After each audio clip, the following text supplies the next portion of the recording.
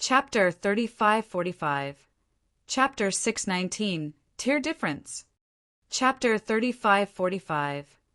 Chapter 619. Tier Difference. Chapter 619. Tier Difference. Despicable humans. Don't you dare look down on the holy race. When the beast berserker commander saw a second stars from heaven being used, he unleashed his holy aura and transformed into a giant measuring several hundred meters in height. The giant was clad in armor and wielded 4 axes with its 2 sets of arms. The giant looked like a titan from primordial times, and every one of his movements caused space to tear. Immediately after appearing on the battlefield, the primordial titan spun his body and created a whirlwind with his axes, causing the countless descending arrows to scatter and devastate the surrounding street and buildings. A beast berserker? When Sure Fong saw the primordial titan neutralizing dawn arrows stars from heaven, a hint of surprise flashed across his eyes. The beast berserker class was a peak class among the holy race. It was an incredibly rare class with stringent requirements. Even among the holy race, few beast berserkers existed. Meanwhile, unlike the human race's peak classes, the holy race's peak classes not only offered players a larger variety of class skills, but they also offered players talents that could grant them unimaginable combat power. In the case of the beast berserker class, its talent was called ancestral manifestation. Depending on the level of mastery players had over their holy aura, the size and strength of their ancestral manifestation would differ. For example, an ancestral manifestation that was several hundred meters tall would be slightly stronger than the average divine monster. If an ancestral manifestation reached 1,000 meters tall, its strength would rival the Tier 6 gods. At the same time as the beast berserker commander neutralized Dawn Arrow's stars from heaven, Dawn Arrow and Azure Shadow promptly followed up with more Tier 6 skills. Tier 6 skill, Scattered Explosions. Tier 6 skill, Strike from Heaven. Scattered explosions could transform the user's arrows into AoE attacks and be impossible to block. Moreover, the higher the skill completion rate, the greater the power and AoE of the attacks would be. As for Strike from Heaven, it would transform the user into an arrow and launch it at a speed that triumphed over all ranger skills. Meanwhile, the higher the skill completion rate, the faster and stronger the arrow would be.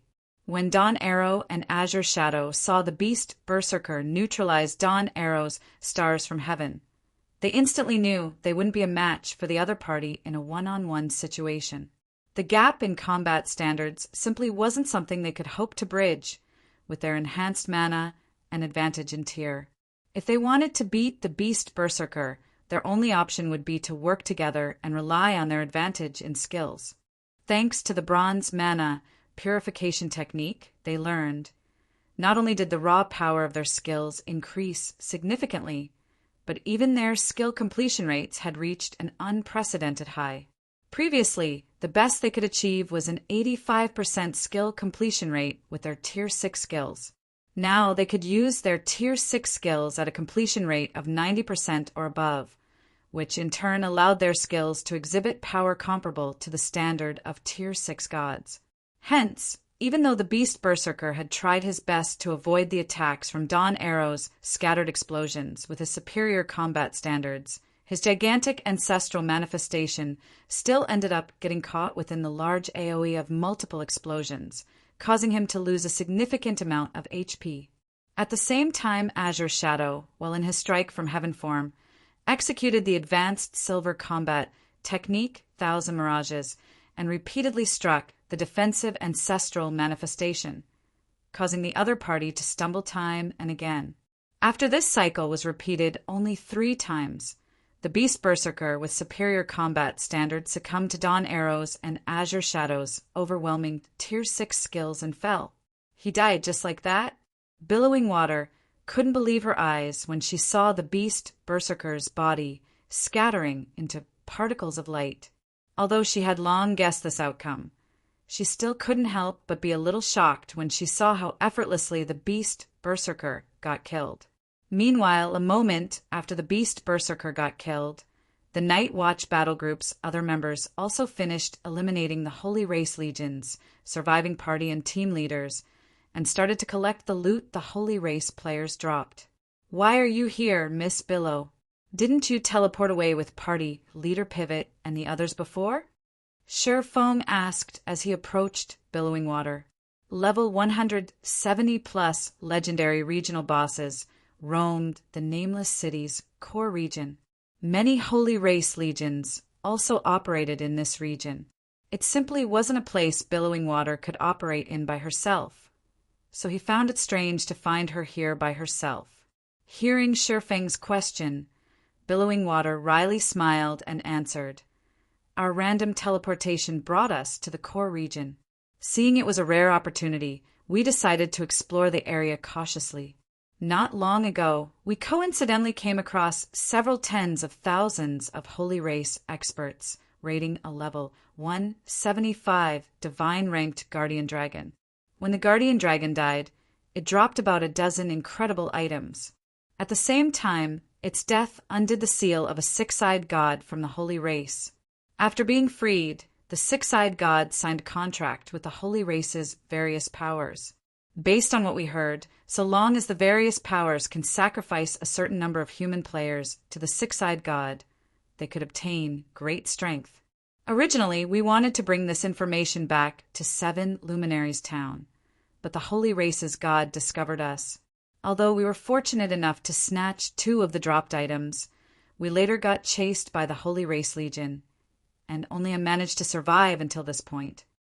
The Holy Race's various powers signed a contract with a six-eyed god." Shifeng couldn't help but frown when he heard Billowing Water's recollection. The Holy Race's gods came in all shapes and sizes, but out of all the Holy Race gods he knew of, only one had 6 eyes. The Soul-Eating Ancestor. The Soul-Eating Ancestor was a god who grew stronger by devouring the immortal souls of human players. At the same time, it could grant Holy Race players bloodlines of higher purity, allowing them to improve much more quickly than human players. In addition, the Soul-Eating Ancestor was one of the strongest Holy Race gods who had led the attack on the Greater God's domain's 12 sanctuaries. However, according to Shifeng's knowledge, it should still be several years before the Holy Race players unseal the Soul-Eating Ancestor. The fact that the Soul-Eating Ancestor was unsealed so soon in this timeline definitely wasn't good news for the human race. Now that the Holy Race's various powers had the Soul-Eating Ancestor's assistance, they could rapidly grow stronger so long as they kept sacrificing human players. In contrast, human players could only rely on gradual exploration of the Eternal Realm to uncover stronger legacies. It should be known that the first Holy Mana War would begin in the not-so-distant future. If this situation continued, Shifeng couldn't even begin to imagine what would happen to the human race at that time. "I really have to thank you for saving me this time, Guild Leader Blackflame. Otherwise, I would have had to suffer the same fate as Party Leader Pivot and the others," Billowing Water said gratefully. Then, she couldn't help but turn to look at Azure Shadow and the other Tier 6 players of Shifeng's team and asked, "Also, would you be willing to negotiate a deal with the Blaze Conglomerate, Guild Leader Blackflame?" Although she didn't know what kind of relationship these 17 Tier 6 experts shared with Shifeng, the fact that Shifeng could gather 17 Tier 6 experts in the Eternal Realm was more than enough for the Blaze Conglomerate to take Shifeng very seriously. "If you find any errors, broken links, non-standard content, etc., please let us know, report chapter, so we can fix it as soon as possible." Chapter 3546. Chapter 620. Zero Wings Value. Chapter 3546. Chapter 620. Zero Wings Value. Chapter 620. Zero Wings Value a deal? With the Blaze Conglomerate? Shifeng couldn't help but grow curious when he heard Billowing Water's somewhat urgent tone. Previously, Billowing Water had only dealt with him in a personal capacity. Yet, she was now proposing a business transaction to him on behalf of the Blaze Conglomerate. So, the significance of the deal was undoubtedly much greater. Yes, a deal with the Blaze Conglomerate. Billowing Water said, smiling slightly when she saw a hint of interest appearing on Shifeng's face. Do you remember the floating island we visited before coming to the Forbidden Zone? Guild leader Black Flame? I do.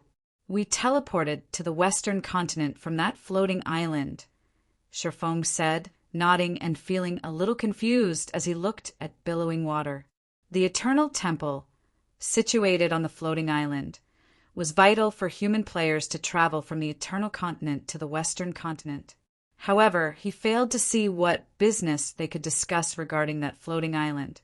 After all, the island was currently under the 7 Luminaries Alliance's control, and all of the island's profits belonged to the Alliance. As you can see, there are many benefits to be had on the Western Island. Taking her time, Billowing Water smiled and explained, meanwhile, the number of powers that know about the secrets here is increasing by the day. I believe it won't be long before many players will know about the Western Continent. And, as luck would have it, the Blaze Conglomerate has discovered an island roughly 2 hours away from the floating island by flight. We have also gone ahead and established a guild city on the island. When Shifeng heard Billowing Water's revelation, although he remained calm on the surface, he was inwardly shocked by the news. In the current Eternal Realm, the various powers had trouble even establishing themselves in the various NPC cities. As for constructing their own guild city out in the fields, nobody had managed to do so thus far due to the stringent requirements. Firstly, to construct a guild city in the Eternal Realm, a guild would have to obtain a city-building order.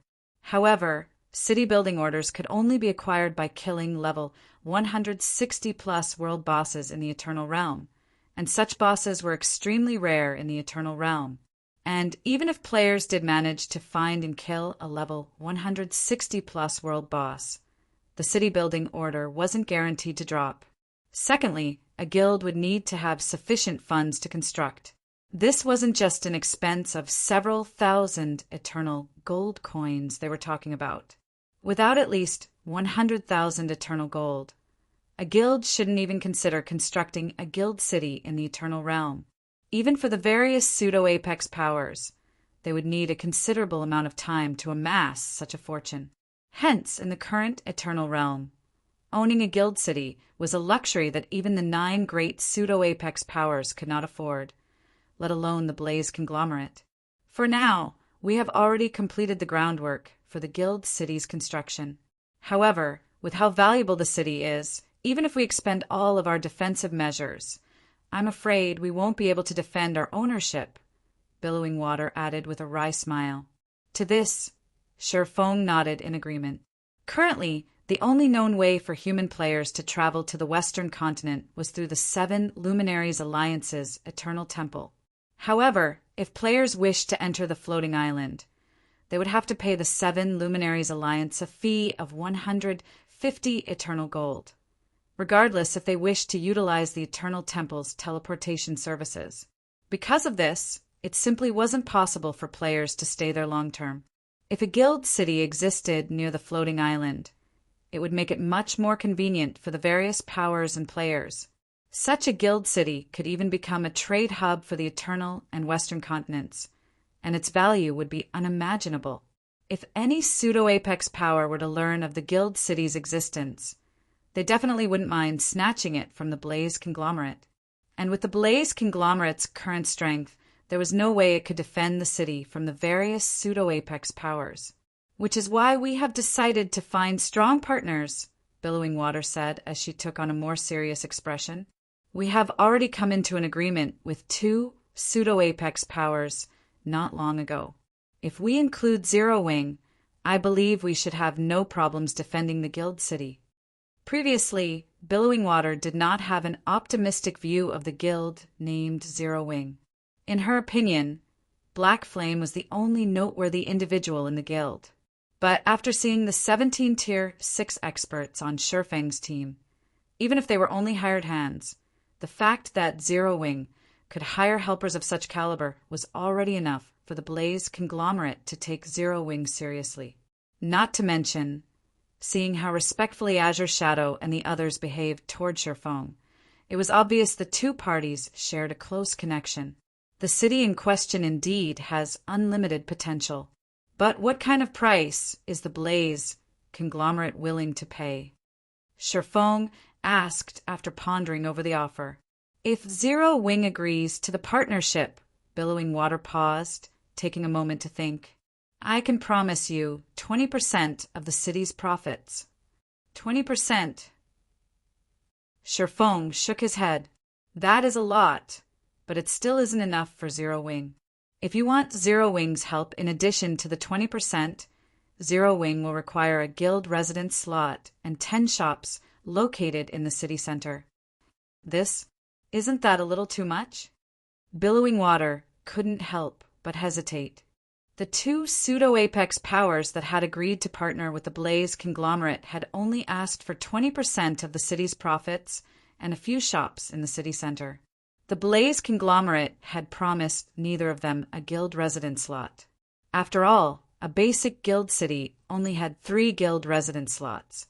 In such a situation, these precious slots should only be given to integral allies. Not at all. Zero Wing's value far exceeds this price, Sherfong said, chuckling. Then he took out several dozen copies of the bronze mana purification technique and continued. I believe you should know the difference between an expert who has learned a bronze purification technique and an expert who hasn't, right? When Billowing Water saw the stack of books Sherfong took out, her mind froze momentarily. She naturally knew of the bronze mana purification technique's preciousness. Even in the Nameless City, it wasn't an easy task to acquire a copy. Not to mention, any Tier 5 player who had learned the bronze mana purification technique would immediately gain Tier 6 combat power. In other words, what Sherfong had in his hands was the ability to instantly create several dozen Tier 6 combatants. Your conditions have exceeded my jurisdiction. After hesitating for a moment, Billowing Water said, I cannot give you an answer right away. I will have to discuss with the conglomerate's executives first. Sure. Sherfong nodded, unsurprised by Billowing Water's reply. Billowing Water might be the Blaze conglomerate's first successor, but she still wasn't the conglomerate's helmsman.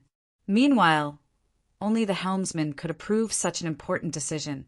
Successors like Billowing Water could, at most, cast votes on the matter. Following this, Billowing Water left the core region by herself and hurried over to the teleportation passage located in the city center. She intended to inform 7 Luminaries Town regarding the Holy Race's plans before logging off to discuss Zero Wing's partnership conditions with the conglomerate's executives. Meanwhile, shortly after Billowing Water left, Zero Wing's members also finished collecting the items the Holy Race players dropped. We're done collecting the loot. Guild leader, Gentle Snow said excitedly as she approached Sherfong, who had been resting his eyes while in deep thought. These Holy Race players are incredibly wealthy. It's especially so for their commander. He's practically a walking treasure trove. After saying so, Gentle Snow took out a bunch of items, the appearance of the items immediately causing the eternal energy in a several 100-yard radius to double in density. If you find any errors, broken links, non-standard content, etc., please let us know. Report chapter so we can fix it as soon as possible. Chapter 3547, Chapter 621, Eternal Magic Armor.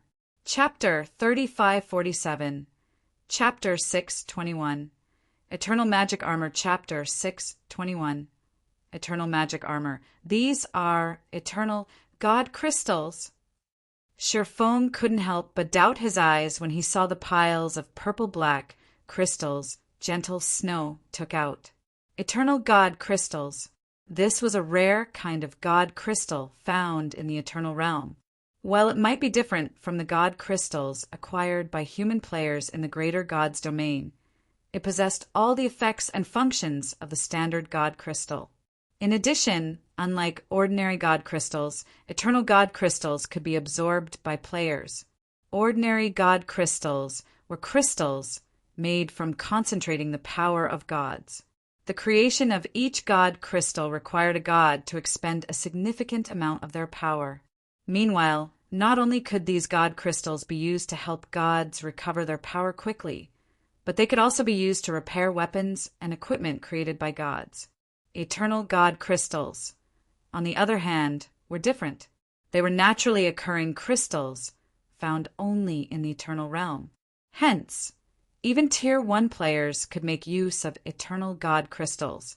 So long as a player absorbed an eternal god crystal, not only could they receive bursts of inspiration for a short period, but their concentration and mana perception standards would also be temporarily increased by 1 rank. Whether players were looking to construct a mana body or a divine body, eternal god crystals could provide them with extraordinary assistance. Meanwhile, the rarity of eternal god crystals far exceeded ordinary god crystals and fragmented legendary items. Because of this, the market value of eternal god crystals could easily reach 3 ordinary god crystals per eternal god crystal during Shifeng's previous life. Even then, few players would be willing to part with their eternal god crystals at this price. However, while eternal god crystals offered many benefits, they also had a glaring flaw. They would drop on death, and they could not be stored in warehouses for long periods. Players must carry their eternal god crystals on them or use them quickly. Currently, Shifeng counted at least 400 eternal god crystals piled up before him. This was even more than the total number of eternal god crystals he had seen throughout his previous life. I've already tallied everything up. We obtained a total of 435 eternal god crystals, Hidden Soul said excitedly as she walked over to Shifeng and Gentle Snow. Besides that, the Holy Race Commander also dropped an eternal magic armor equipment set design. It is a fragmented legendary equipment set that can be used to form bronze battle arrays when present in large numbers. If we have 20 sets in a team, we can form a small bronze battle array. If we have 100 sets, we can form a medium bronze battle array. If we have 500 sets, we can form a large bronze battle array. If we can equip a team of 500 Tier 5 players with these sets, killing even Tier 6 gods won't be out of the question. Honestly, I can't figure out why that Holy Race Commander would carry such a priceless treasure on him. The Eternal Magic Armor's design? Shifeng couldn't help but quickly read through the thick book Gentle Snow just took out. The Eternal Magic Armor equipment set's name rang loudly in the Greater God's domain during his previous life. It was an equipment set rivaling the 7 Luminaries Alliance's Luminous set. In fact, in terms of basic attributes, it even surpassed the Luminous set. Moreover, unlike the Luminous set, the Eternal Magic Armor equipment set could be used by both human and Holy Race players. The only problem was that the production of the Eternal Magic Armor equipment set required eternal god crystals. Mass-producing the set was simply too difficult of a feat to accomplish. As far as he knew, only 3 full batches of 500 sets had ever been made, of which 2 batches belonged to the Holy Race, while 1 batch belonged to the Eternal Chamber of Commerce. Seeing that the Holy Race Commander had dropped the Eternal Magic Armor equipment set design, Shifeng had reason to believe that the other party didn't even bother to inspect the loot he acquired from the Guardian Dragon before pursuing Billowing Water and the rest of the Dawnlight party. Otherwise, there was no way he would carry such a priceless treasure on him and risk losing it. He would have definitely chosen to store it in a warehouse for safekeeping right away, as expected of the Eternal Magic Armor equipment set. Just producing 1 set cost 6 Eternal God Crystals. Most of the Apex powers back then probably can't even afford to produce 500 sets. Shifeng couldn't help but be astonished when he finished studying the design. The Eternal Magic Armor equipment set was a 6-piece set with a relatively low production difficulty. The average Grandmaster Forger could probably manufacture it at a considerably high success rate. The other materials required to produce the set were also easy to source. The only real problem was the Eternal God Crystals required. He would need 3,000 Eternal God Crystals if he wanted to produce a full batch of 500 sets. Even if he counted both his previous and present lives, He had never seen such an amount. "Let's hurry back to the Crystal City, guild leader." "It's not safe here," Gentle Snow suggested. "If the Holy Race players find out what they've lost, they definitely won't let us go." Although she didn't know how the Holy Race viewed eternal god crystals, even a fool could tell the value of the eternal magic armor equipment set design. It was a treasure that could lead to the birth of an apex power. If the Holy Race players were to learn of their loss, they absolutely would go crazy. We might have gained a lot this time, but it is still too early to return. It's especially so now that we have obtained such a valuable design, Shifeng said, smiling as he put the design away. "Have everyone take a break. We'll be changing our route. Instead of the City Lord's mansion, we'll be heading for the city's underground treasury." "The city's treasury? Do you know where the Nameless City's treasury is, guild leader?" When Gentle Snow and Hidden Soul heard Shifeng's words, their eyes instantly brightened, and they couldn't help but get the urge to shake an answer out of Shifeng. The Nameless City was undoubtedly a place of riches. This could be seen just by their harvest in the short time they spent here. Meanwhile, a city's treasury usually stored the wealth the city had accumulated throughout the years. One could say that most of a city's wealth could be found in its treasury. Normally, when players were looking to capture a city, their foremost priority would be the city's treasury, whereas the City Lord's mansion's priority came in second. However, as city treasuries were usually hidden in secretive locations and made difficult to find, players almost always had no choice but to capture the City Lord's mansion first. That way, they would immediately learn the location of the city's treasury.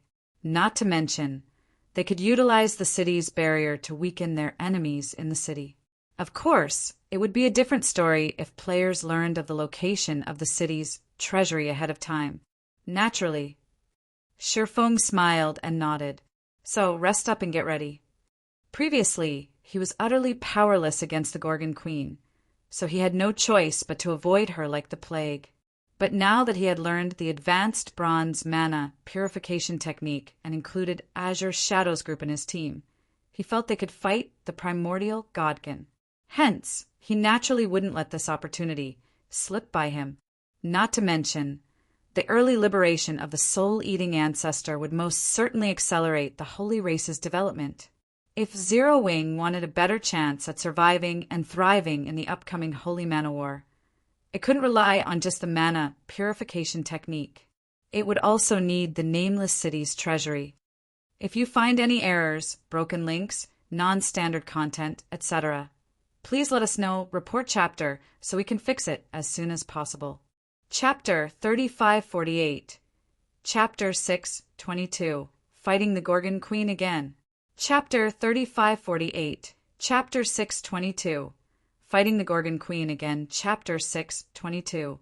Fighting the Gorgon Queen Again. "Are you sure we can take on a primordial Godkin with our current strength, Instructor Black Flame?" Azure Shadow anxiously asked Shifeng as he looked around the deserted underground passage they were currently traversing. Hearing Azure Shadow's question, the other Night Watch battle group members perked up their ears and looked toward Shifeng with anxious eyes. Their goal in coming to the Nameless City was to improve themselves.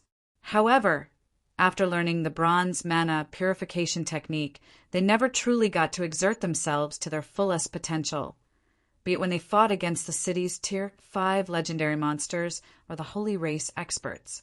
Even when they fought against the city's legendary monsters, they could complete the entire clash without using any of their mana for skills and spells.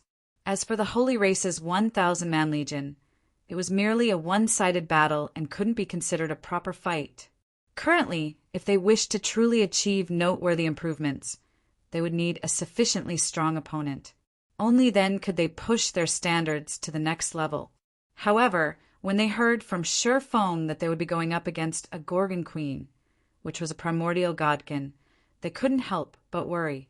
Primordial Godkins were monsters possessing the bloodline of primordial gods. Their strength surpassed the average dragon and angel of the same tier. Not to mention, out of the greater gods' domain's 22 taboos, One was a Gorgon queen.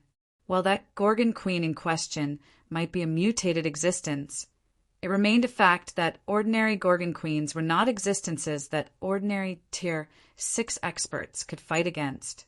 Normally, if players wished to raid a level 180 Gorgon queen, they would need to form a 100-man team of level 200, Tier 6 players at the very least. Currently, their team didn't even have 40 members. Not to mention, only 17 were Tier 6 players, and their average level was only 175. A huge gap existed in basic attributes between them and level 200 Tier 6 players. Relax. Follow my plan, and you won't have any trouble fighting the Gorgon Queen, Sherfong said, chuckling as he looked at Azure Shadow and the others. If it was before Azure Shadow and the others had learned the bronze mana purification technique, Sherfong would have never considered challenging the Gorgon Queen with them. But with the assistance of the bronze mana purification technique and their legendary weapons, they already met the minimum requirement to raid the Gorgon Queen. Now, it was only a question of whether they could survive one hit from the Gorgon Queen. If they could avoid getting killed instantly, raiding the Gorgon Queen shouldn't be a problem. While Sherfong was chatting with Azure Shadow and the others, the team arrived at the plaza situated in front of the city's treasury. At this time, although the plaza had already been repaired to a significant extent, it was still possible to see cracks and dropped weapons and equipment all over the place. This gave Azure Shadow and the others a feel of how tragic and terrifying the battle that had taken place here previously was. Despicable human, how dare you trespass on my territory again? I will have your soul annihilated for desecrating the holy land of my race. For a moment, an alluring voice echoed in the depths of everyone's minds, causing them to feel a hint of goodwill and fascination toward the voice's owner. Subsequently, a soul-stirring figure slowly slithered out of the treasury's gigantic steel doors, the figure's every movement seducing everyone and forcing their eyes to focus on her. Meanwhile, this soul-stirring figure was none other than the Gorgon Queen responsible for safekeeping the nameless city's treasury. Gorgon Queen, Primordial Godkin, Divine level 180 HP. Everyone, consume these Eternal God crystals. I'll have the War Goddess distract her later. Remember to never try to block any of the Gorgon Queen's holy aura attacks. Sherfong commanded and promptly distributed some Eternal God crystals to everyone on the team when he saw the Gorgon Queen emerging from the treasury. His previous clash with the Gorgon Queen allowed him to thoroughly understand that the Gorgon Queen before them was extremely proficient in mental attacks. If it wasn't for his concentration and willpower being sufficiently strong, he would have never survived the Gorgon Queen's mental attacks. While Eternal God crystals were indeed precious, for the sake of ensuring their raid success, he couldn't care less about wasting some of them. Immediately, everyone consumed the Eternal God crystal they received, temporarily raising their concentration and mana perception by 1 rank. At the same time, various inspirations started to appear in their minds, one after another. In the meantime, Sherfong summoned a War Goddess and used the Feather of Oath's heroic pledge on her, raising her tier by 1. And because Sherfong had raised his level to 170 since last time, the War Goddess he summoned this time was at level 180. This effectively placed the War Goddess on the same starting line as the Gorgon Queen, as both were at level 180, Tier 6. Boom! As soon as the level 180, Tier 6 War Goddess appeared on the plaza, she promptly thrust her spear forward to block a large scimitar that had suddenly appeared before her. The scimitar was coated in holy aura, and its impact with the War Goddess's spear created an impact that cracked the surrounding space and caused Fire Dance and the other Tier 5 players, who stood some distance away, to stumble a little. So strong! Gentle Snow and Hidden Soul couldn't help but be shocked when they saw the Gorgon Queen suddenly appearing before the War Goddess. Although Sherfong had already informed them of the Gorgon Queen's strength on their way here, it wasn't until they got to experience the Gorgon Queen's strength at such a close distance did they finally understand how frightening the Primordial Godkin was. If not for the Tier 6 War Goddess's presence, they and the other Tier 5 players of the team would have definitely died just now. After all, they didn't even notice when the Gorgon Queen had disappeared from the treasury's entrance. By the time they noticed, the Gorgon Queen's blade had already been blocked by the War Goddess. She's going all out right from the beginning? Shi Feng's expression grew solemn as he looked at the Gorgon Queen. The Gorgon Queen had started with a gold holy art right off the bat. If it wasn't for the War Goddess's intervention, even if he defended himself using Sword's orbit, he would have been sent flying over 100 yards and sustained heavy injuries. However, before everyone could relax, the Gorgon Queen suddenly transformed her 2 scimitars into 2 full moons and charged at Shi Feng, who stood 100 yards away from her. She completely ignored the War Goddess before her and everyone else in her way, behaving as if only Shi Feng existed in this space. Don't even think about killing the instructor. Growling Potato, a shield warrior from the Night Watch battle group, bellowed as he activated the Tier 5 skill, Wrath of Justice, and the Tier 6 skill, Shield Return. Then he intercepted the Gorgon Queen with a shield raised. When the Gorgon Queen's full moons collided against Growling Potato's shield, Growling Potato stumbled a step back and lost nearly 1/3 of his HP, while the Gorgon Queen's advance came to a halt. At the same time, Azure's Shadow activated Strike from Heaven, transforming into a streak of light that shot at the Gorgon Queen, his speed far surpassing the reaction speed of ordinary Tier 6 experts. Ants. However, the Gorgon Queen merely reacted to Azure's Shadow's attack with contempt and, with a casual flick of her wrist, accurately deflected the Ranger's strike from heaven with one of her scimitars. The degree of skill she displayed was so incredible that even 5th-floor experts would be left marveling. But during the brief moment the Gorgon Queen was occupied with Azure's Shadow's attack, a silver spear suddenly swept at her willowy waist, catching her off guard. As a result, the attack connected fully and sent her flying several 100 yards away. The attack also caused one of her 9 HP bars to deplete slightly, finally exposing her previously indecipherable HP to everyone. If you find any errors, broken links, non-standard content, etc., please let us know, report chapter, so we can fix it as soon as possible. Chapter 3549. Chapter 623. Princess's Reappearance. Chapter 3549. Chapter 623. Princess's Reappearance. Chapter 623. Princess's Reappearance. TL Notes. Chapter 284. Land of Ancient Dragons - Land of Primordial Dragons. Chapter 291. Ancient Dragons Power - Primordial Dragons Power. Chapter 293. System. You have received the Dragon Princess's favor and obtained the Primordial Dragon's power. So long as your Primordial Dragon's power is discovered by certain evil god's followers or a certain demon god's followers, you will be marked by this evil god or demon god and be hunted down endlessly. System. You have received the Dragon Princess's favor and obtained the Primordial Dragon's power. So long as your Primordial Dragon's power is discovered by evil god and demon god followers, you will be marked by these evil gods and demon gods and be hunted down endlessly. When the Gorgon Queen's HP became readable, everyone present couldn't help but gasp. How are we supposed to defeat this thing? Will we really be fine, guild leader? Somber expressions appeared on everyone's faces when they saw the Gorgon Queen's HP. Gorgon Queen, Primordial Godkin, Divine, Level 180 HP 8,996,900,000,000. When everyone initially saw the War Goddess's spear doing over 3 billion damage to the Gorgon Queen, they were both surprised and delighted. After all, an attack of such caliber was more than enough to heavily injure a level 180 divine monster.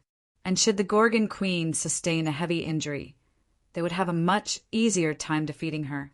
However, their hopes were immediately dashed when they saw the Gorgon Queen's maximum HP of 9 trillion. Compared to the Gorgon Queen's HP, the damage the War Goddess dealt wouldn't even be enough to tickle the Primordial Godkin. With her battle recovery, the Gorgon Queen could recover 2% of her HP every 5 seconds. In other words, she could recover 180 billion HP every 5 seconds, or 36 billion HP every second. Without at least 10 Tier 6 war goddesses, they would have 0 chances of killing the Gorgon Queen. Sure enough, the system won't let us get to the treasury so easily. Shifeng was similarly astonished when he saw the Gorgon Queen's HP. Although this situation is outside of my expectations, we aren't without a chance. Everyone move according to plan, and by me 30 seconds. Try your best to distract the Gorgon Queen and assist the war goddess. He had slain a divine-ranked Gorgon Queen in his previous life. However, compared to the Gorgon Queen he killed back then, the Gorgon Queen guarding the Nameless City's treasury had 10 times more HP. Normally, without an overwhelming advantage in numbers or a taboo existence, it would be impossible for players to take down such a monster.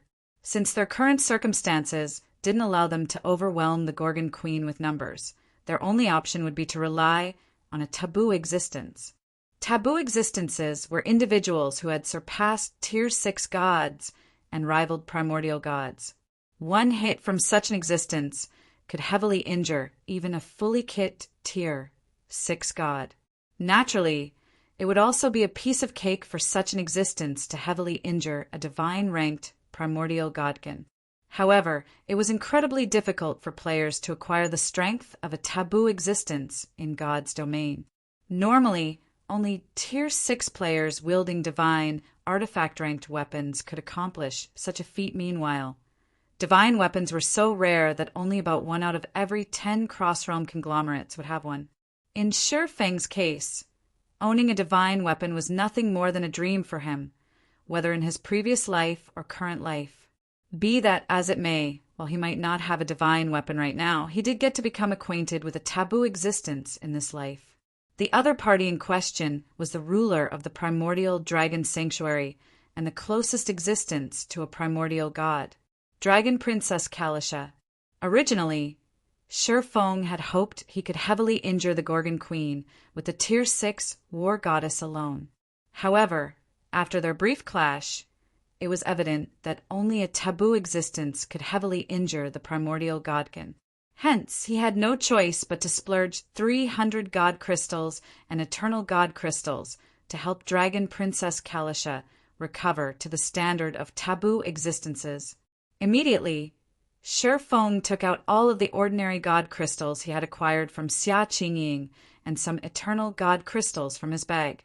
Then, he began converting their power and directing them into a summoning rune to complete the Dragon Princess's quest. So long as he completed Kalisha's quest and summoned her, she would be obligated to protect him from the Gorgon Queen. In the meantime, following Shifeng's command, everyone had no choice but to grit their teeth and attack the Gorgon Queen. They had to try their best to create an opportunity for the war goddess to land a direct hit on the primordial godkin. When the war goddess and Gorgon Queen resumed their clash, though, everyone quickly found themselves fascinated by the exchange. Whether it was the war goddess or Gorgon Queen, both possessed combat proficiencies far beyond what anyone present possessed. Previously, when the Gorgon Queen was focused on killing Shifeng, and when the war goddess was able to exploit the Gorgon Queen's inattentiveness, it still wasn't possible to see the depths of their prowess. However, now that the two were focused on each other, they thoroughly displayed the intricacies of their combat experience. The handling of details when executing evasive maneuvers, the handling of impromptu changes and preparatory actions when attacking, the handling of impromptu mana adjustments and rapid conversions when using skills and spells. It wasn't an exaggeration to say that the war goddess and Gorgon Queen had handled all of these combat aspects perfectly. Meanwhile, when Azure Shadow and the others, who had consumed an eternal god crystal before the fight began, observed the fight between these two existences, they felt as if the doors to a whole new world had just been opened for them. After the battle continued for 20 seconds, everyone on the battlefield suddenly had their attention attracted toward Shifeng, who had been chanting an incantation and crafting a rune all this time. Extravagance, complete and utter extravagance. In the time everyone was preoccupied with the fight against the Gorgon Queen, Shi Feng had gone from expending ordinary god crystals to eternal god crystals that were as precious as legendary items. Multiple eternal god crystals could be shattering in Shi Feng's hands every second. Even though Azure Shadow and the others weren't Zero Wings members, they still couldn't help but wince at this sight. After all, none of them actually owned their legendary weapons. Instead, these weapons were loaned to them by the Green God Corporation so that they could establish themselves in the Night Watch Legion. Yet now they were made to watch Shi Feng expend enough eternal god crystals to equip each of them with a legendary weapon. When Shi Feng started to expend eternal god crystals, the summoning rune before him also started to draw the surrounding energies toward itself. Even the mana of Azure Shadow and the others, which rivaled the mana of Tier 6 gods, was drawn toward the rune. Eventually, even the War Goddess and Gorgon Queen started to get affected, neither of them able to continue exhibiting 100% of their skills and spells potential. In the case of the Gorgon Queen, she even started to have difficulties concentrating holy power into holy aura, which, in turn, slowed her ability to execute holy arts and defend herself. As a result, Azure Shadow and the others started to land their skills and spells on the Gorgon Queen, each of their attacks reaping hundreds of millions of HP from the primordial Godkin. Despicable ant. Die. When the Gorgon Queen saw that Shi Feng's rune started to have an increasingly larger effect on the surrounding environment, she knew that Shi Feng was attempting something extraordinary. Without hesitation, she ignored all attacks from the War Goddess and Azure Shadows group and used Chaos Spear against Shi Feng. Chaos Spear was a Tier 6 super spell, and it carried the power of an ancient god when used by the Gorgon Queen. Even the Tier 6 War Goddess would sustain heavy injuries if struck by such an attack, and it would require multiple Tier 6 War Goddesses working together to block the attack completely. Hence, the logical move for Shi Feng to make in this situation would be to evade the attack. However, as Shi Feng was currently occupied with drawing Kalish's summoning rune, he had no choice but to take the Gorgon Queen's attack. Otherwise, not only would he fall short of success, but all of the god crystals and eternal god crystals he had expended thus far would also go to waste. Hurry up! Hurry up! When Shi Feng saw that the Gorgon Queen had already finished forming her Chaos Spear, he began mentally urging the summoning rune to absorb the eternal god crystal's energy more quickly. Fortunately, at the same time as the Gorgon Queen released her Chaos Spear, Shi Feng also finished injecting the last eternal god crystal into the summoning rune, completing it.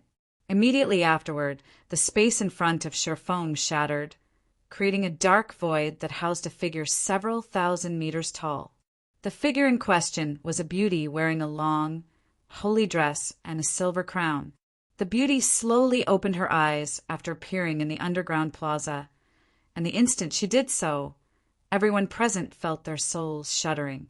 They couldn't help but feel as if all life was insignificant in front of this giant of a sleeping beauty. If you find any errors, broken links, non-standard content, etc., please let us know, report chapter, so we can fix it as soon as possible. Chapter 3550, Chapter 624, Princess's Reward. Chapter 3550, Chapter 624, Princess's Reward. Chapter 624. Princess's Reward. When Dragon Princess Kalish's gigantic figure appeared in the underground plaza, everyone present couldn't help but be shocked. Even Azure Shadow and the others, who had a wealth of experience in the greater god's domain, were not an exception. What in the world did Instructor Black Flame summon? I'm confident I can fight even Tier 6 gods in my current state, yet I'm actually feeling fear right now. Heavens, I must be dreaming. That's a bona fide ancient god. According to the Great Library, only ancient gods can have a true body that exceeds 1,000 meters. An ancient god? The guild leader can summon an ancient god? Both Azure Shadows Group and Zero Wings members couldn't help but doubt their eyes as they looked at Kalish's titanic frame. Gods could be regarded as the ceiling of strength for most players in the greater gods domain. They were existences feared by even the greater gods domain's various major powers. For this reason, any player capable of matching Tier 6 gods in strength would be qualified to speak to upper-ranking hegemonic powers as equals. The various upper-ranking hegemonic powers would not dare to disrespect these players, and they would also make extremely lucrative offers in the hopes of recruiting these players. But this was merely the upper limit that ordinary expert players could see. Above the myriad gods, there were existences known as ancient gods. These were incredibly ancient beings. Although they were similarly gods, the standard of their life rating had long surpassed the gods of the current era.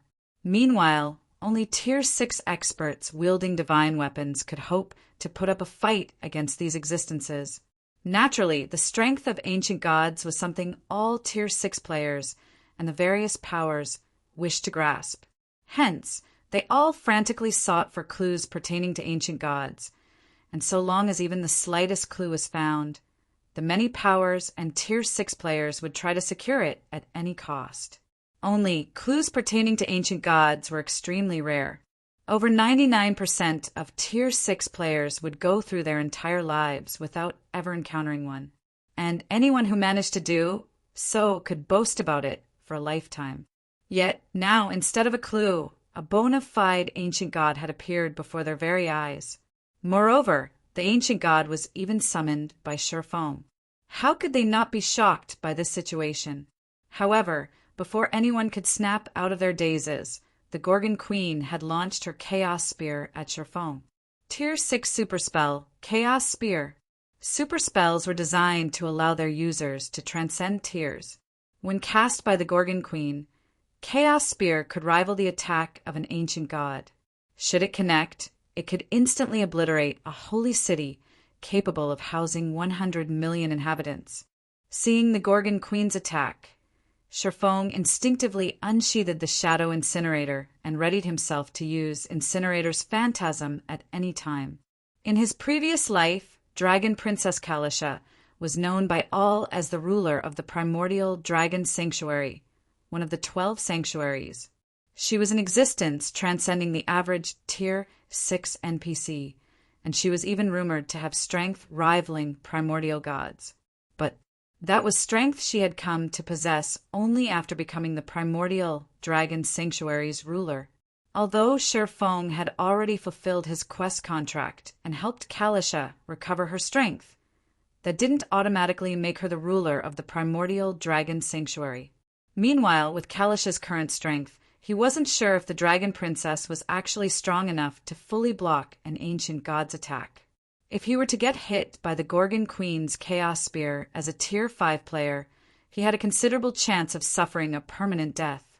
Even if he had the Sacred Phantom Ring, it still wouldn't matter. After all item effects had an upper limit.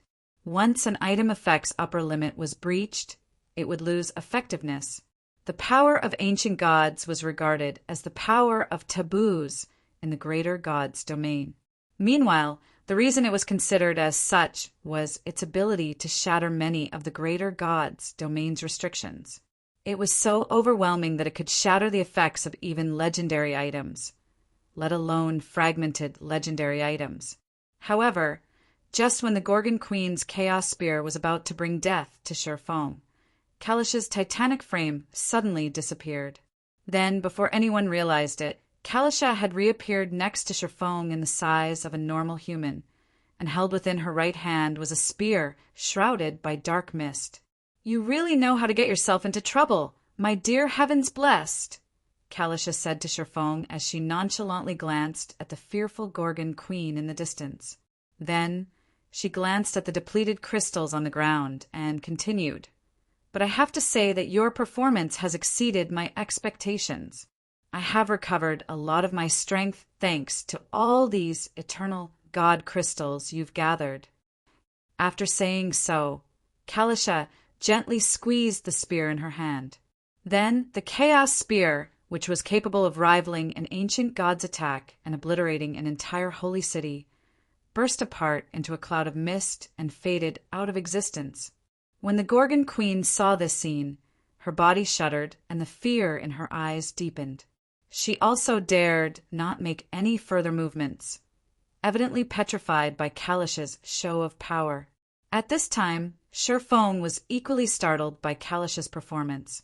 A primordial godkin's Tier 6 super spell was an attack even ancient gods would try to avoid confronting directly. At the very least, they would use a skill or spell to block the attack. Yet, Kalisha had not only caught the Gorgon Queen's Chaos Spear with a single hand, but she had even crushed it easily. The toughness and strength of her physical body was simply terrifying. "It seems you are also quite the lucky person to be able to find this place," Kalisha commented as she looked past the Gorgon Queen and at the treasury behind the primordial godkin. Then she turned her gaze toward Sherfone and smiled, saying, "Anyway, as a reward for helping me recover, I can give you two options. For the first option, I can help you eliminate this little fellow and give you the full primordial dragon legacy. With it, your future achievements will not be in any way inferior to primordial gods. For the second option, I can help you 3 times with my phantom and give you a primordial dragon legacy crystal. With the legacy crystal, you only need to expend 100 god crystals to experience a complete legacy guidance, and you can do so up to 10 times before the crystal disappears. My strength is still unstable since I have just recovered. I will need to search the primordial dragon sanctuary for the primordial dragon relic right away, so you only have 3 seconds to decide." 3 seconds? Sherfone couldn't help but be exasperated as he looked at the yawning dragon princess. 3 seconds wasn't enough for him to properly consider his choices at all. Not to mention, both options were incredibly tempting to him. "All right, time's up," Kalisha tiredly said as she looked at Sherfang's pondering face. "I'm taking my leave if you still can't decide." Seeing that Kalisha truly intended to leave, Sherfone gritted his teeth and said, "I'll pick the second option. If you find any errors, broken links, non-standard content, etc., please let us know, report chapter, so we can fix it as soon as possible." Chapter 3551. Chapter 625. Kalish's Phantom. Chapter 3551. Chapter 625. Kalish's Phantom. Chapter 625. Kalish's Phantom, the second option? Kalisha blinked as she looked at Sherfone, her lips curling into a smile. "You have made quite the unique choice.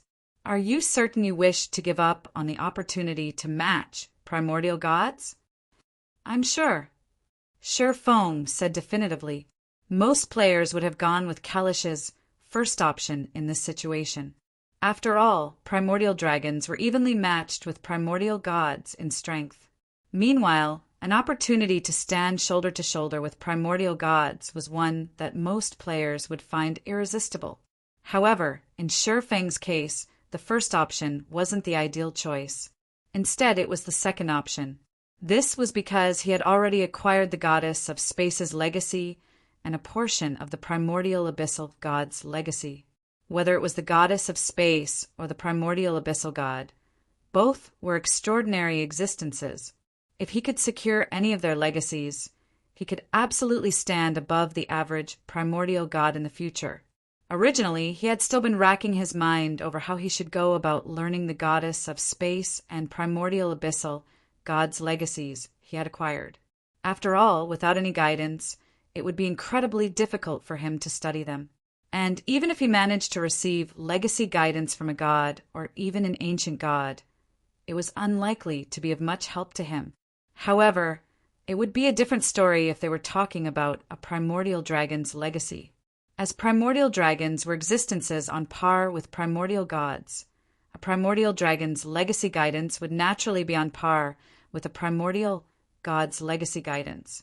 If he could receive such a legacy guidance, it would definitely accelerate his research of the two legacies by a significant margin. Not to mention, he would have 10 opportunities to receive a primordial dragon's guidance. Very well, then. Kalisha didn't try to change Shifeng's mind any longer.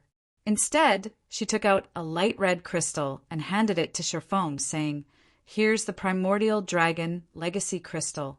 I have left my phantom inside it. Aside from using it for legacy guidance, you can also use it to summon my phantom up to 3 times. Those evil and demon gods should have already noticed that I have recovered my strength, so I hope you can make good use of that crystal and live until the next time we meet." System, congratulations. Kalisha's favorability of you has increased by 30 points. You have activated the second phase of the inferior mythical quest sanctuary's rise. Quest content: head for the primordial dragon sanctuary and search for the primordial dragon relic to help stabilize Kalisha's strength. You must also avoid getting killed by evil gods and demon gods during this period. Rewards unknown. Penalties unknown. System, warning. Warning. System, you have been cursed by multiple evil gods and demon gods, and they have also locked onto your soul's aura. You will be subjected to attacks by an evil demon's shadow every 30 days. The evil demon's shadows will grow stronger with time, and you can only lift the curse on you by killing the evil gods and demon gods who have placed it on you, as expected of an inferior mythical quest. Shifeng couldn't help but be flabbergasted by the system notifications. In God's domain, quests starting from the epic rank would usually come with significant penalties that could have a permanent impact on players' accounts. In the case of legendary quests, the penalties would become so severe that players would have no choice but to start a new account. However, in the case of the Sanctuary's Rise quest, Shifeng didn't even have the option of starting a new account, as the curse of the evil and demon gods would simply be transferred to his new account, and the evil demon's shadow would continue to attack him every month. The only way he could rid himself of the curse would be to kill the evil and demon gods responsible for placing the curse. Meanwhile, after Kalisha finished speaking, she swiped a finger across the air and created a space-time tunnel before her. Then, her body transformed into a streak of light that disappeared into the tunnel. She left just like that? Shifeng was rendered speechless by Kalisha's hasty departure. Originally, he thought Kalisha would at least attack the Gorgon Queen once before leaving. However, after helping him block the Gorgon Queen's Chaos Spear, the Dragon Princess completely ignored the primordial Godkin.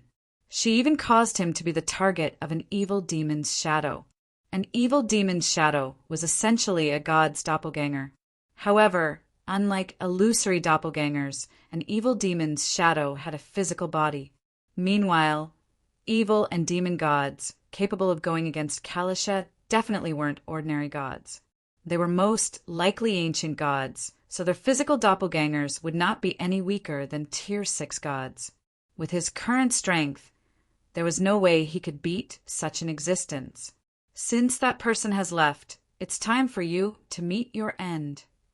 When the Gorgon Queen saw Kalisha leaving, she breathed a deep sigh of relief and started chanting an incantation. This time, the Gorgon Queen did not speedcast a Tier 6 super spell. Instead, she took her time double casting 2 Tier 6 super spells, her spellcasting causing all mana within a 10,000-yard radius to gather around her. The mana within 1,000 yards of her also became frozen, causing Azure Shadow and the others, Tier 6 experts who had learned the Bronze Mana Purification technique, to be unable to manipulate the ambient mana around them. A moment later, doppelgangers of the Gorgon Queen started appearing within a 1,000-yard radius of herself. In the blink of an eye, 100 Gorgon Queens had appeared on the plaza, all looking no different than the real deal.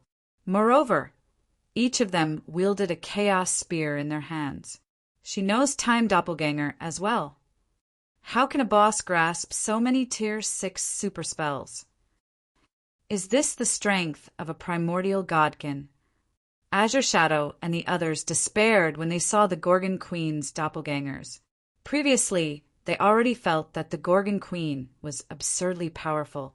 After all, not only did she possess a ridiculous amount of HP, but she could also cast the Tier 6 super spell Chaos Spear. But now, they finally understood that the Gorgon Queen had only been playing with them all this time. Time Doppelganger was a Tier 6 super spell that allowed users to create 100 doppelgangers of themselves. Although these doppelgangers only had a 30-second duration, each doppelganger had 100% of the original's basic attributes. Normally, due to Time Doppelganger's complexity, an individual would be fortunate if they could even cast it.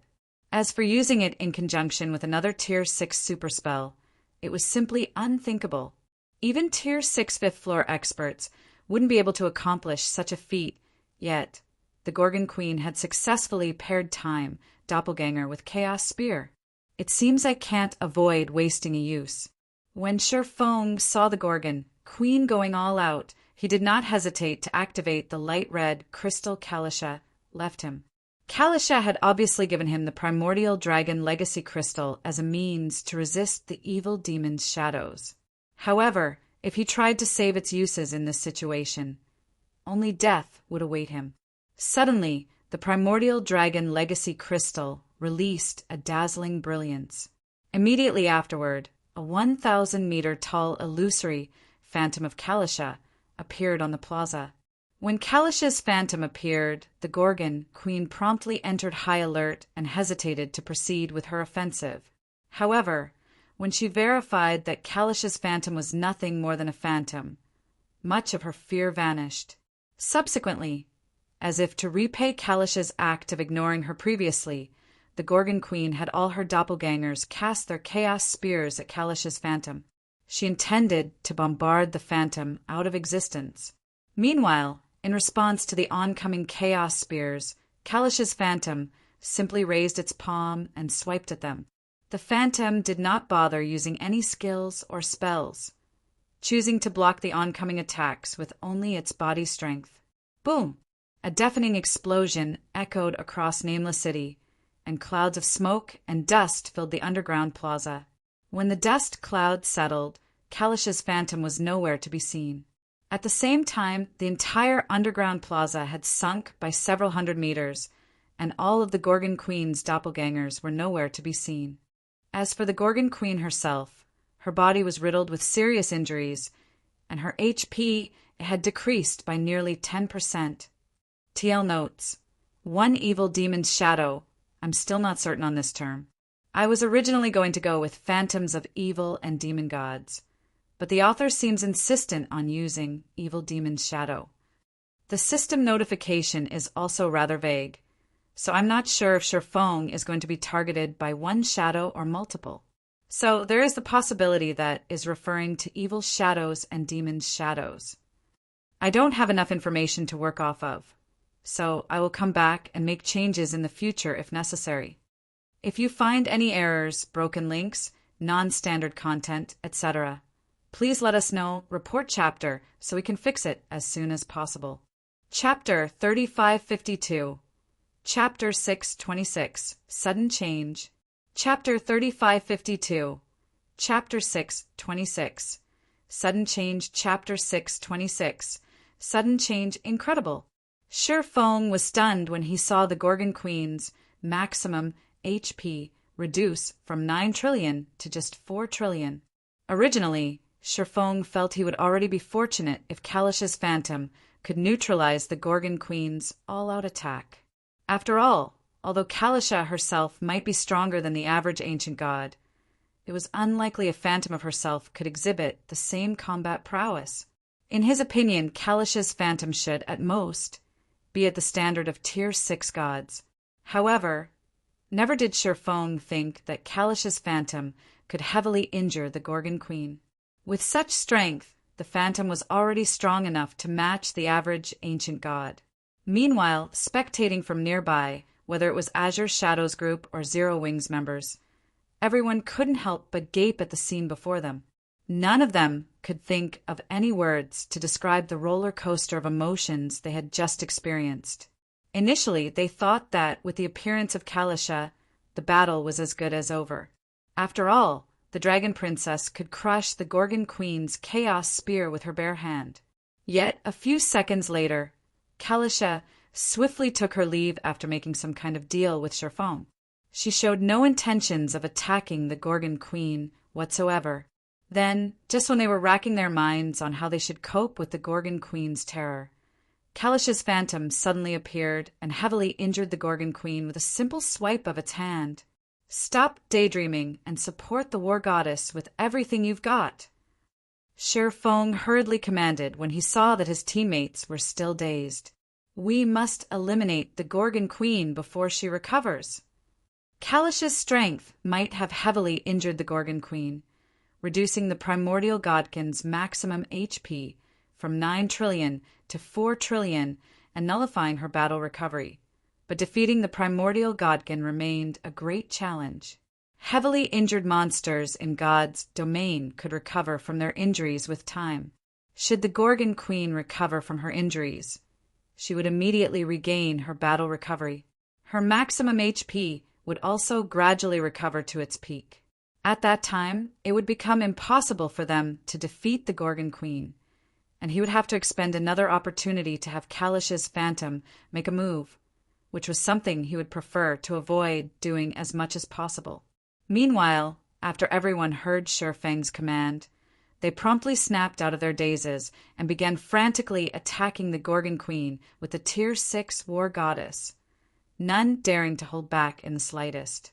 After their previous clash with the Gorgon Queen, they already understood that the primordial godkin wasn't an existence they could afford to provoke in their current state. If they couldn't kill the Gorgon Queen while she was heavily injured, they would lose the opportunity to kill her once she recovered. Brothers, for the sake of the advanced bronze purification technique, to hell with it. After resolving himself, Azure's Shadow commanded in the team chat, all members use the Rage Potion.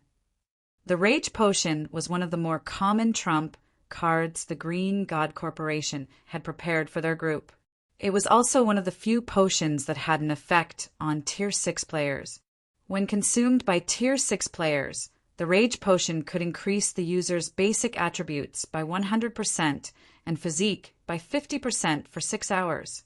It was a precious potion that could only be crafted by great Grandmaster alchemists, and each member of their group would only be assigned 1 bottle per month. Following Azure Shadow's command, the other Night Watch battle group members promptly used their respective rage potions, elevating their damage output to the next level. Now, each of their attacks could cause over 100 million damage to the Gorgon Queen.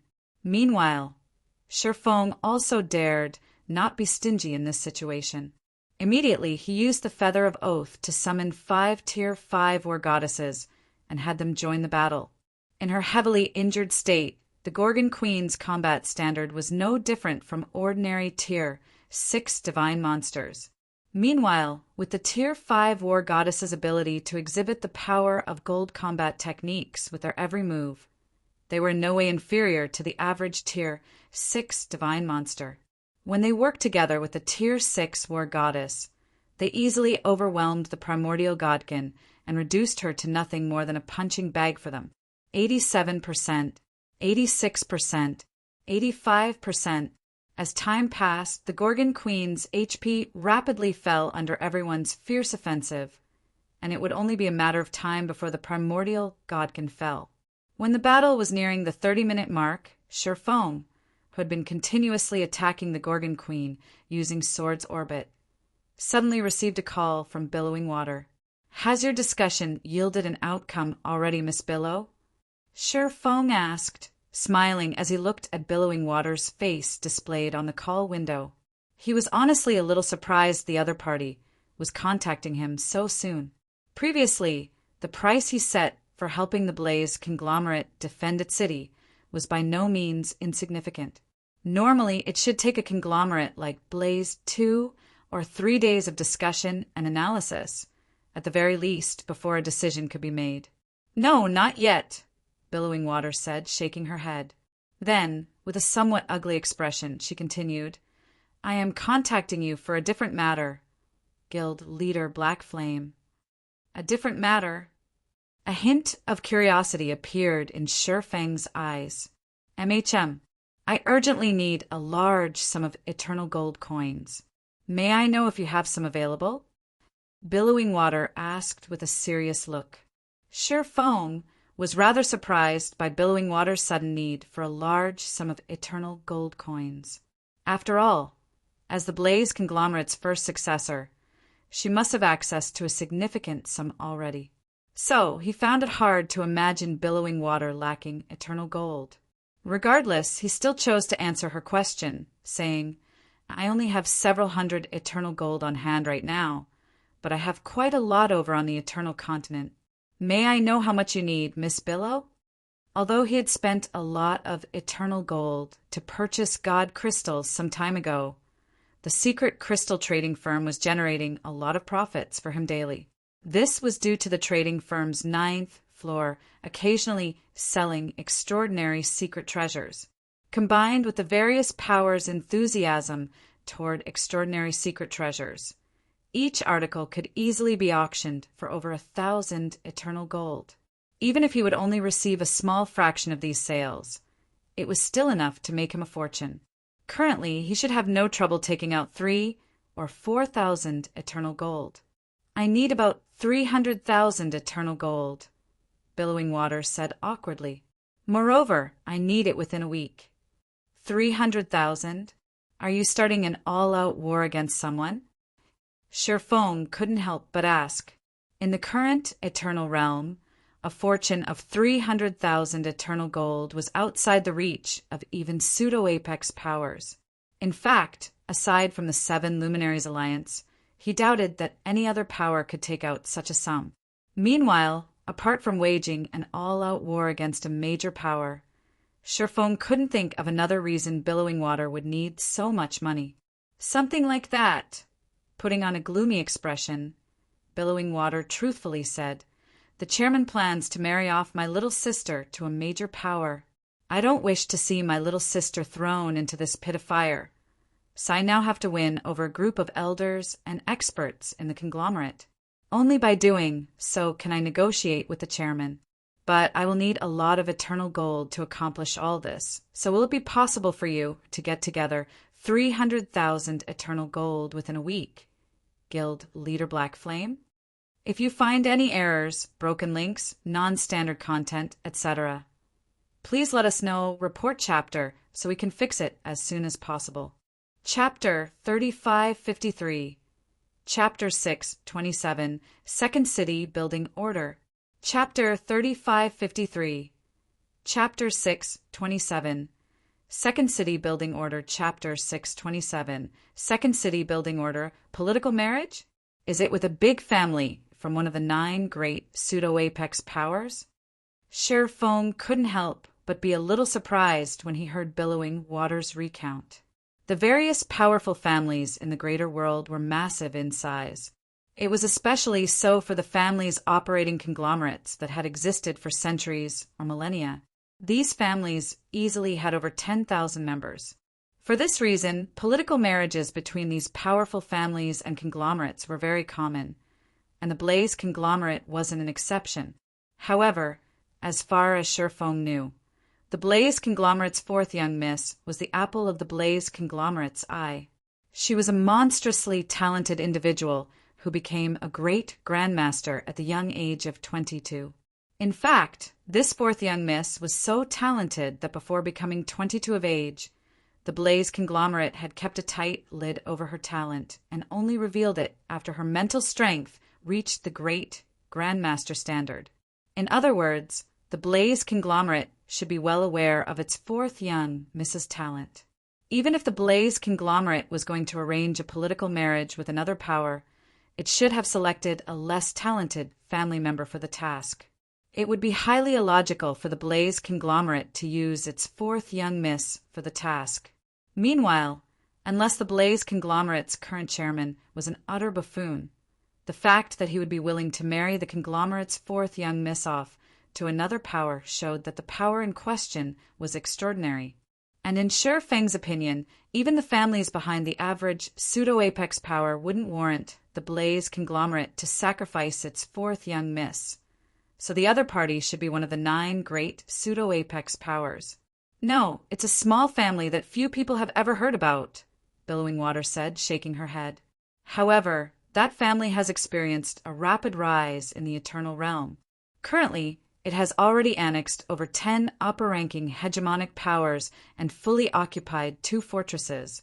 It is also putting up a good fight against the various pseudo-apex powers based in the Eternal Continent's capital city, and it even has a slight edge over them. For some reason, the family's debauched third successor has taken a liking to my little sister. Moreover, I don't know how, but the chairman somehow got persuaded into agreeing with the marriage. Many elders and executives in our family stand on the chairman's side. If I want to stop this marriage from happening, I must have sufficient strength in the Eternal Realm to negotiate with the chairman. I can get you 300,000 in a week, but what will you use as collateral, Miss Billow? Sherfong asked after pondering for a moment. 300,000 eternal gold is not a small sum. It is a significant fortune to any pseudo-apex power. It is especially so now that everyone is frantically buying up real estate. For most powers currently operating in the Eternal Realm, accumulating 300,000 eternal gold in a week should be nigh impossible. However, it wasn't out of the question for Zero Wing. With Zero Wing's ownership of the secret crystal trading firm and Sherfeng's divine engraver legacy, accumulating 300,000 eternal gold in a week should be doable. Only if Sherfeng were to agree to help Billowing Water, he would stifle Zero Wing's development. After all, Zero Wing currently already possessed land in a second-tier mobile city. So long as Zero Wing had enough capital and resources, it could expand its influence and recruit experts in the Eternal Realm on a large scale. As you know, the Blaze conglomerate had fortunately come across a city-building order, previously Guild Leader Black Flame. Billowing Water was unfazed when she heard Sherfong bringing up the topic of collateral. Calmly, she said, "But aside from the conglomerate's city-building order, I also have one myself." "You also have one." Sherfong was shocked. City-building orders were exceedingly rare in the Eternal Realm. As far as he was aware, only level 160-plus world bosses dropped them at a low probability.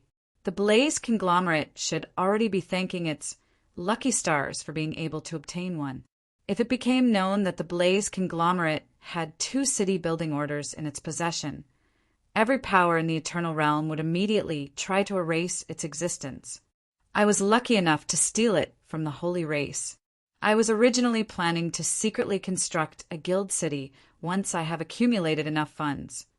But I can't afford that anymore, Billowing Water explained. I'm sure you know how valuable a city-building order is. Guild Leader Black Flame. If I use it as collateral, you will stand to profit regardless of whether I can repay you. Sherfong nodded in agreement. Then he asked, "May I ask that you prove your possession of the city-building order, Miss Billow?" City-building orders were easily worth 1,000,000 eternal gold in the current Eternal Realm. After all, there weren't many level 160-plus world bosses in the Eternal Realm, and the drop rate for city-building orders was less than 3%. Not to mention, in a situation where teleportation between NPC cities was impossible, constructing a guild city in a high-level resource map would guarantee the city's owner a highly lucrative source of income. It wouldn't take long for the owner to recoup their investments. "Of course," Billowing Water answered before taking out an ancient parchment engraved with golden runes and sharing its information with Sherfong. "Feel free to verify it, Guild Leader Black Flame."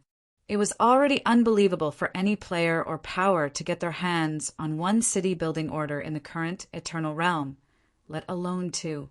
It was only normal for Sherfong to seek verification. "It is indeed a city-building order for the Eternal Realm," Sherfong said, nodding as he finished inspecting the parchment in Billowing Water's hands. At the same time, a trace of shock flashed in the depths of his eyes. The parchment in Billowing Water's possession was indeed a city-building order. There were no inconsistencies with the item information, either. Only, Billowing Water's city-building order wasn't meant for the Eternal Continent.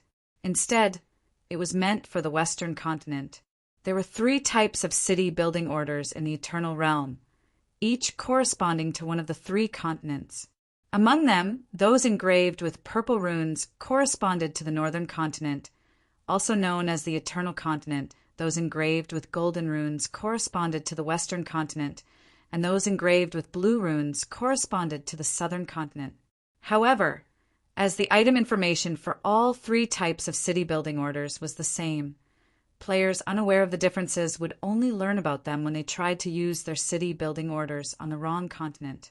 Meanwhile, for human players, the value of a city-building order for the Western continent wouldn't just be worth 1 million eternal gold. To establish a foothold on the Western continent, the 7 Luminaries Alliance had gone as far as to mobilize the Golden Kingdom, a divine artifact, to protect 7 Luminaries Town. If the 7 Luminaries Alliance could acquire a guild city on the Western continent simply by spending 1 million eternal gold, it would probably die from happiness. Can we sign the contract now, Guild Leader Black Flame? Billowing Water asked anxiously. I urgently need 10,000 eternal gold right now. As for the remaining 290,000 eternal gold, I hope you can deliver a portion of it to me every day over a week. And if I can't repay you in 2 weeks, I will give this city-building order to you. Do we have a deal, Guild Leader Black Flame? If you find any errors, broken links, non-standard content, etc., please let us know. Report chapter so we can fix it as soon as possible. Chapter 3554. Chapter 628. Queen's Fall. Chapter 3554. Chapter 628. Queen's Fall. Chapter 628. Queen's Fall, no problem. If you can return to the Crystal City, you can head to Zero Wing's residence to collect 10,000 eternal gold today, Sherfong said, nodding and smiling. Zero Wing will also deliver you at least 50,000 eternal gold every day after today, ensuring that you will receive 300,000 eternal gold within a week. Although Zero Wing currently only possessed about 4,000 eternal gold, so long as they sold some of the guild's combat secret treasures, they could accumulate 10,000 eternal gold in no time. Doing so wouldn't affect the guild's operations either, as he and his team had obtained many mana purification techniques and secret treasures while they were grinding in the Nameless City. Currently, just the combat secret treasures they had numbered over 1,000 already, while their common secret treasures numbered nearly 10,000. Moreover, some of these combat and common secret treasures came in sets that could be sold at a much higher price than individual pieces. Honestly, should he choose to sell all of these secret treasures immediately, he could probably get Billowing Water the 300,000 eternal gold she needed before the end of the day. However, to avoid affecting the market value of secret treasures, he decided it would be better to sell the secret treasures in batches and let the Crystal City's inhabitants digest them slowly. Okay, I'll head over to Zero Wing's residence to sign the contract right away. Billowing Water sighed in relief when she heard Sherfeng's answer. Out of all the powers she was closely acquainted with, none could take out 300,000 eternal gold within a week. She had only sought out Zero Wing's help as a last resort. After all, if she were to ask for help from a power she wasn't familiar with, she would risk exposing her possession of a city-building order. The value of a city-building order in the current Eternal Realm was enough for even pseudo-Apex powers to disregard their reputation. At that time, she might not even be able to protect her city-building order, let alone use it in a transaction. I'll have someone trustworthy contact you and make sure no third parties will learn of our transaction, Sherfong assured while suppressing the excitement in his heart. Then, afraid that something unexpected might happen over on Billowing Water's side, after disconnecting the call, Sherfong promptly opened a world-breaking gate next to him and had Hidden Soul return to the Crystal City with all of the secret treasures in his bag. He also had Hidden Soul conceal her identity while selling the secret treasures and dealing with Billowing Water. A city-building order for the Western continent. The current Eternal Realm was still in its infancy. Whether it was the human race or the holy race, neither side possessed any Tier 6 players in the Eternal Realm. In such a situation, it would be incredibly difficult for either side to take down a well-prepared guild city. Meanwhile, once a guild city was allowed to settle down and develop, the difficulty of destroying it would rapidly increase over time. So long as Zero Wing could get its hands on Billowing Water's city building order, the guild's influence in the Eternal Realm would immediately rise to a new height. It was especially so now that many powers had already learned of the Western Continent's existence. Soon, many players from the Eternal Continent would be looking to enter the Western Continent. Meanwhile, if these players wished to operate on the Western Continent long-term, they would need to have a settlement they could operate from. Although the Seven Luminaries Alliance's Seven Luminaries Town existed, guild towns and guild cities were two entirely different concepts. Apart from providing players a place to rest, a guild town's private houses offered no other functions. In comparison, a guild city's private houses allowed players to bind with the house's teleportation array and, so long as they weren't attempting cross-realm teleportation, teleport back to their houses directly. By doing so, they would also get to avoid paying the city's entrance fee. They could even use this teleportation feature to teleport out of certain maps that prohibited teleportation. Meanwhile, in the Eternal Realm, where NPC cities did not possess teleportation arrays, the teleportation feature of private houses was invaluable. It was especially so for humans operating on the Western Continent, as human players would be forcibly teleported back to the Eternal Continent when they died on the Western Continent. If these players wanted to return to the Western Continent, they would have to pay a teleportation fee of 150 Eternal Gold. Such a price was unbearable even for the executives of pseudo-Apex powers, let alone other players. However, if players owned a private house in a guild city located on the Western Continent, they could teleport from the Eternal Continent to their house on the Western Continent, saving them the exorbitant intercontinental teleportation fee. Hence, if given the opportunity, many players would be more than willing to pay a significant upfront fee to buy or rent a private house on the Western Continent. So long as Zero Wing could construct a guild city on the Western Continent, it could make a fortune simply by collecting rent on the city's private houses, and its income would absolutely exceed the various NPC cities. In the future, the city's revenue might even match the total income of a fully developed pseudo-Apex power in the Eternal Realm. Meanwhile, after Hidden Soul left, Sherfone continued grinding down the Gorgon Queen's HP with everyone. Even though the Gorgon Queen was heavily injured, it was still a challenge to deplete its massive HP pool of 4 trillion. Fortunately, Azure Shadow and the other Night Watch battle group members were Tier 6 players who had learned the Bronze Mana purification technique. In addition, they had also consumed an Eternal God Crystal, so whether it was their combat standard or mastery over their skills and spells, both were rapidly improving throughout the battle. This, in turn, increased the damage they dealt to the Gorgon Queen. Azure Shadow's improvements were especially apparent. After attacking the heavily injured Gorgon Queen for half an hour, he successfully stepped into the extrasensory realm and became a bona fide 5th floor expert. As a result, his damage output experienced a qualitative transformation.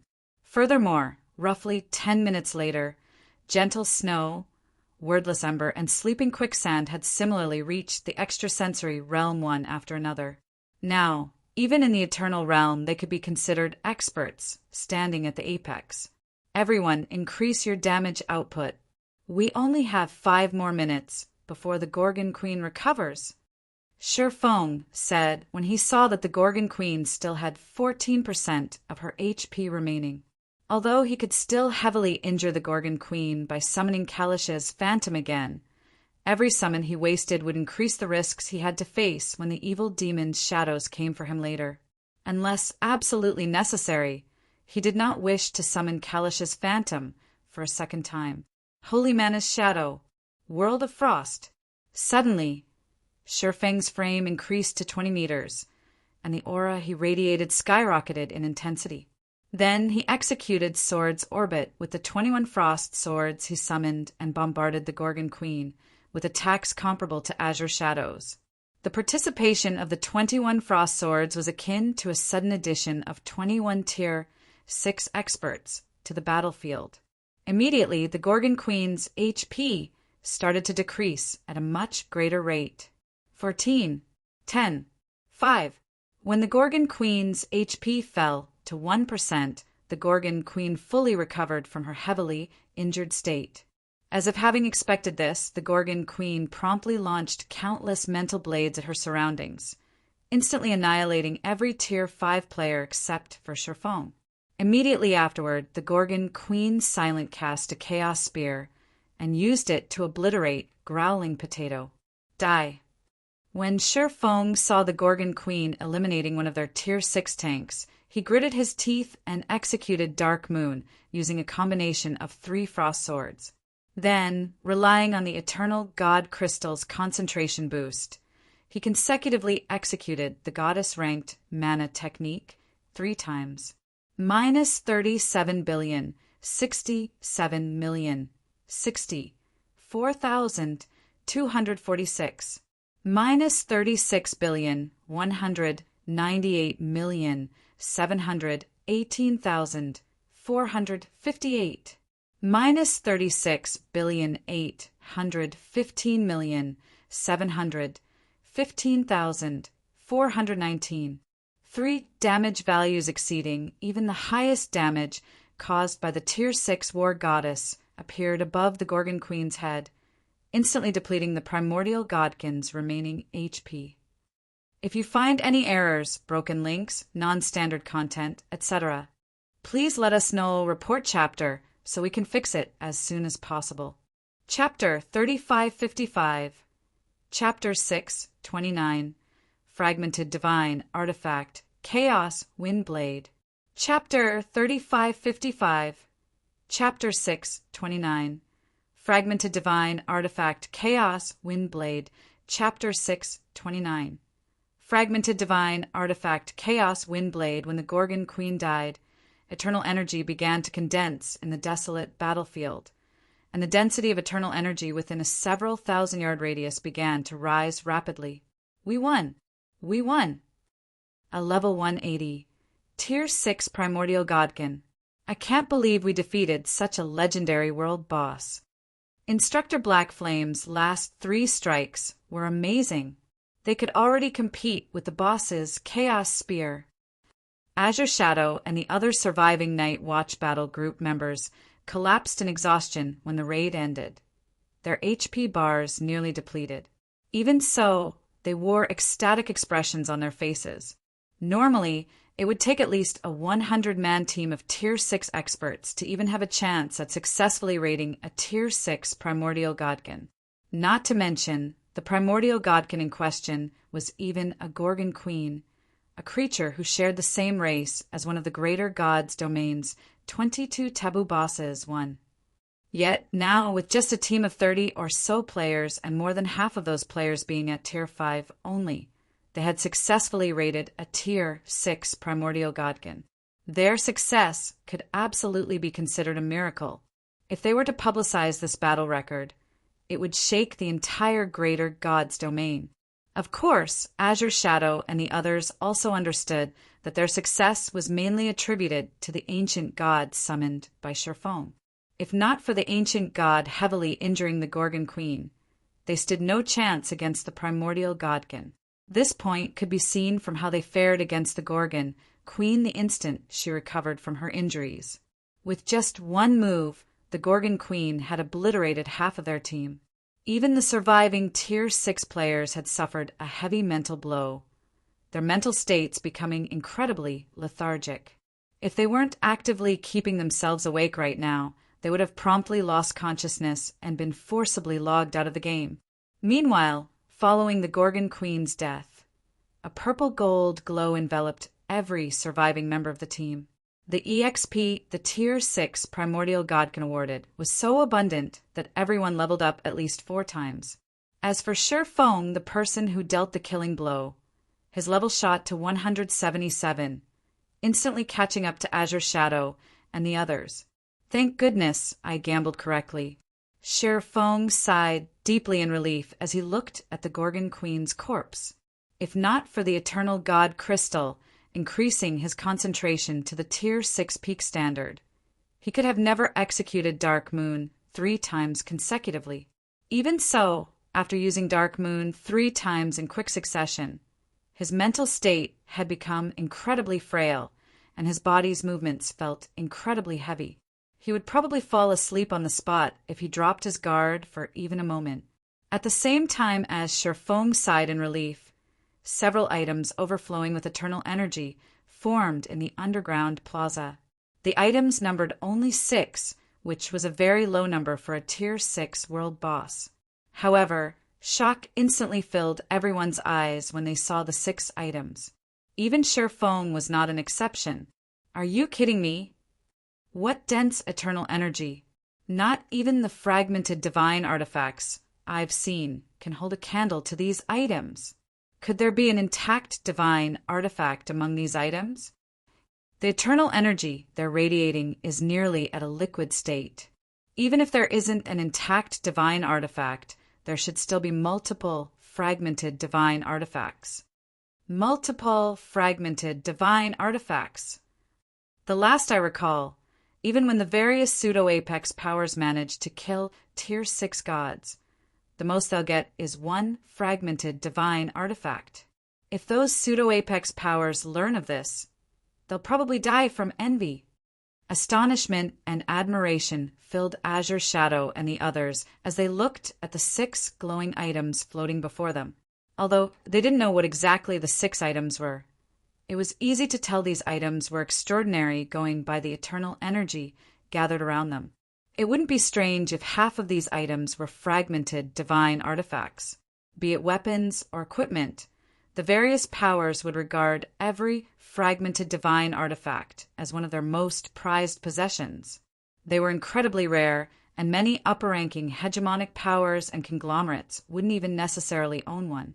However, so long as an upper-ranking hegemonic power possessed a fragmented divine artifact, they would immediately be ranked among the top of upper-ranking hegemonic powers. Or more specifically, owning a fragmented divine artifact was a criterion for being ranked as such, which was a testament to the rarity and might of fragmented divine artifacts. Is this because of the exploration bonus? Sher Fong couldn't help but doubt his eyes when he finished collecting the 6 items. He had killed many Tier 6 gods in his previous life, some of which were even above level 200. Meanwhile, it should be known that there was a qualitative difference between monsters that had reached level 200 and monsters below level 200. Firstly, once monsters reached level 200, regardless of their tier, they could form a miniature world within them. Meanwhile, the formation of this miniature world would provide monsters with a qualitative improvement in physique, mana, and physical toughness. Secondly, once monsters reached level 200, their magic resistance would no longer be 0. Instead, all monsters at level 200 and above would have a certain degree of magic resistance, which would increase their resistance toward players' skills and spells. Because of these 2 factors, level 200 was a huge turning point for monsters in the greater God's domain. Of course, level 200 was also a huge turning point for players. Upon reaching level 200, players would no longer gain EXP from monsters below level 200. They must kill level 200 monsters or above if they wish to continue leveling up. Meanwhile, the minimum tier for monsters at level 200 or beyond was Tier 5. Moreover, after reaching level 200, the amount of EXP players needed to level up would skyrocket. Players fighting in teams would also no longer evenly share the EXP they earned from monsters. Instead, EXP would be distributed based on individual contributions. These factors made it much more difficult for ordinary players to level up after reaching level 200. As a result, many players lacking strength would find themselves hovering at level 200 for the rest of their careers in God's domain. Anyway, due to the significant changes monsters would undergo at level 200, the loot they dropped would also become significantly better. Yet, despite being a level 180 monster, the Gorgon Queen's loot was superior to even the loot of level 200 plus, Tier 6 gods. Contrary to what Azure Shadow and the others surmised, only one of the 6 items was a fragmented divine artifact. Even so, in terms of overall value, the Gorgon Queen's loot vastly exceeded the estimates of Azure Shadow and the others. Chaos Windblade, Great Sword, fragmented divine artifact. Equipment requirement: Strength 12,000, level 160 attack power, 1,600% of strength, attack speed for percent of strength and agility. All attributes increases according to the user's level. Ignore levels plus 80. Attacks ignore 80% of all defense and magic resistance effects. Attacks have a 20% chance to trigger the Chaos Devour effect, devouring the target's energy for the user's own use. Attacks have a 70% chance to increase by 2 ranks and cause 400% damage. The effect is halved against Tier 6 creatures. When equipped, increases all basic attributes by 400%, increases physique by 220%, increases reaction speed by 150%, improves all attacks by 1 tier up to Tier 6 peak, increases mana strength by 1 rank, increases mental reaction by 30%. Additional passive skill, Heart of Chaos, weakens enemies' resistance to all forms of energy by 50% and improves perception by 1 rank. Additional profound skill 1. Chaos World. Have the Chaos World descend upon the user and cover a 3,000-yard radius. Duration: 5 minutes cooldown.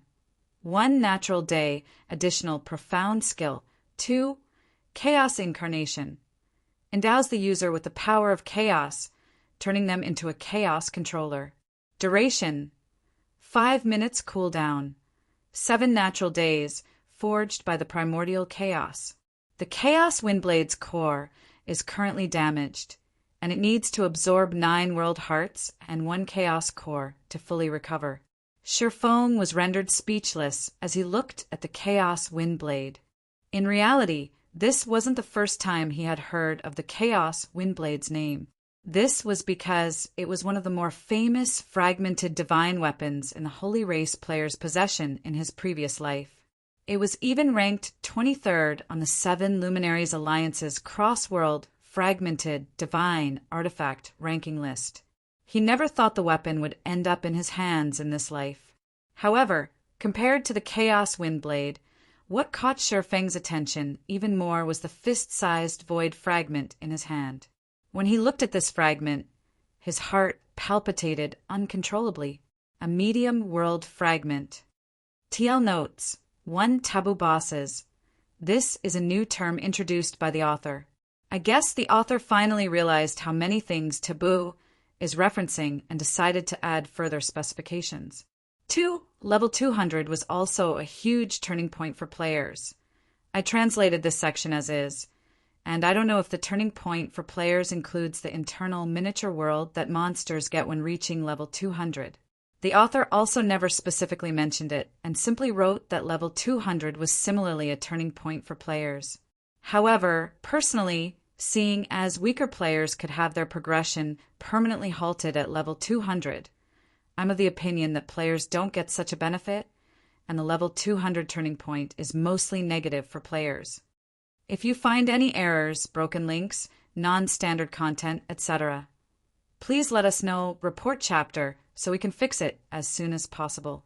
Chapter 3556. Chapter 630, Medium World Fragment. Chapter 3556. Chapter 630, Medium World Fragment. Chapter 630, Medium World Fragment. How is the boss's loot? Guild leader. I see that Azure Shadow and the others look very excited. Did a fragmented divine artifact drop? A fragmented divine artifact. Really? Doesn't that mean we've struck gold? I heard that some upper-ranking hegemonic powers still don't have any fragmented divine artifacts, even after killing multiple Tier 6 gods. If our guild owns one, becoming a top-tier upper-ranking hegemonic power will no longer be a dream. While Sher Fong was appraising the Gorgon Queen's loot, Zero Wing's members quickly directed their curiosity toward the Gorgon Queen's loot after being resurrected. The Gorgon Queen was undoubtedly the strongest boss they had encountered since entering the Eternal Realm, and seeing how abundant the Eternal Realm's resources were, it went without saying that the primordial Godkin's loot would be incredible. If Zero Wing could obtain 1 or 2 fragmented divine artifacts, it would have a much easier time developing in the future. After all, for many expert players, the raiding capability of a power's main force was one of their main considerations when joining a power. Meanwhile, a fragmented divine artifact could undoubtedly improve a main force's raiding capabilities by a large margin. Currently, the Eternal Realm's various powers were utilizing their respective capital to recruit a large number of experts.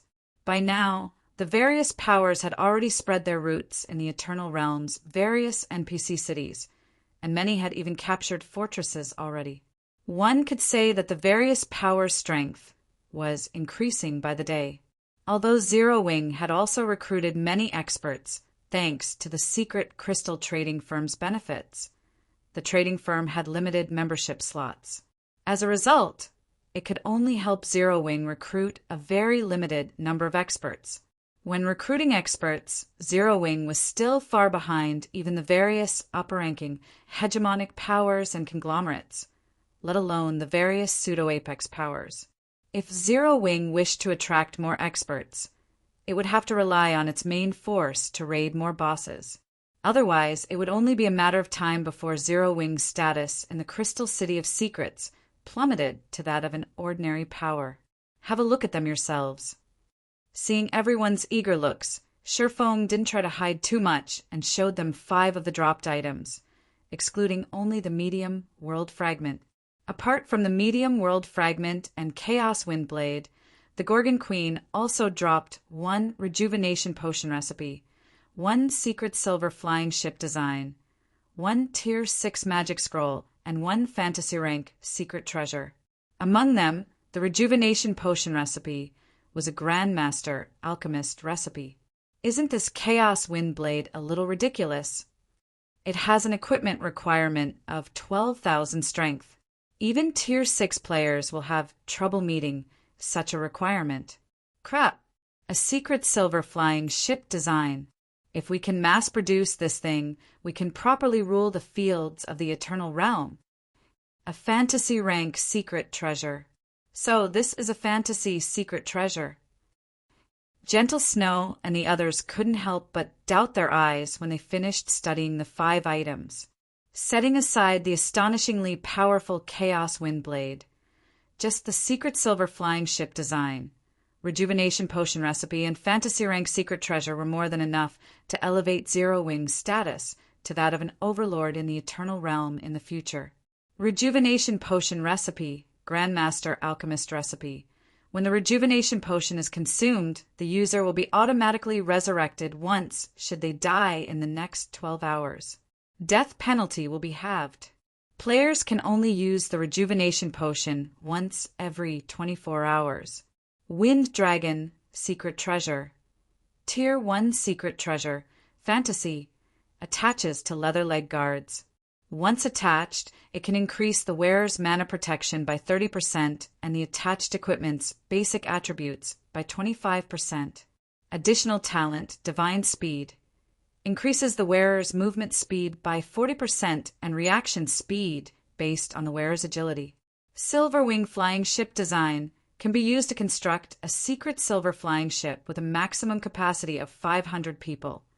Tier 5 Advanced Armor and Tier 5 Peak Combat Power. Flight Speed Rivals Tier 5 Advanced Extraordinary Flying Mounts. The Silver Wing Flying Ship carries 30 special magic elven cannons, each possessing power at the entry-level Tier 6 standard. 10 floating destroyer cannons that can be used offensively and defensively. Each possesses power at the entry-level Tier 6 standard.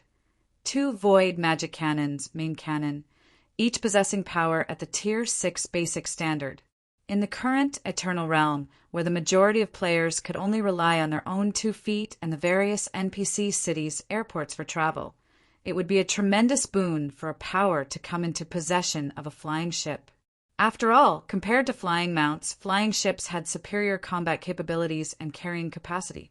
A flying ship would provide a qualitative improvement to any power's exploration of the Eternal Realm. As for the Wind Dragon's secret treasure, any player who equipped it would immediately see a significant rise in their combat power. The improvement might even be enough to let 4th floor experts fight evenly against 5th floor experts. And if a 5th floor expert were to equip the Wind Dragon's secret treasure, they might even be able to match experts who had mastered gold combat techniques. If Zero Wing could gain such an expert, the overall strength of its main force would be elevated to the next level. Alright, let's quickly loot the treasury. The Holy Race players are probably on their way already. Feng did not find everyone's excited and shocked reaction strange. After all, the 5 items he shared with them were indeed astonishing. However, compared to the medium world fragment he had kept hidden, these 5 items were of little significance. When he first visited the Eternal Realm, he felt that he would be incredibly fortunate if he could get his hands on even a small world fragment. After all, in addition to being unique to the Western continent, world fragments were also incredibly rare and hard to obtain.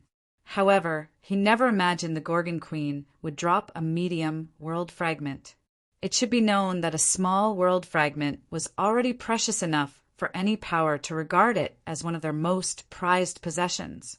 After all, at the cost of just 1 god crystal, a small world fragment could let up to 10 players experience the operating principles of various basic world laws with great clarity for 12 hours. Moreover, if players used the small world fragment's ability when they were constructing their divine body, the ability could artificially increase their divine body strength by 5%. In comparison, the medium world fragment in his possession could let up to 20 players experience the operating principles of both basic and advanced world laws with great clarity for 24 hours. When the medium world fragment's ability was used during a divine body's construction, it could also increase the divine body's strength by 10%. There was a massive difference in the law projections of players who had mastered only basic laws and players who had mastered advanced laws.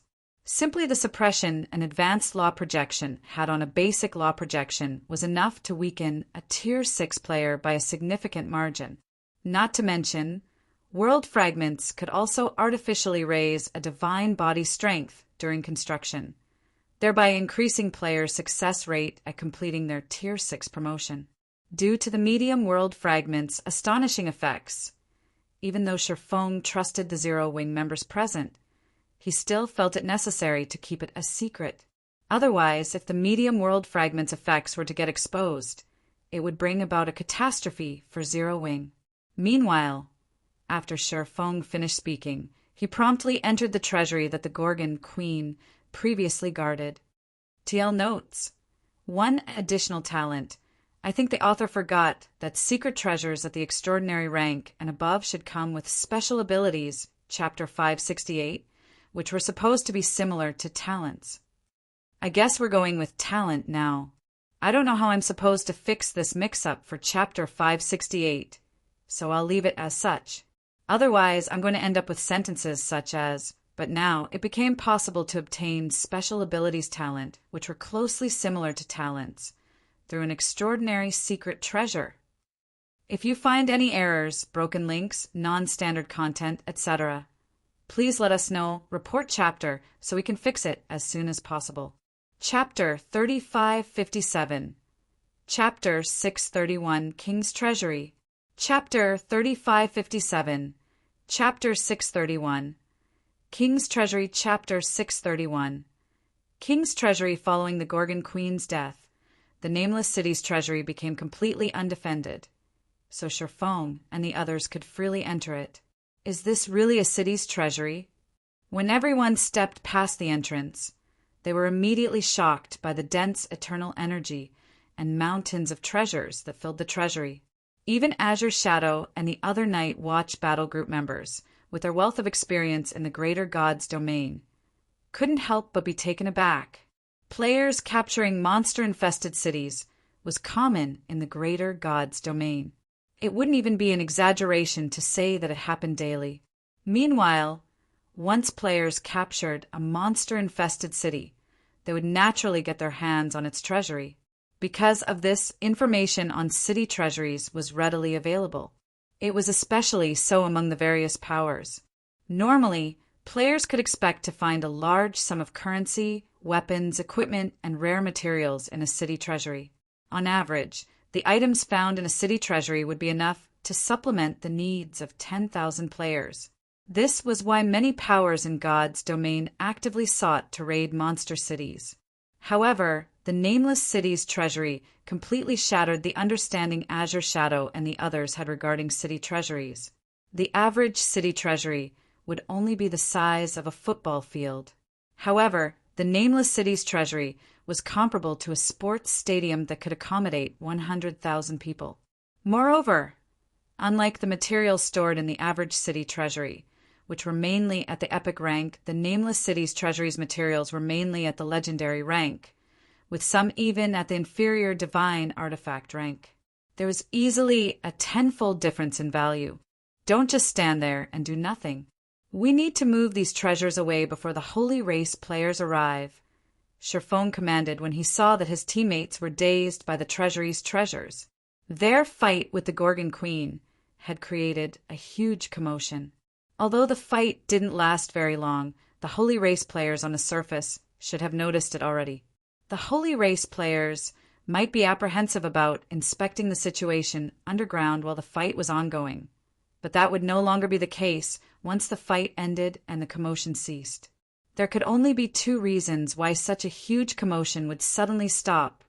The team raiding the Gorgon Queen had suffered annihilation, or the Gorgon Queen had been defeated. Regardless of the actual situation, the Holy Race players would send scouts to check in on the situation. After all, should the Gorgon Queen be killed, it would mean free access to unimaginable riches. There was no way the various Holy Race powers would let such an opportunity slip by. Currently, due to the battle with the Gorgon Queen, the overall combat power of their team had hit rock bottom. In Sherfang's case, it was already taking his all to move his body normally. There was no way he could fight in such a state. So, they could only try to empty out the Nameless City's treasury before the Holy Race players arrived. Meanwhile, upon hearing Sherfang's command, everyone snapped out of their dazes and hurriedly started to store the treasury's items in their bag space, none daring to dawdle for even a moment. On the Nameless City's surface, the commotion underground disappeared. The Gorgon Queen is definitely behind the commotion. The fight should have ended now that it gone quiet underground. Immediately have those nearby the underground entrance check on the underground plaza. Just like Sherfong surmised, the Holy Race players on the surface had noticed the commotion happening underground. Meanwhile, as soon as the commotion ended, the various Holy Race powers exploring the Nameless City's core region promptly sent scouts to check on the underground plaza. Nameless City, City Lord's Mansion, a legion consisting of tens of thousands of Holy Race experts, was methodically eliminating the regional bosses in the Nameless City's City Lord's Mansion. Shortly after the Holy Race's various powers had dispatched their scouts to inspect the underground plaza, the young woman commanding the legion retreated from the front lines and approached a young man at the rear. The battle underground seems to have concluded, Lord Royal Thunder. The various powers have already sent scouts to investigate. Should we send someone as well? Extreme Feather asked the young man before her respectfully. The current Extreme Feather was completely different from when Sherfone last encountered her in the underground plaza. Her life rating had already risen to match that of gods, completely transcending the average Holy Race player. That Gorgon Queen isn't an easy opponent. Even that existence will need some preparation to deal with her, Royal Thunder said with a pondering look. Then, with squinted eyes, he continued, although the chances are slim, we cannot afford to lose the treasury guarded by that Gorgon Queen. Immediately have the 3rd and 4th legions hurry over there." "Understood." Extreme Feather immediately nodded and left to carry out Royal Thunder's command. Underground Plaza, Nameless City's treasury. While many Holy Race players were quickly making their way to the treasury, Gentle Snow and the others were frantically collecting all of the treasures they could get their hands on. They also couldn't help but wish they could grow a few extra pairs of hands. However, even after Gentle Snow and the others had looted for several minutes straight, the number of items in the treasury had barely reduced. Seeing this, Gentle Snow and the others didn't know whether they should feel happy or sad. "My 6 epic bags are nearly full already. Guild leader," Gentle Snow hurriedly told Sherfong while looting. "But I don't think we've looted even 20% of the treasury yet. I'm nearly full as well, Instructor Black Flame," Azure Shadow said in frustration. This was definitely the most exasperating situation he had encountered since he started playing God's Domain. In the past, he had always felt that the monsters in God's Domain dropped too few treasures and could never fill the epic bags he prepared. But now, there were so many treasures before him that he couldn't even fit everything into the 6 epic bags in his possession. "Just carry whatever you can," Sherfong said, chuckling when he saw the anxious look on Gentle Snow and Azure Shadow. "It was never possible to clear out the treasury with so few of us here. What matters is we grab the most important items." There were so many items in the treasury that it would take at least several hundred players worth of bag space to clear out completely in one trip. So, for their team of just 30-plus players, it was never possible for them to take everything. The only thing they could do was take the most valuable items. It was why Sherfong had previously told Gentle Snow and the others to prioritize items radiating dense eternal energy. Many of these items were inferior divine artifact rank materials, such as the divine water of life and soul essence. These materials were far more valuable than the average legendary rank material. As for Sherfong himself, he prioritized collecting the treasures placed in the middle of the treasury. These central items were far more precious than the materials scattered throughout the treasury. Some examples include secret treasures, mana purification techniques, and large quantities of 7 luminaries crystals and eternal god crystals. Moreover, the secret treasures and mana purification techniques stored in the treasury were extraordinary. In the case of secret treasures, all of them came in sets and were at the combat rank or above. He even saw several extraordinary secret treasure sets. In the current market, these extraordinary secret treasure sets were easily worth more than a fragmented divine artifact. If a titled expert were to equip the set, they could immediately match Golden Masters in combat. Fortunately, with his fragmented legendary spatial bag, Sherfong had no trouble collecting all of the loot in the middle of the treasury. Meanwhile, he should have collected about 20 extraordinary secret treasure sets, based on his rough estimates. This was an amount that could frighten the Eternal Realm's various powers. "I detect many Holy Race players approaching us," Instructor Black Flame, Azure Shadow hurriedly reported when he sensed the presence of Holy Race players with his Tier 6 skill Sky Eye. "They'll reach the treasury in about 20 seconds.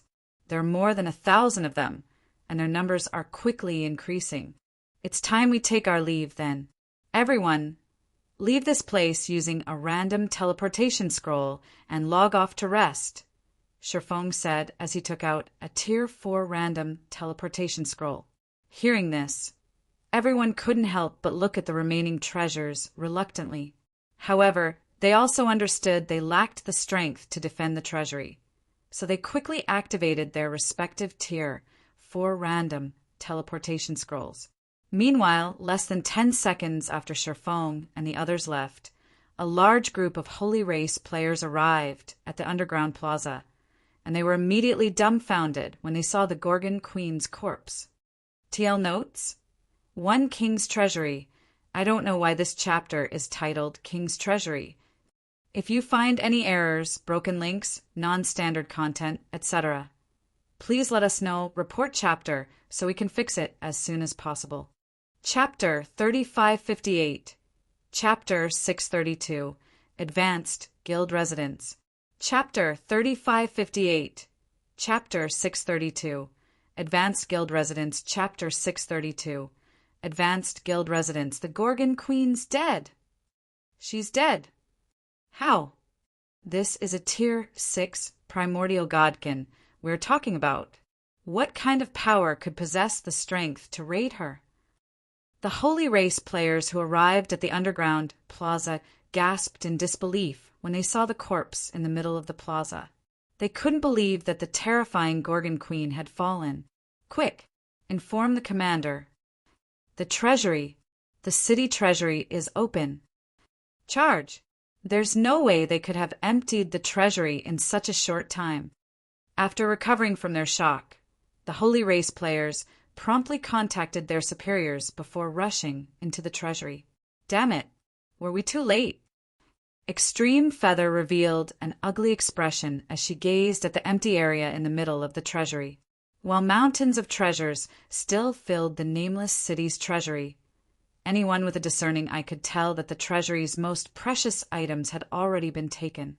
What remained probably didn't amount to even 1/10 of the value of the taken items. What should we do now, Commander Feather? It's likely that item has already been taken.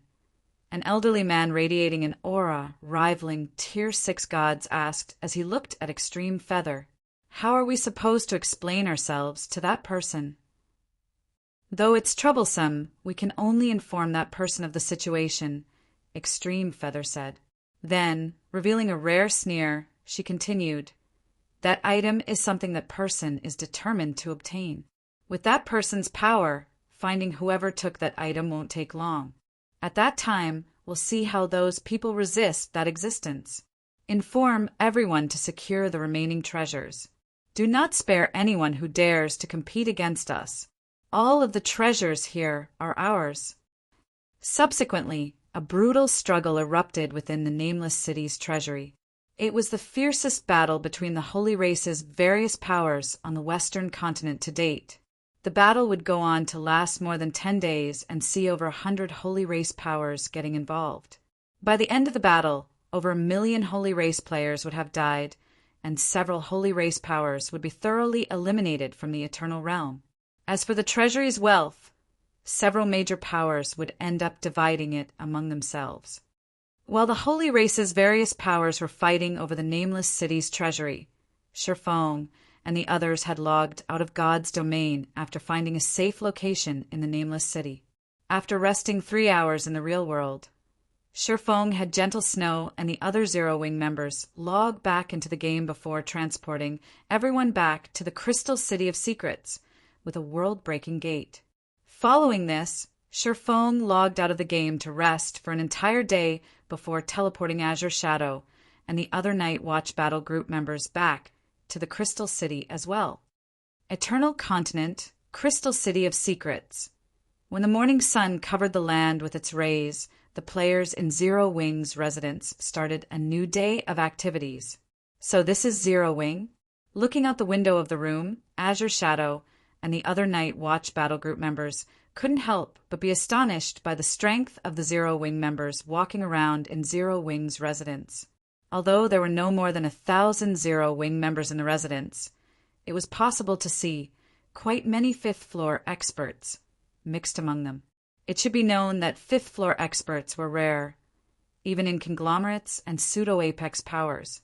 They were individuals who could be tasked to spearhead the defense of strategic locations.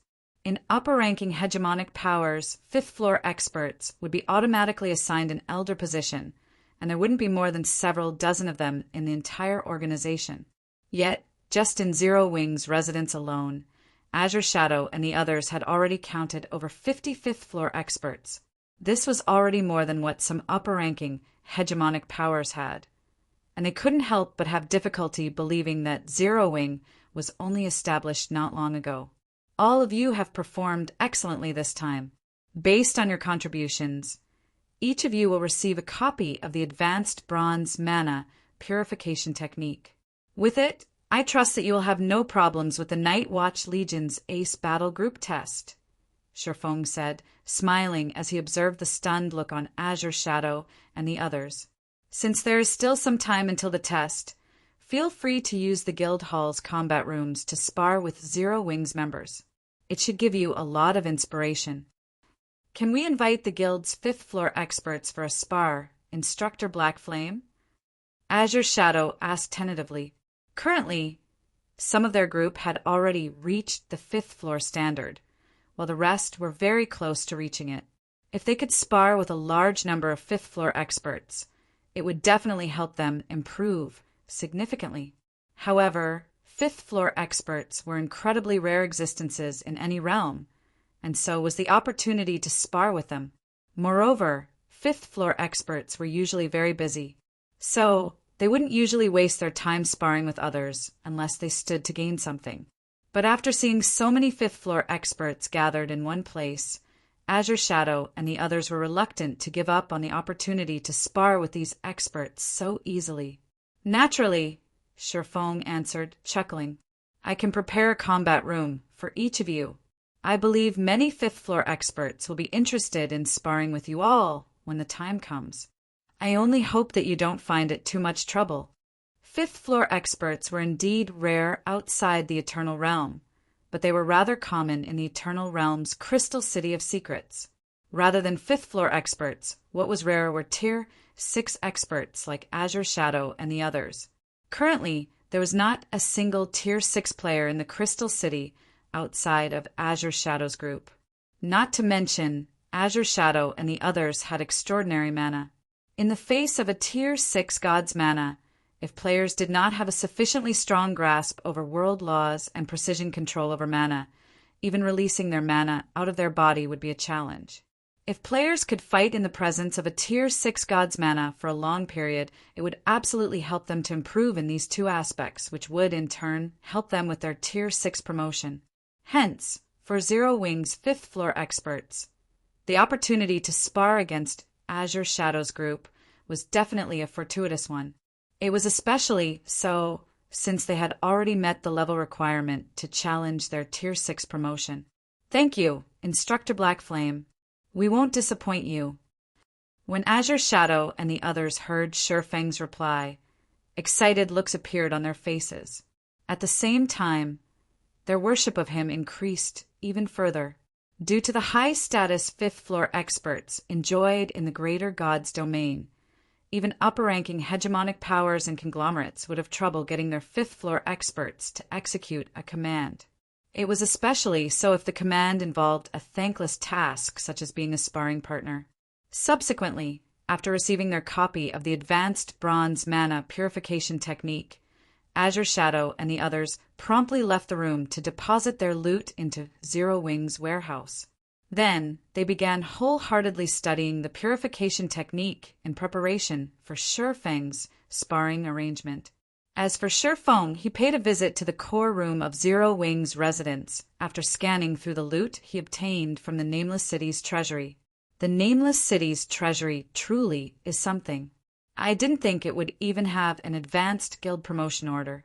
With this, I won't have to worry about recruiting experts anymore, Sherfeng thought as he pulled out an ancient scroll from his bag space.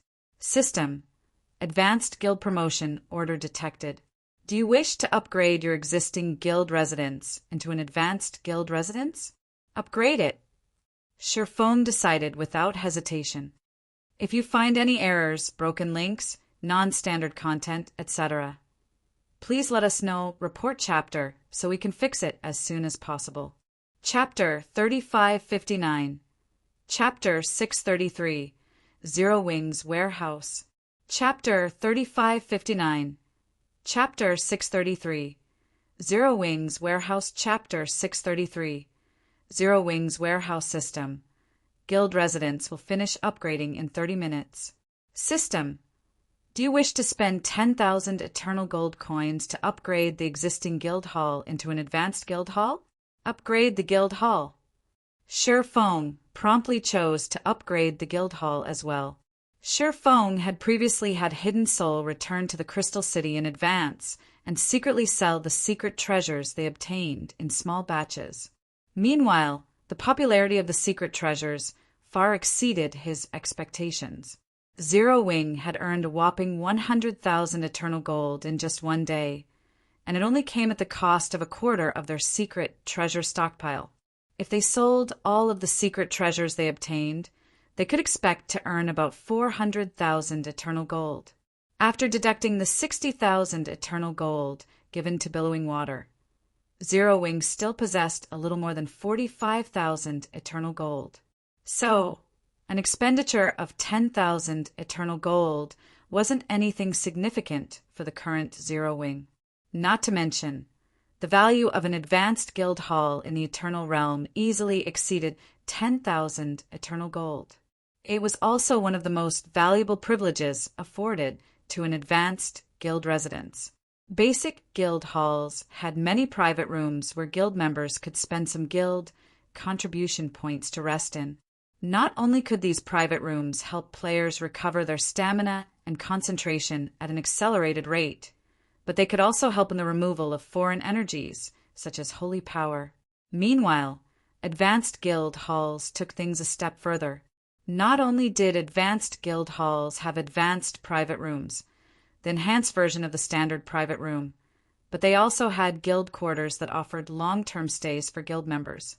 Although guild quarters were more limited in number, going by the size of Zero Wing's residence, its advanced guild hall should have at least 1,000 guild quarters. These guild quarters were akin to a guild city's private houses. They could be equipped with teleportation arrays that players could teleport to.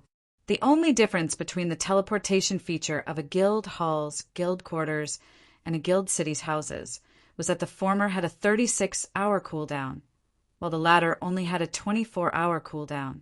Even so, the teleportation feature of guild quarters was invaluable in the Eternal Realm.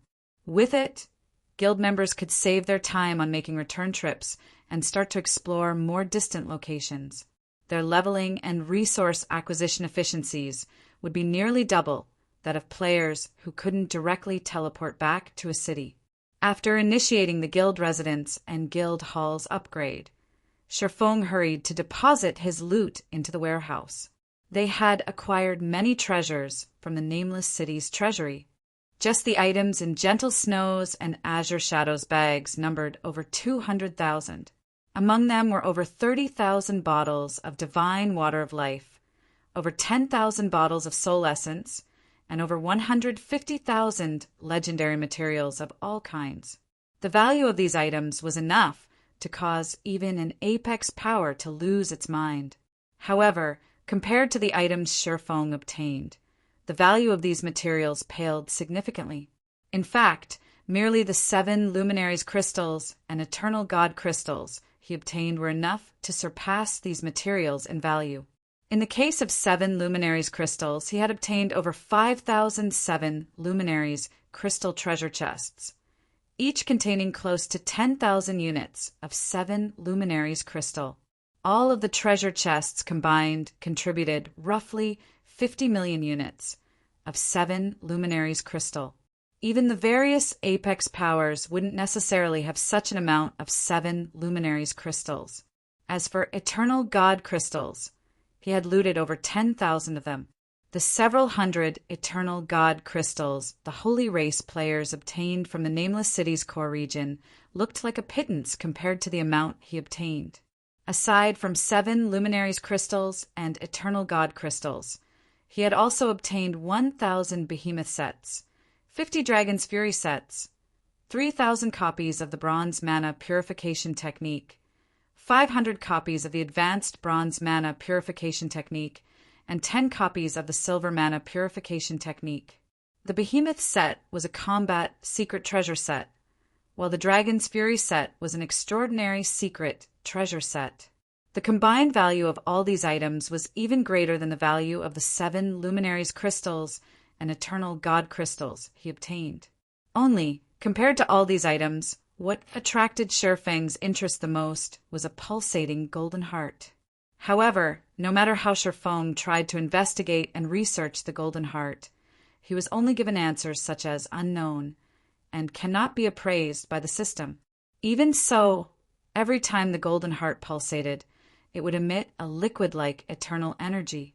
In fact, simply letting it out in an enclosed room would quickly turn the room's eternal energy into a mist-like state. Even if this item was used as nothing more than a decoration in a room, its value would easily rival complete divine artifacts. Are you really going to let guild members freely exchange all these items, guild leader? Hidden Soul asked, feeling very shocked when she learned that Sherfong was going to make a bunch of combat secret treasure sets and common mana purification technique copies available for exchange. Currently, although many teams had already started to obtain combat secret treasures from the underground Crystal Palace, the actual number of combat secret treasures obtained was still pitiful compared to the Crystal City's player population. Hence, combat secret treasures remained an incredibly rare commodity. As for combat secret treasure sets, even pseudo-Apex powers were unlikely to have more than a few sets. Yet, Sherfong had decided to make 50 behemoth sets available for exchange in the guild warehouse. Not only did this allow all guild members to inspect the behemoth set, but internal members could also freely exchange it with GCPs. If the Crystal City's various powers were to learn of this, they would absolutely go crazy. Moreover, as if he wasn't satisfied with this result, Sherfong took things a step further by making 50 copies of the common mana purification technique available for exchange. Currently, the common mana purification technique had only started to become popularized among the various pseudo-Apex powers. As for everyone else, it remained exceedingly rare. Even the core members of upper-ranking hegemonic powers were not an exception. If it became known that Zero Wing's internal members could exchange for the technique, it would absolutely cause a huge uproar. These items might be precious, but fifth-floor experts and geniuses with great potential are more valuable, Sherfong said, nodding. Moreover, this is only the first batch. Later on, I will make the bronze purification technique and extraordinary secret treasure sets available for exchange as well. Even the extraordinary secret treasure sets. Hidden Soul couldn't help but look at Sherfong in astonishment. It had only been a day since she had returned from the Western continent. Previously, Zero Wing didn't even own a single extraordinary secret treasure. Yet, Sherfong was now prepared to make extraordinary secret treasure sets available for exchange to internal members. This situation made her wonder what exactly she had missed by returning to the Eternal Continent ahead of everyone else. How did Zero Wing suddenly become so wealthy? By the way, I'll give this fantasy secret treasure to you on loan for now. As for the GCPs needed to exchange it, you can take your time repaying it, Sherfong said as he handed Hidden Soul the Wind Dragon secret treasure. Hidden Soul was one of Zero Wing's vice guild leaders, yet she was still a step away from becoming a fifth-floor expert. Now that Zero Wing already had many fifth-floor experts, if Hidden Soul's strength did not improve, she would have difficulty convincing others of her leadership. However, if Hidden Soul had the Wind Dragon secret treasure's help, she should be close to matching even Golden Masters. Subsequently, time passed, and half an hour went by in the blink of an eye. Suddenly, a pillar of light enveloped the entirety of Zero Wing's residence, and all players inside the residence simultaneously received a system notification. System: Zero Wing's residence has been successfully upgraded into an advanced guild residence. If you find any errors, broken links, non-standard content, etc., please let us know, report chapter, so we can fix it as soon as possible. Chapter 3560, Chapter 634, Zero Wing's 3 Overlords. Chapter 3560, Chapter 634, Zero Wing's 3 Overlords, Chapter 634, Zero Wing's 3 Overlords, Zero Wing's Residence. Guild Hall. The Guild Hall's lobby was packed with Zero Wing members waiting in line in front of the Guild's commission counter. all looking to pick up guild quests. So many people were waiting in line that they filled half of the lobby. If players from other guilds could see this sight, they would most certainly be astonished. Normally, players in a guild would be reluctant to take on guild quests. It was especially so in the Eternal Realm. This was due to guild quests requiring players to leave the confines of NPC cities and enter the wilderness. Many Holy Race players currently roamed the Eternal Continent's wilderness. If players from the two races met, a battle was bound to ensue. And because the risk of death was very high during such events, few members of the various guilds were willing to challenge guild quests. However, the situation was completely different in Zero Wing. Zero Wing's members happily took on guild quests, their behavior making it seem as if they did not care about the high risk of dying to Holy Race players. As everyone waited for their turn to select a guild quest, a team of 20 players walked into the lobby. The team was of modest size, but nearly half of its members were fifth-floor experts. The leading middle-aged male berserker was even carrying a legendary spear and wore a legendary helmet, and his imposing presence was no different than that of Tier 6 players. Meanwhile, when the male berserker and his team appeared, they immediately drew the attention of everyone in the lobby. Boss Samsara is back. Boss Samsara's aura is incredible, as expected of the man who led the annihilation of dozens of Holy Race teams. I can see why even the Holy Race's various powers have started to offer bounties for his head. With how strong Boss Samsara is, I think Boss Blackflame is the only person in the guild stronger than him. I heard many guilds have tried to poach him during this period, with some even offering permanent residency in a first-tier city. When the Zero Wing members in the lobby looked at the 20-man team's leader, feelings of awe and envy filled them. Fervent Samsara, formerly the commander of the Samsara Adventure Team, Fervent Samara had chosen to join Zero Wing with his adventure team in order to obtain the secret crystal trading firm's advanced membership. Meanwhile, after joining Zero Wing, his performance in the guild impressed many Zero Wing members, especially in dangerous wilderness maps. He had even made Zero Wing's name known in the surrounding NPC cities. Now, even though Fervent Samsara wasn't an executive member of Zero Wing, his influence in the guild had surpassed even that of Zero Wing's several vice guild leaders. Amidst everyone's discussions, Fervent Samsara and his team approached the corner of the first-floor dining area. Seeing this, everyone in the lobby quieted down. Currently, seated in the corner that Fervent Samsara approached was another team of players. The team was much larger than Fervent Samsara's team, consisting of 50 players. Moreover, 1/3 of the team's members were fifth-floor experts. Meanwhile, the leader of this larger team was Heavy Abyss, a female guardian knight clad in icy blue heavy armor. Although Heavy Abyss's helmet prevented others from seeing her face, going by the outline of her armor, she was definitely a stunning beauty. In fact, many guild members suspected that Heavy Abyss could probably rival the guild's several vice guild leaders. However, compared to Heavy Abyss's appearance, everyone in Zero Wing was more curious about her strength. Heavy Abyss was originally a solo player operating in the Crystal City of Secrets. Like Fervent Samsara, she had joined Zero Wing to enjoy the secret crystal trading firm's advanced membership. However, unlike Fervent Samsara, Heavy Abyss had only started to form her team after joining Zero Wing and impressing the guild's other fifth-floor experts with her strength. As for how strong Heavy Abyss was exactly, it remained a mystery to everyone in Zero Wing. But based on her performance thus far, everyone knew she was in no way inferior to Golden Masters. Combined with the fifth-floor experts who followed her, her influence in Zero Wing was already comparable to Fervent Samsara, and everyone recognized her as one of Zero Wing's 3 overlords. Have those two ever gone out of their way to interact with each other? What's going on? Why are 2 of Zero Wing's 3 overlords suddenly having a meeting? Is something big going to happen soon? The Zero Wing members in the lobby were astonished when they saw Fervent Samsara's team taking a seat before Heavy Abyss's team. Zero Wing's guild leader, Black Flame, Fervent Samsara, and Heavy Abyss were recognized as Zero Wing's 3 overlords. Each of them held great influence in Zero Wing.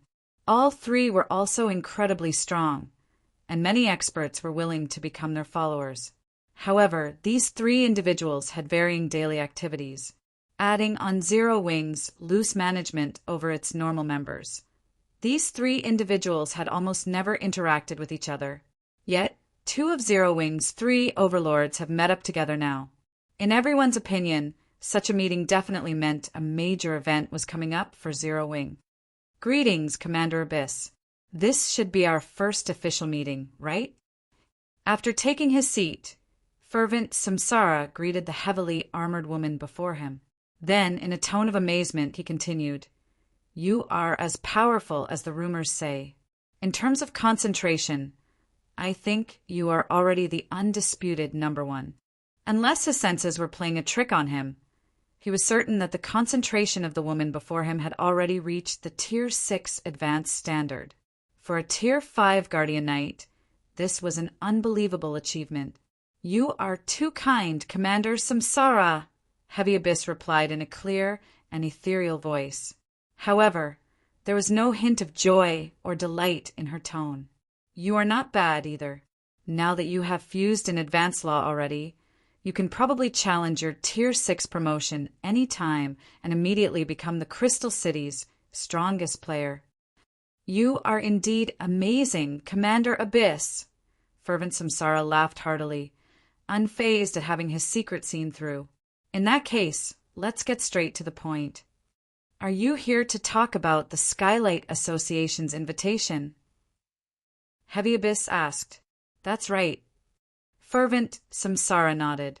I'm sure you've already looked into it, but Skylight has been developing rapidly at the capital, and it is now looking to expand into the Crystal City. To do that, it needs local experts familiar with the city's situation.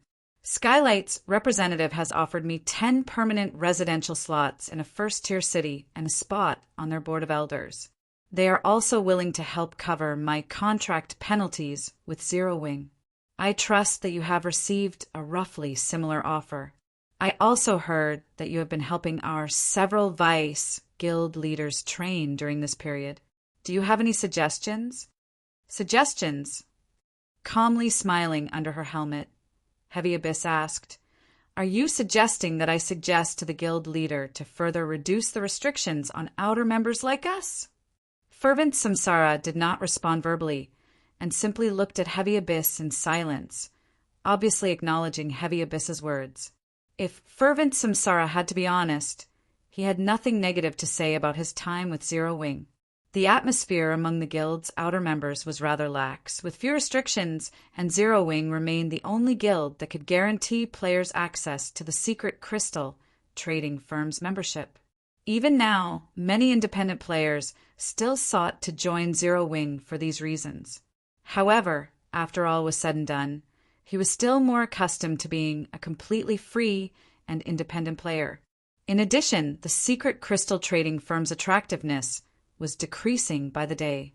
If possible, he would like to negotiate with Zero Wing to further reduce the restrictions imposed on players like himself and Heavy Abyss.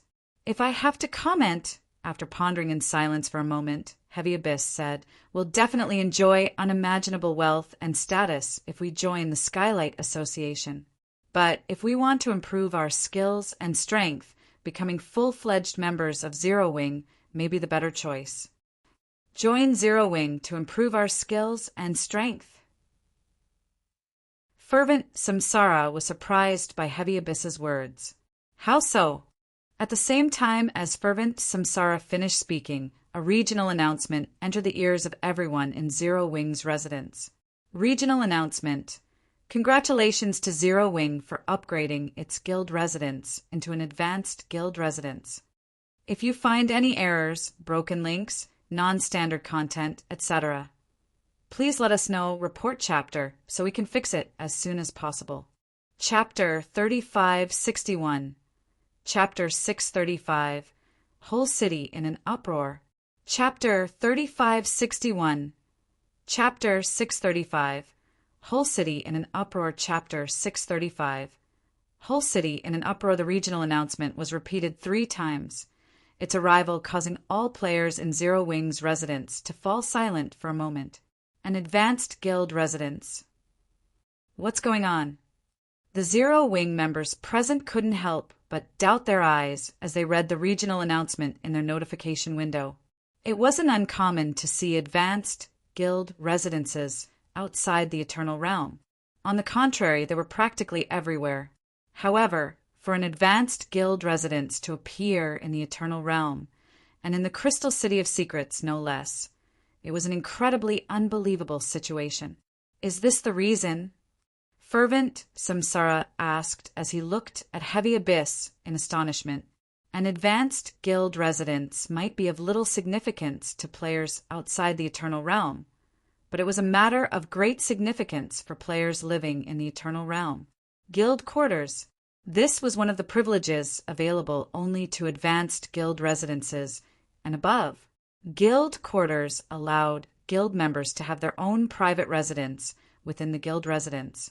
With it, no matter how far players traveled, so long as they remained in the Eternal Realm, they could immediately teleport back to their guild quarters on demand. Such a privilege was invaluable in the Eternal Realm. This, however, Heavy Abyss was similarly stunned by this situation. Her suggestion to Fervent Abyss was based entirely on the astounding growth rate of Zero Wing's Vice Guild leaders. It wouldn't be an exaggeration to say that the several Vice Guild leaders' growth and strength was unprecedented. Not to mention, Zero Wing was willing to go to great lengths to nurture its internal members, which could be seen by how it had arranged for fifth-floor experts other than herself to train its internal members. With how generous Zero Wing was toward its internal members, if she and Fervent Samsara became Zero Wing's internal members, they might just be able to further develop their skills and strength. But Zero Wing, suddenly coming into possession of an advanced guild hall, was definitely beyond her imagination. However, before anyone could react, everyone inside the guild hall was forcibly teleported to the residence's front plaza. At the same time, the guild hall started to rapidly transform before everyone's eyes. Then, after just 10 seconds, a 10-story guild hall took shape before the Zero Wing members in the plaza. Quick! Secure some guild quarters right away. Buying GCPs at a high price. Buying GCPs at a high price. Following the appearance of the new guild hall, the Zero Wing members promptly snapped out of their dazes and charged into the building, wanting to be the first to exchange a guild quarter.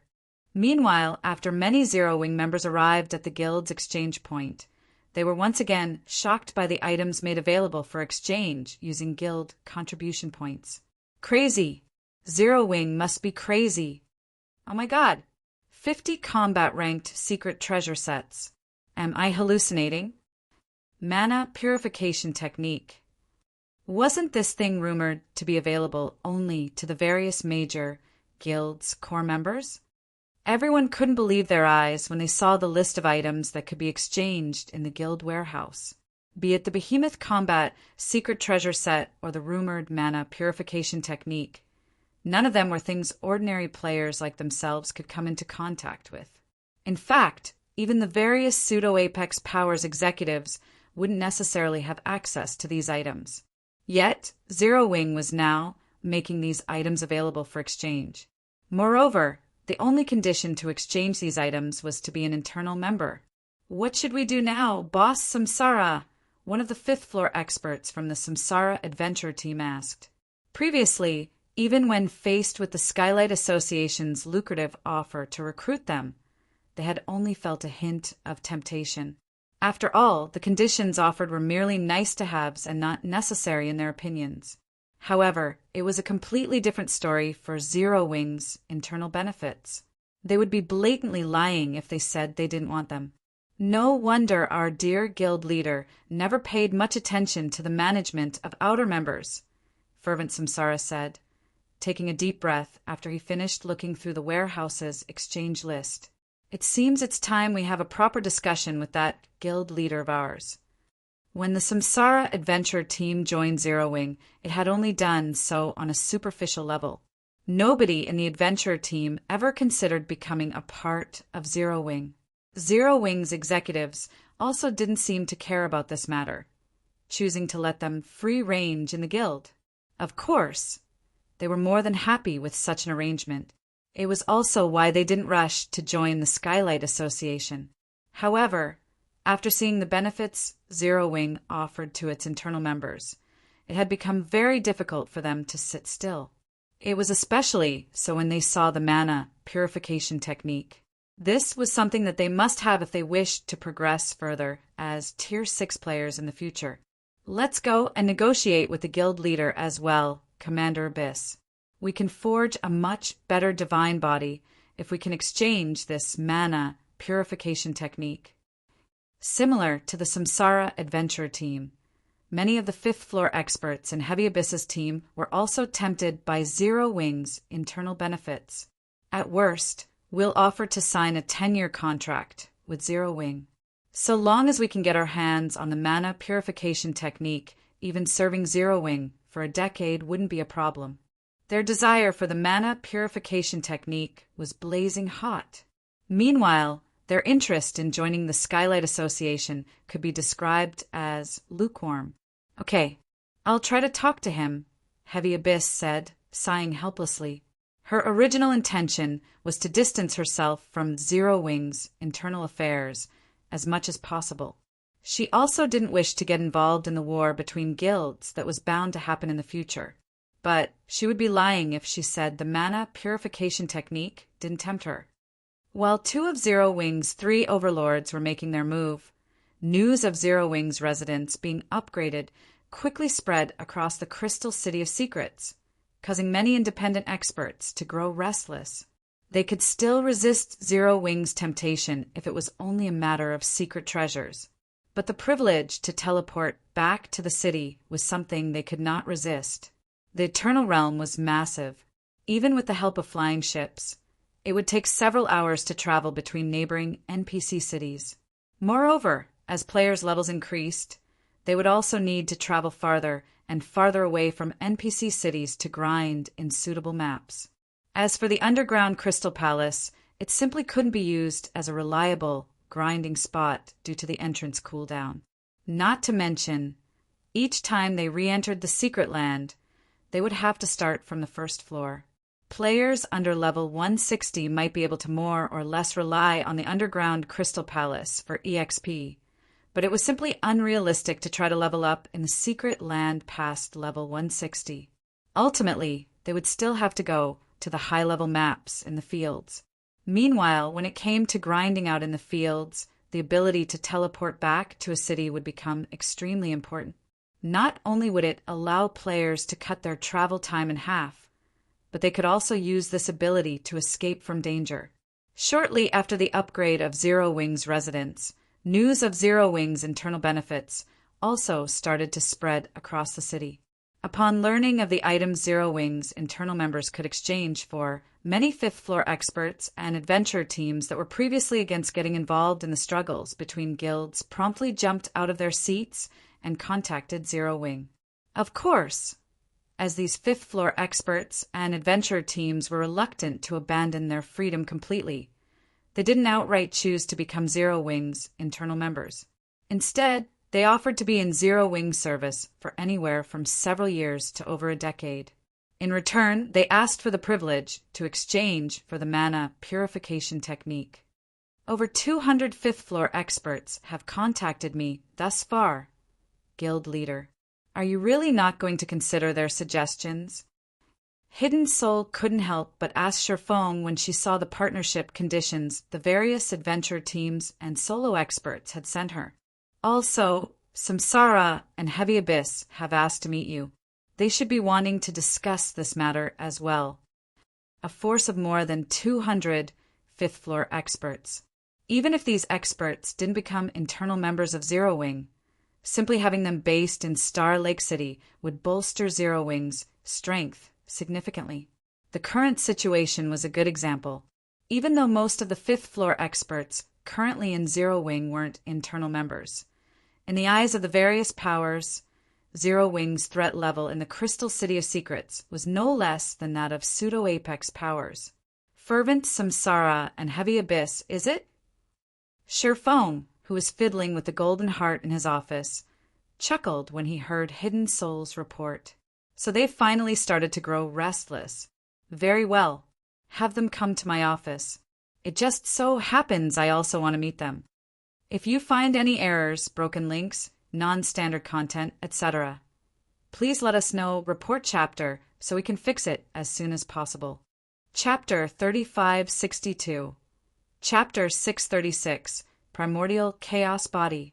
Chapter 3562. Chapter 636. Primordial Chaos Body. Chapter 636. Primordial Chaos Body. Zero Wings Residence. Guild Hall. Top floor. Under Hidden Soul's lead, Fervent Samsara and Heavy Abyss arrived in front of the guild leader's office. At this time, though, both of them wore solemn expressions, the calmness they previously wore in the lobby nowhere to be seen. The guild hall's top floor had always been off-limits to non-internal members of the guild. Adding on the fact all of the guild hall's primary functions could be accessed from the first floor, outer members of Zero Wing had never really cared whether they could access the guild hall's top floor. Not to mention, every guild had its own secrets, so it was understandable for Zero Wing to have some secrets that might not want non-internal members to know on the top floor.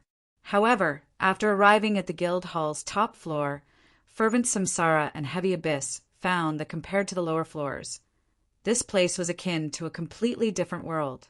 Indeed, the top floor of Zero Wing's guild hall could only be described as a whole other world.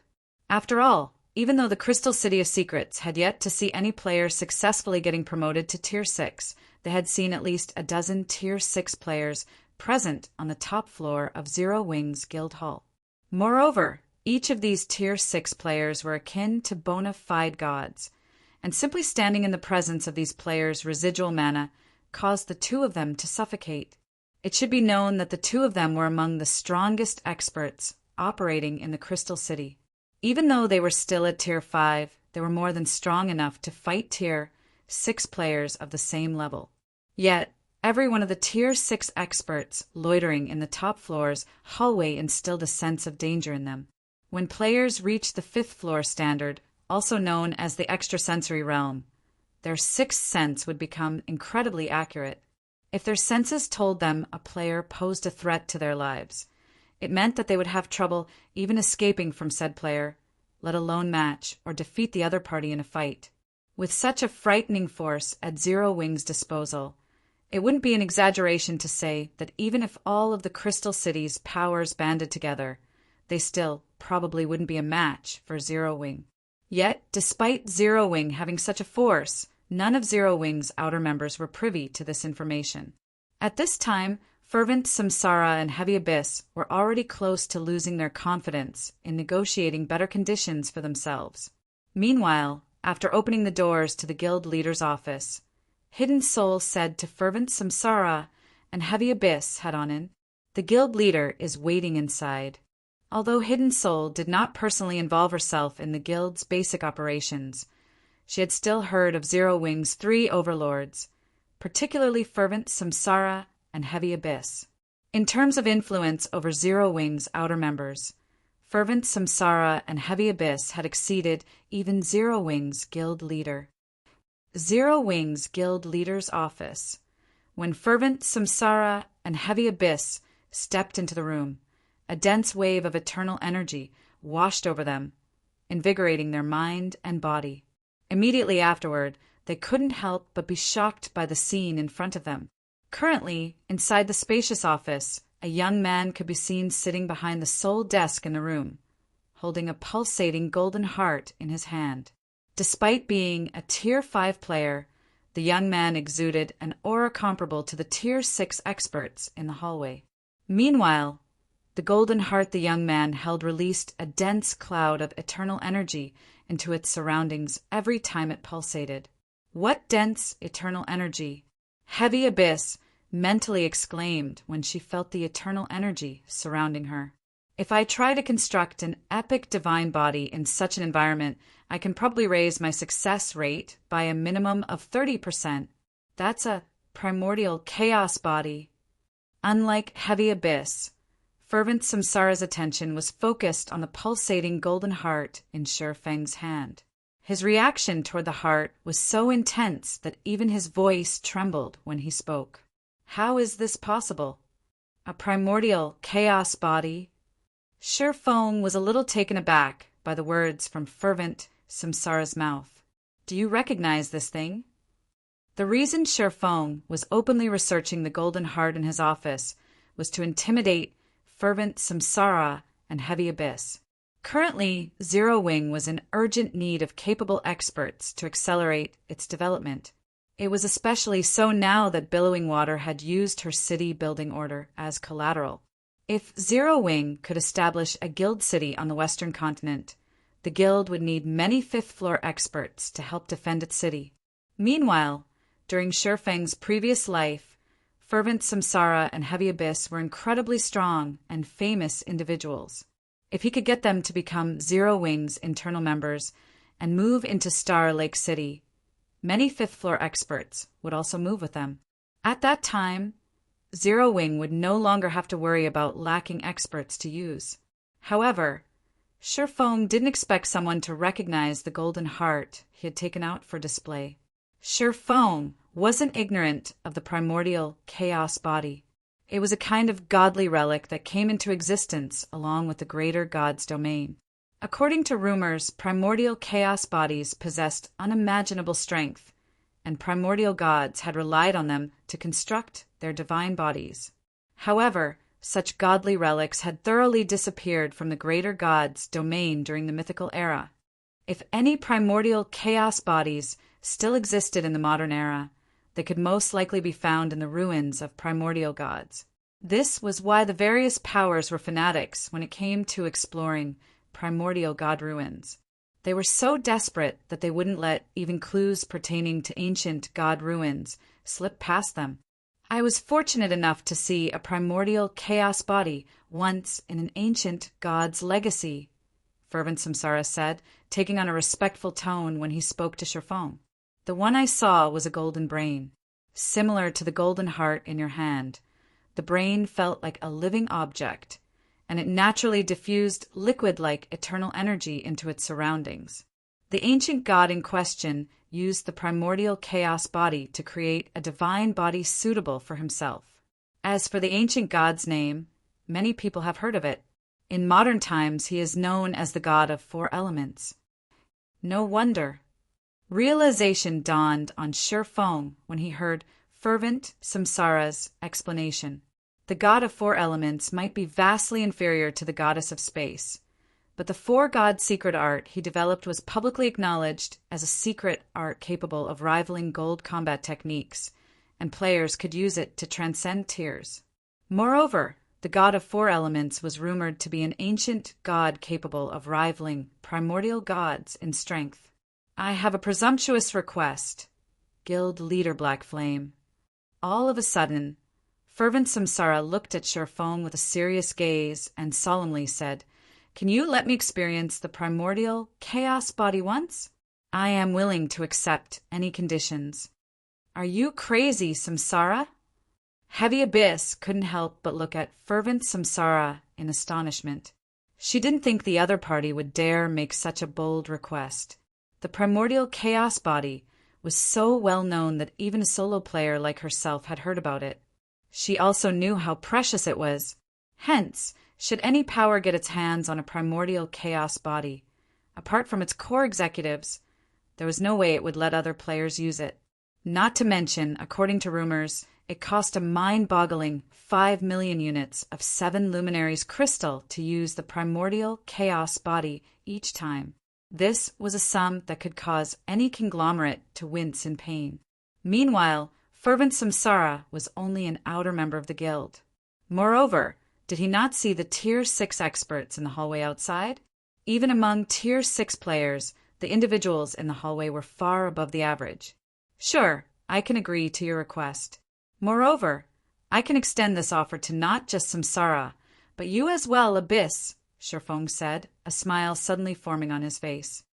If you find any errors, broken links, non-standard content, etc., please let us know, report chapter, so we can fix it as soon as possible. Chapter 3563. Chapter 637. Zero Wings Condition. Chapter 3563. Chapter 637. Zero Wings Condition. Chapter 637.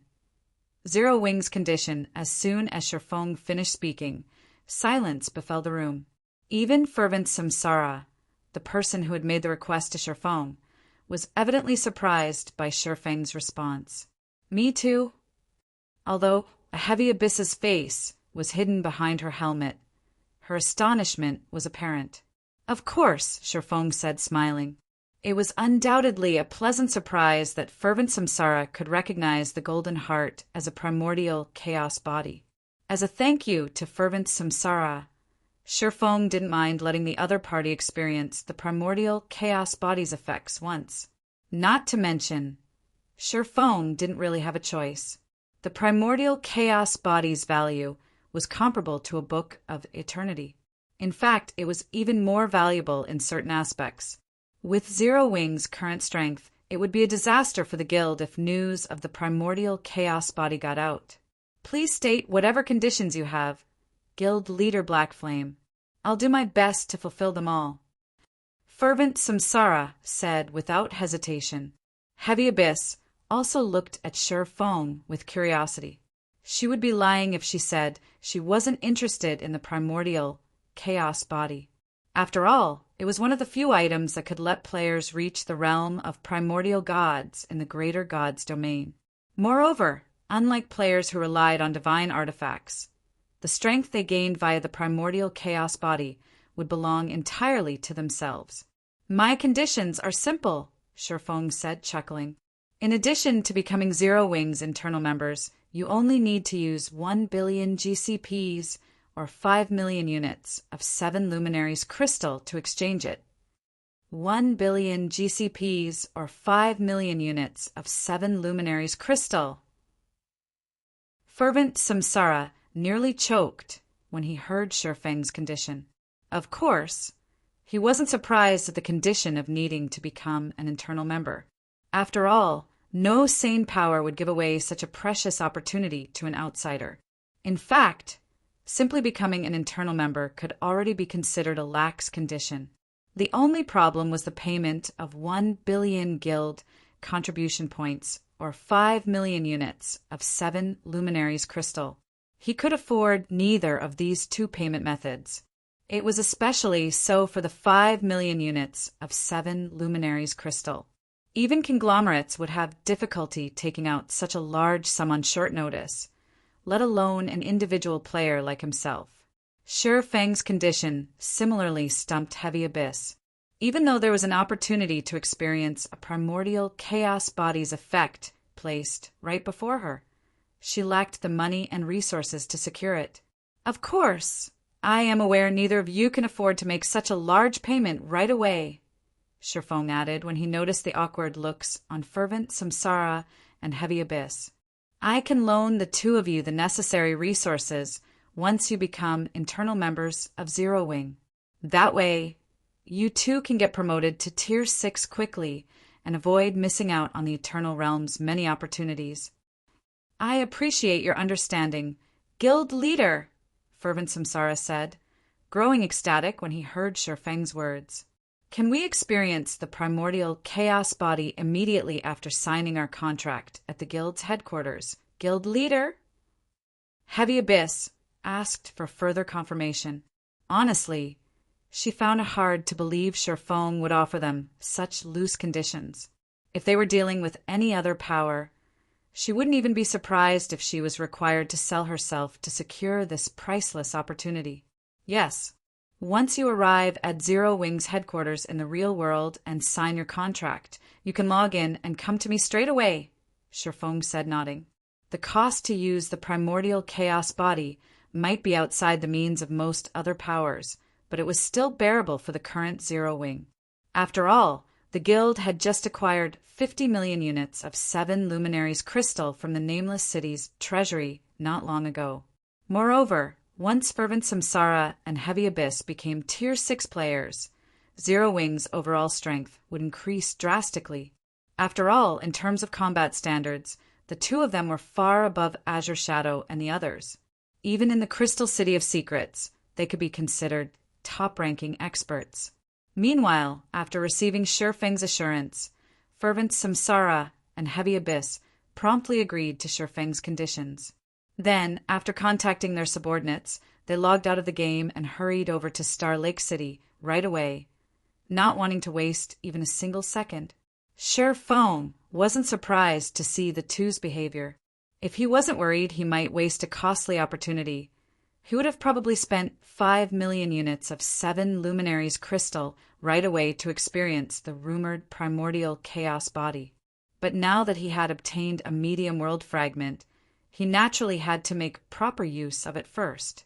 After Fervent Samsara and Heavy Abyss left, Shifeng called out to Hidden Soul, who had been standing guard outside the room, and said, "Have the guild's Grandmaster magicians construct a mana-gathering array and a large-scale Grandmaster magic barrier in the guild hall's underground secret room. The sooner, the better." A medium world fragment was extraordinary. If he tried to use it without sufficient precautions, it would most likely cause a huge commotion outside. Normally, players would only use a medium world fragment inside a great Grandmaster magic barrier to ensure absolute secrecy. However, as he didn't have any great Grandmaster magic barriers on hand, he could only make do with a large Grandmaster magic barrier. "Okay, I'll get it done right away," Hidden Soul said, nodding. Meanwhile, after Shifeng was done making arrangements, he logged out of the game as well to rest. The fight with the Gorgon Queen had greatly affected him mentally. Even though he had rested offline for some time already, he still hadn't made a full recovery. He was still in need of 1 or 2 days of rest. Star Lake City, Zero Wing Training Center. Although Star Lake City had only been promoted to a second-tier mobile city not long ago, its population had already increased by several million. Whether it was powers based in the neighboring towns or nearby third-tier mobile cities, all of them had sent many of their talents to Star Lake City. More specifically, they had sent their talents to join Zero Wing. This, in turn, caused the Zero Wing Training Center to become incredibly popular. Even at night, the line outside the building stretched across several streets. "Have Silk Radish and Jade River come to my office, Angel. Have the guild's recently contracted Grandmaster Forgers and Engineers come as well," Shifeng said while drinking a bottle of life potion. Though, when he saw the tired look on Pace Angel's face, he couldn't help but feel a little apologetic toward the other party. In terms of management capabilities, Gentle Snow and Hidden Soul were undoubtedly more skilled than Pace Angel. However, as they were currently busy with matters in the Eternal Realm, they couldn't afford to take care of the Zero Wing Training Center's matters. And as Fire Dance still wasn't familiar with Zero Wing's internal affairs, Pace Angel ultimately had to manage the entire training center by herself. "Okay, I'll contact them right away," Pace Angel said, nodding. Then she started contacting the forging and engineering departments. Meanwhile, after Shifeng disconnected the call, he took a seat behind his desk and, through his quantum watch, pulled up an ancient design dropped by the Gorgon Queen. The Silver Wing flying ship design. Items such as the Medium World Fragment and Primordial Chaos Body might let Zero Wing produce top-tier experts. But the Silver Wing flying ship design was an item that could enable Zero Wing to compete against the Holy Race for hegemony over the Eternal Realm. If you find any errors, broken links, non-standard content, etc., please let us know, report chapter, so we can fix it as soon as possible. Chapter 3564. Chapter 638. Meeting of Talents. Chapter 3564. Chapter 638. Meeting of Talents. Chapter 638. Meeting of Talents, Zero Wing Training Center. Guild Leader's Office. 24 young men and women were gathered in the office that was half the size of a basketball court. The oldest among these individuals was just nearing 25, while the youngest was just nearing 16. Apart from their youthfulness, these youths had another thing in common. They were all incredibly talented lifestyle players. Placed in any upper-ranking hegemonic power, these youths would be put on a pedestal and receive full support in their development. Many powerful experts would also be willing to pay a high price to acquire customized tools and equipment from these youths. At this time, though, these youths all wore anxious expressions as they stood in the spacious office. It was true that they were top talents of their respective corporations or families. It was also true that should they join an upper-ranking hegemonic power, they would receive priority nurturing. However, their value as individuals remained insignificant when compared to the young man seated before them. Zero Wing's guild leader, Shifeng. He was a legendary figure in the region of the continent they currently resided in. He had played a key role in elevating Star Lake City from a third-tier mobile city into a second-tier mobile city, and made Zero Wing a highly sought-after partner for the various upper-ranking powers. In the future, he might even be able to help Zero Wing move into a first-tier mobile city. "Do you think we can be selected, Big Brother?" A 16-year-old girl anxiously asked the tall and robust young man beside her. "We only managed to come in 4th and 5th in forging success rates this time. I also heard that Jade River is receiving personal guidance from guild leader Shifeng, now that she has been promoted into a Grandmaster Forger. If the guild leader is only looking for 4 forgers, will most likely get disqualified." The current Zero Wing was extraordinarily popular in the area. Many corporations and powerful families had sent their combat talents to Zero Wing. But because Zero Wing could only afford to recruit a limited number of players, competition for these limited slots was incredibly intense. Meanwhile, as Zero Wing was recruiting even fewer lifestyle players, competition among lifestyle players was even more intense. If the chances of a combat player getting selected were 1 in 1,000, the chances of a lifestyle player getting selected were 1 in 10,000. Moreover, even after making it into Zero Wing, one still couldn't relax. After all, more and more talents were bound to join Zero Wing in the future. Once Zero Wing filled up the residential slots it had in Star Lake City, it would have to start sending some of its members to third-tier cities to make room for more talented individuals. At this point, the only way Zero Wing members could guarantee themselves a place in Star Lake City was if they became an internal core member of the guild. Now that Shifeng had suddenly gathered them here, it was their best opportunity to prove their worth. If they could get selected for whatever task Shifeng had for them, it would make becoming a core member much easier for them in the future. Don't worry. While our success rates aren't high, seeing as guild leader Shifeng has gathered so many of us here, I'm sure we will be given a fair test. If we're lucky, it is still possible for us to be chosen. The tall young man going by the name of Horong replied anxiously. In the family they came from, he and his little sister were considered the most talented forgers in their family's history, and they took pride in that fact. However, when they applied to join Zero Wing, they quickly understood that they weren't anything special. When they applied to join Zero Wing, over 1 million other forging geniuses had also done so. Among them, quite a few were already Grandmaster Forgers, despite being under 20 years of age. It was only through sheer luck that they managed to stand out from the competition and get recruited. Had they formed even a little worse during the recruitment test, it wouldn't have been strange for them to get disqualified. At this time, the other lifestyle geniuses in the room similarly felt anxious. It was especially so for Silk Radish and Jade River, whom Shifeng had specifically summoned. Unlike the other lifestyle grandmasters present, they didn't get into Zero Wing by surviving an intense competition. Instead, they had gotten in because of their connection with Aqua Rose. They had also only become lifestyle grandmasters recently because of all the resources Zero Wing had poured into them. So, if Shifeng wanted them to compete against the other lifestyle grandmasters present, they highly doubted they could achieve a pleasant result. "No need to be nervous," Shifeng said, chuckling when he saw the anxious faces before him. I might have called you here for a project, but I don't need you to complete it if you can't. I just want to see how much you can accomplish. The Silverwing flying ship was a highly complicated work requiring multiple classes to complete. It possessed enough firepower to outgun even a Tier 6 player, and the difficulty of its construction easily exceeded even that of legendary equipment.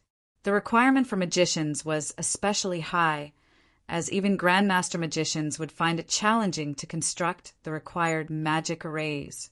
Not to mention, a secret silver flying ship simply wasn't something a few dozen players could complete within a reasonable amount of time. At the very least, several hundred players would be needed for the task. It simply wasn't something Zero Wing could attempt at manufacturing at present. As for why he had summoned Zero Wing's internal lifestyle members, it was to see how much of the Silverwing flying ship's crucial components they could complete. That way, he could prepare the necessary resources for these young geniuses to tackle the parts they couldn't manufacture. Meanwhile, everyone sighed in relief when they heard Shi Feng's explanation. Then they couldn't help but start to wonder what kind of project Shi Feng had for them to only expect them to be able to complete a certain portion. Come over and take a look. Afterward, tell me how much you can complete, Shi Feng said as he pointed at the component designs on his desk. However, these designs were limited to the Silverwing flying ship's core components. The Silverwing flying ship design consisted of several hundred components, of which 30-something were core. These core components were also the most challenging to overcome. Meanwhile, by sharing only the core components, he could conceal the Silverwing flying ship to a large extent, as it would be impossible to tell that these core components were for a flying ship just by looking at them. Following Shi Feng's instructions, everyone gathered around the desk and analyzed the various designs on display. Everyone did their analysis carefully, afraid they might miss minor details that could cause problems with the final product. After 8 hours, the 24 lifestyle grandmasters finished their analysis.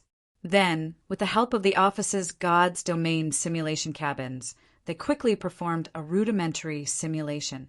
Once everyone finished their respective simulations, Shi Feng said, "Well then, what are your completion rates?" "I can complete 50% of the forging designs. I can complete 60% of the engineering designs. I can complete 65% of the forging designs." Hearing everyone's report, Shi Feng couldn't help but be pleasantly surprised. Nobody reported a completion rate lower than 50%, and everyone's problems were concentrated on the power source's magic arrays. In that case, he would only need to collect materials for the power source and have everyone practice constructing it repeatedly. At this time, a tall young man suddenly stepped forward from the group. Then, while scratching his head, he anxiously said, "I can complete the forging designs at a 20% success rate. 20%! When Shi Feng first heard the percentage the tall young man reported, his first reaction was to ask why the young man could only complete so little of the forging designs. However, before he could voice his doubts, his attention was quickly drawn to two of the young man's words: success rate. Completion rate and success rates were two entirely different concepts. If a lifestyle player reported that they only had a completion rate for a project, it meant that they could only manufacture a certain portion of the project. As for the remaining portion, they wouldn't be able to manufacture it no matter what. On the other hand, if a lifestyle player reported a success rate for a project, it meant that they could manufacture the entire project. Even if the success rate was only 20%, it was still infinitely better than nothing. "What is your name?" Shi Feng couldn't help but ask as he looked at the tall youth. "If you find any errors, broken links, non-standard content, etc., please let us know report chapter so we can fix it as soon as possible." Chapter 3565. Chapter 639. Pseudo-Divine Artifact Forger. Chapter 3565. Chapter 639. Pseudo-Divine Artifact Forger. Chapter 639. Pseudo-Divine Artifact Forger. A 20% success rate? Is that guy bluffing? I doubt even great Grandmaster Forgers can get a 40% success rate. He's only an advanced Grandmaster, and his forging success rate even ranked fourth among us previously. Yet he's now claiming he can achieve a 20% success rate? He's probably trying to catch the guild leader's attention. Following the tall young man's answer, many of the other young geniuses in the room couldn't help but start a hushed discussion among themselves. Although nobody present knew that the designs Sherfong shared were for a secret silver flying ship's core components, as lifestyle grandmasters, they could still identify the complexity of these designs. Meanwhile, their knowledge told them that some of these designs were already beyond the means of lifestyle grandmasters to manufacture. So, when everyone heard the tall youth saying he could manufacture all of the forging designs, their immediate reaction was to doubt his claims. Of course, everyone could also understand why the young man would lie about his capabilities. The current Zero Wing was akin to the midday sun in Star Lake City. It was the power with the most residential slots for Star Lake City. As a result, many geniuses and paragons from the hundreds of nearby third-tier mobile cities and thousands of towns sought to join Zero Wing. Furthermore, the benefits Zero Wing offered to its core members were tempting even to the various corporations and powerful families. So long as one could become a core member of Zero Wing, one could spend guild contribution points to exchange for precious resources, such as Stardew. It was even possible to exchange for the right to enter the Eternal Realm. The Eternal Realm was a realm that countless players sought to enter in the current Greater God's domain. The opportunities available in the Eternal Realm were beyond any other realm. There had even been rumors of ordinary lifestyle players becoming VIPs in conglomerates and pseudo-apex powers after learning a unique recipe or design in the Eternal Realm. Unfortunately, as there still wasn't a way for players to reach the Eternal Realm from the outside, lifestyle players outside the Eternal Realm could only look on in envy. So, now that Zero Wing was offering its members an opportunity to enter the Eternal Realm, how could they not be excited? Of course, they had only learned about these core member benefits after becoming internal members of Zero Wing and signing a God's domain contract and a guild contract. This was also why they had worked so enthusiastically after joining Zero Wing. It was all so they could become core members as soon as possible. Horong, the tall young man answered anxiously. He could naturally hear the hushed discussions behind him, and he couldn't help but grow worried Sherfong might come to the same conclusion as his peers. It was especially so after he had heard all of his peers reporting completion rates of about 50 to 60% only. Honestly, at this point, even he couldn't help but start to doubt his simulation results. However, it was a fact that he had ended up with a 20% success rate after conducting numerous simple simulations by the God's Domain simulation cabin. Hence, this result should be absolutely correct. After all, the God's Domain simulation cabin could perfectly simulate various matters from God's Domain. Even though the simulation cabin was incapable of replicating lifestyle procedures as well as it could combat, which could usually achieve over 90% uniformity, its simple simulations still shouldn't be too far off from the real deal. At the very least, instances where one could successfully manufacture an item via the simulation cabin but couldn't in God's domain shouldn't exist. Horong? Melting Flame? Sherfang's curiosity was piqued when he heard the young man's name. Do your forging success rates fluctuate significantly?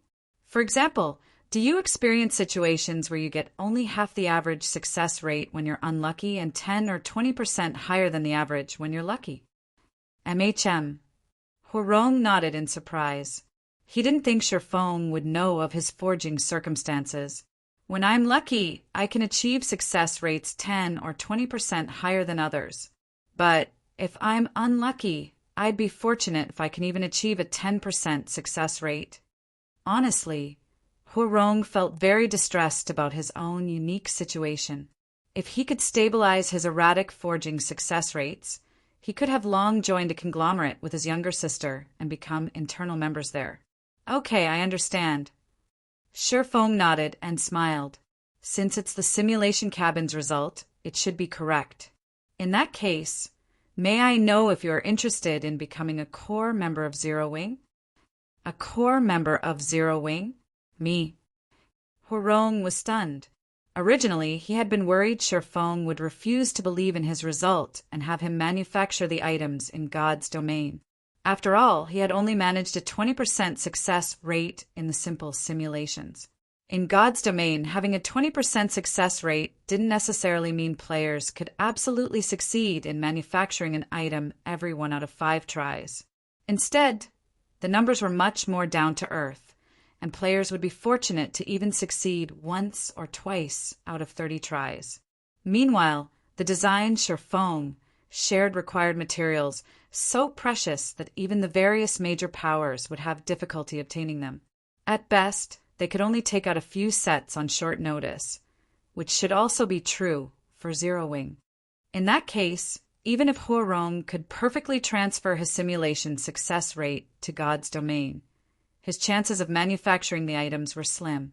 At that time, not only would he make a fool of himself, but he would also be at risk of getting kicked out of Zero Wing. That's right. Shifeng nodded. And it's not just you.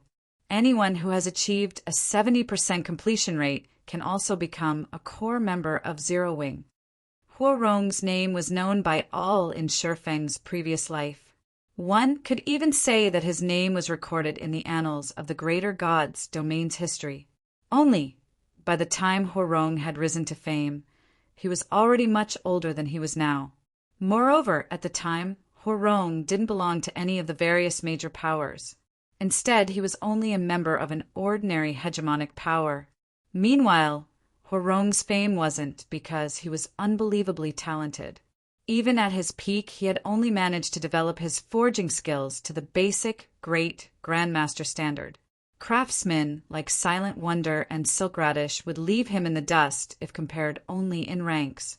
Instead, the reason for Horong's fame was his ability to produce items sought after by even the various apex powers. Or, more specifically, he had manufactured items that were outside the abilities of even craftsman forgers. Pseudo-divine artifacts, or more specifically, replicas of bona fide divine artifacts. Moreover, the precision of these replicas was so high that they could reach the fragmented divine artifact rank. Compared to replicas that could only achieve ranks such as legendary and fragmented legendary, Horong's divine artifact replicas were in a completely different realm. Hence, when the Greater God's domain's various powers learned that a pseudo-divine artifact had come from the hands of a great Grandmaster Forger, they couldn't help but be dumbfounded. After all, even craftsman forgers could only manufacture legendary weapons and equipment at a very low success rate, let alone pseudo-divine artifacts. Yet, Horong had accomplished this miraculous feat not just once, but 3 times, silencing everyone who thought he had only gotten lucky. As for the reason Horong could produce pseudo-divine artifacts, it was because he possessed a divine craftsman talent that nobody else had. Even Horong himself had only discovered this talent after getting promoted into a great Grandmaster Forger. Meanwhile, the talent's effects were simple. It granted Horong a minimum success rate of 10 to 20% when he was manufacturing weapons and equipment above the epic rank, and reduced his success rate by 10% when he was manufacturing weapons and equipment at the epic rank or below. If he was manufacturing items that weren't weapons or equipment, his success rate would increase or decrease depending on the rank of the materials used. The existence of this talent was why Horong had been ignored for a long time. Grandmaster Forgers were very common for the Greater God's domain's various powers. Meanwhile, these Grandmaster Forgers would be tasked with producing epic weapons and equipment most of the time, and very rarely would they have an opportunity to manufacture weapons and equipment above the epic rank. Even if such a project fell into the hands of Grandmaster Forgers, those selected would usually be advanced Grandmaster Forgers with a good track record. For someone like Horong, who couldn't even produce epic weapons and equipment at a decent success rate, there was no way he would be given an opportunity to produce items above the epic rank. My little sister, Hualing, is also as talented as I am in forging, guild leader. Although she didn't achieve a 70% completion rate, she is only one step short of becoming a great Grandmaster Magician. If she can become a great Grandmaster Magician, I believe she can fully complete the forging designs as well, Huarong said as he pointed at a 16-year-old girl standing nearby. Only one step short of becoming a great Grandmaster Magician? Shi Feng's eyes brightened as he turned to look at the girl Huarong was pointing at. Then he eagerly asked, "Is that true?" TL notes, 1 Huarong and Hualing. Just a heads up, Huarong will be Melting Flame in the game. Hualing will be Flaming Bell in the game. If you find any errors, broken links, non-standard content, etc., please let us know, report chapter, so we can fix it as soon as possible. Chapter 3566, Chapter 640, Eternal Magic Armor's Trial Production. Chapter 3566, Chapter 640, Eternal Magic Armor's Trial Production, Chapter 640. Eternal Magic Armor's Trial Production. If you don't believe me, I can have my sister draw a magic array to prove herself right now. Guild leader. Huarong couldn't help but panic a little when he heard Shi Feng's sudden question, and he hurried to offer an explanation.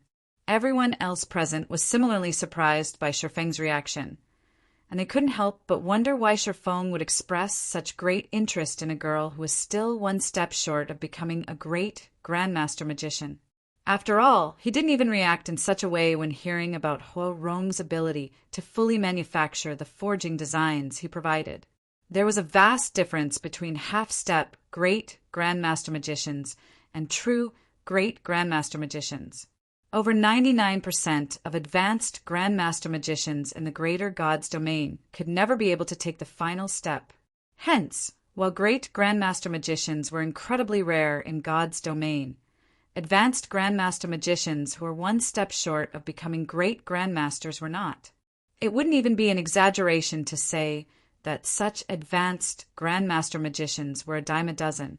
Take the current Zero Wing, for example.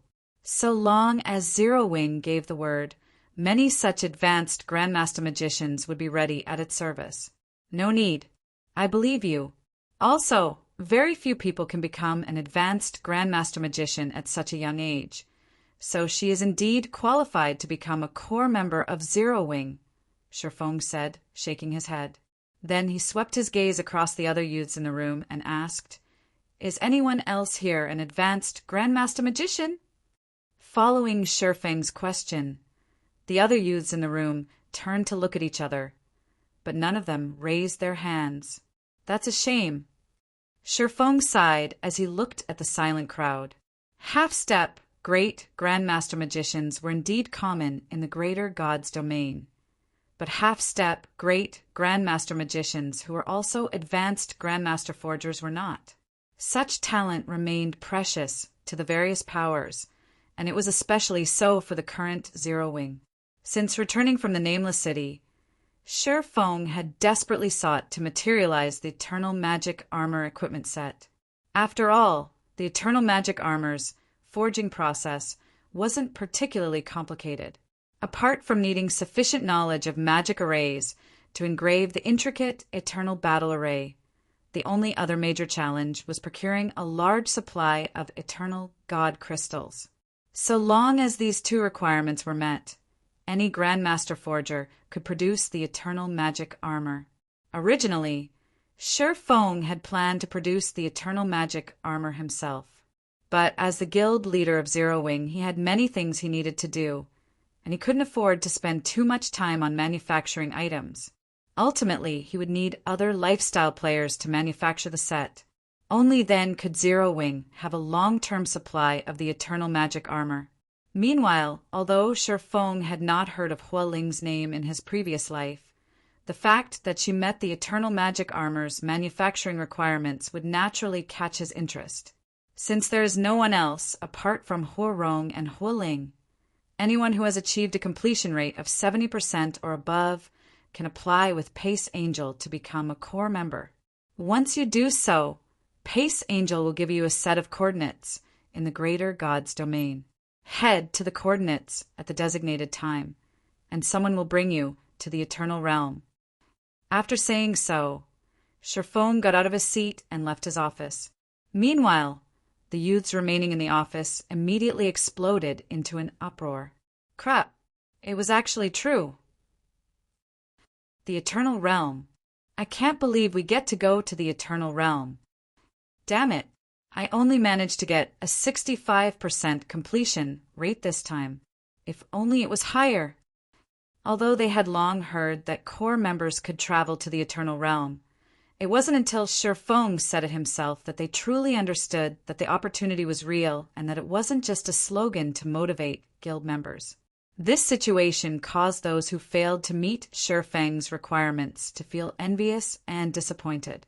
"This is great, Radish. We are going to the eternal realm," Jade River said excitedly to the person beside her. Silk Radish nodded in response, though she still couldn't help but feel like she was dreaming.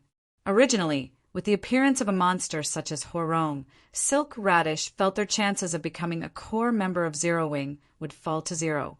However, she didn't expect those who achieved a 70% completion rate would get to become core members as well.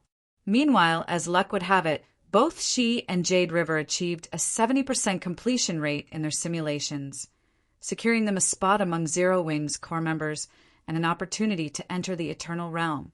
Nowadays, there was nobody who didn't know about the greater God's domain's Eternal Realm. Everyone knew the Eternal Realm was a place of countless opportunities, and the growth players could achieve there was far superior to other realms. The speed at which players could earn money was also many times faster. Take the current market value of Eternal Coins, for example. Just one Eternal Gold coin was enough for a person to live extravagantly in Star Lake City. One could even stay in the God's Domain Association's high-end living quarters for a month. Ever since they moved into Star Lake City, their daily expenditure had increased significantly. It was especially so after Star Lake City became a second-tier city. But if they could develop in the Eternal Realm, not only could they earn enough money to cover their own living expenses, but they might also make enough to bring their families into Star Lake City. About a day later, a group of youths wearing Zero Wing's guild emblem appeared inside Zero Wing's residence in the Crystal City of Secrets. These youths looked astonished and curious as they took in their surroundings, their behavior making it seem as if this was their first time seeing the Eternal Realm. However, the appearance of these youths did not garner any attention from the players inside the residence. Ever since Zero Wing's residence got promoted into an advanced residence, many players have sought to join Zero Wing. In just one day, Zero Wing had gained an additional several tens of thousands of experts. Even the guild's fifth-floor experts had increased by more than 200. By now, Zero Wing had already become a first-class power in the Crystal City of Secrets. Meanwhile, after joining Zero Wing, these experts promptly got busy earning guild contribution points. So, even if someone noticed these youths were new faces, nobody could be bothered to spare them a second glance. The guild has already prepared all the designs and materials you need in your designated special forging rooms and special engineering rooms. The rest is up to you now, Sherfong said, smiling at the youths before him. For every component you successfully produce, the guild will reward you with 5,000 GCPs and 10 eternal gold coins. The gathered youths immediately gasped when they heard Sherfang's words. The youths who were more knowledgeable about the Eternal Realm were especially astonished by Sherfang's generosity. In the current Eternal Realm, a titled expert would be considered wealthy if they had 1 eternal gold in their possession. As for fifth-floor experts, most of them would only have several eternal gold in savings. Yet, Zero Wing was now offering each of them 10 eternal gold for every component they produced. If they managed to produce several components, they could instantly become wealthy players in the Eternal Realm, and their expenses in Star Lake City would no longer be a concern. All right, head off to your respective workshops. As for you, Flaming Bell, come with me, Sherfong said before taking Flaming Bell, also known as Hualing, to one of the guild hall's underground secret rooms. Zero Wing's guild hall had become much bigger after being upgraded into an advanced guild hall. However, the place with the densest mana and eternal energy remained the rooms surrounding the core secret room, which housed the guild's core magic array. To take full advantage of this situation, Shifeng turned 2 of these rooms into a special forging room and a special private room, and the environment found inside these rooms was far superior to the average special ranked room. When Flaming Bell stepped inside the special forging room, she was immediately stunned by the room's environment. Whether it was the room's mana or eternal energy, both were at least twice as dense as what could be found outside. Simply standing inside the special forging room made her feel as if she had ascended to a higher plane of existence. While Flaming Bell was immersed in the feeling of omniscience, Shifeng took out a thick and heavy tome from his bag. Meanwhile, the tome was none other than the eternal magic armor equipment set design he had acquired from the Holy Race. "Take a look at this and see what kind of success rates you can achieve," Shifeng said in a serious tone as he pointed at the tome on the forging table. "If you find any errors, broken links, non-standard content, etc., please let us know report chapter so we can fix it as soon as possible." Chapter 3567. Chapter 641 Skylight Association. Chapter 3567. Chapter 641 Skylight Association. Chapter 641 Skylight Association. This is a fragmented legendary battle array equipment set. Flaming Bell was greatly shocked when she started studying the eternal magic armor's design. Although young, her knowledge of God's domain was comparable to that of executives of upper-ranking hegemonic powers. Originally, she thought that with Zero Wing being a new guild, its foundation should be inferior to the various upper-ranking hegemonic powers, and the guild would be amazing if it even owned an epic equipment set design. After all, mainstream players in the current Greater Gods domain were only geared in a full suit of epic weapons and equipment, and only the elite members of the various powers would get to use epic equipment sets. As for fragmented legendary items, these were items reserved for only a small number of elites. There might be many titled experts in the Eternal Realm, but there still weren't many players with fragmented legendary items. Most titled experts could only dream of owning a fragmented legendary equipment set, let alone fragmented legendary equipment sets that came with battle arrays. Honestly, in the current Greater Gods domain, if any upper-ranking hegemonic power could get its hands on 20 fragmented legendary equipment sets that could be used to form a small bronze battle array, they would immediately regard these equipment sets as one of their most prized possessions. What do you think? How likely are you to succeed in producing it? Shifeng asked when he saw that Flaming Bell had finished studying the design.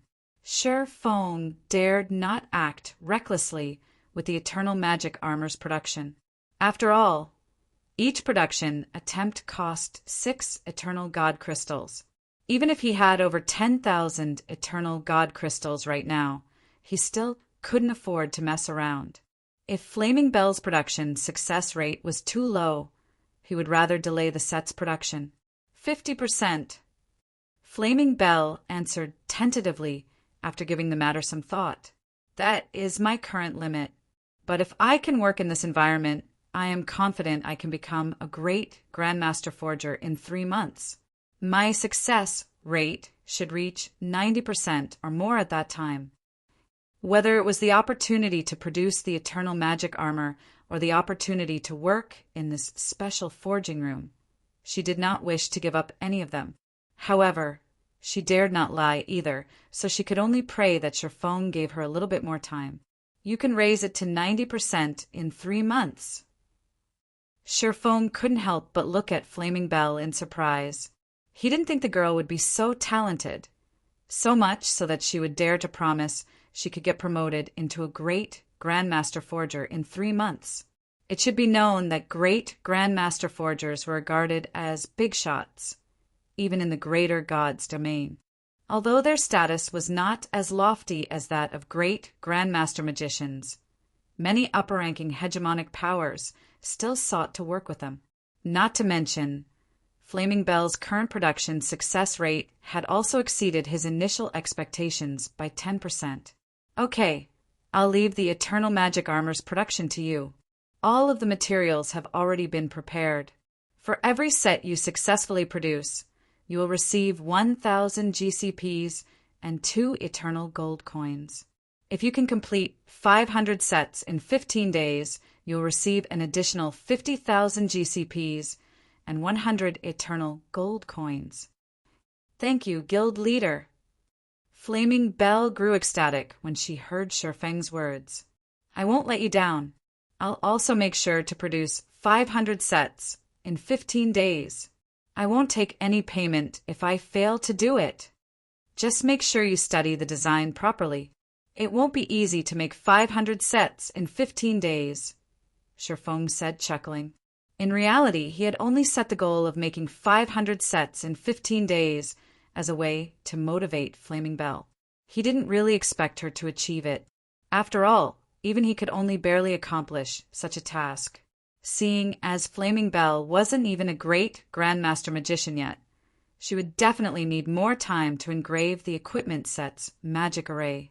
Of course, if Flaming Bell could achieve the goal, it would greatly help Zero Wing. After all, 500 Eternal Magic Armor equipment sets were already enough to fully activate the Eternal Battle Array, letting 500 Tier 5 players to rival Tier 6 players. At that time, Zero Wing should no longer have any problems defending its city on the western continent. Shortly after Shifeng concluded his conversation with Flaming Bell, he suddenly received a call. Big Sis Qilin brought a group of people to the residence. Guild Leader. She says those people are from a guild called Skylight Association and that they wish to discuss something important with you, Gentle Snow said. Do you want to meet them? Ink Qilin brought someone here. Nodding, Shifeng said, All right, take them to the lounge. Ink Qilin was a vice commander of Scarecrow Fox. Meanwhile, Scarecrow Fox had been working closely with Zero Wing in the underground Crystal Palace during this period. Out of respect for their partnership, it would only be reasonable for him to meet with Ink Qilin's guests. Moreover, Shifeng was relatively knowledgeable about the Skylight Association. It was a very famous yet mysterious power in the Eternal Realm during his previous life. Its rise in the Eternal Realm was very sudden, and on the surface, it could even rival the 9 great pseudo-apex powers in strength. Its Templar Legion was especially famous. The Templar Legion consisted of 1,000 members. At its peak, every member was a Tier 6 titled expert or above. Every one of them also wielded a special power that allowed them to exhibit strength rivaling Tier 6 gods temporarily.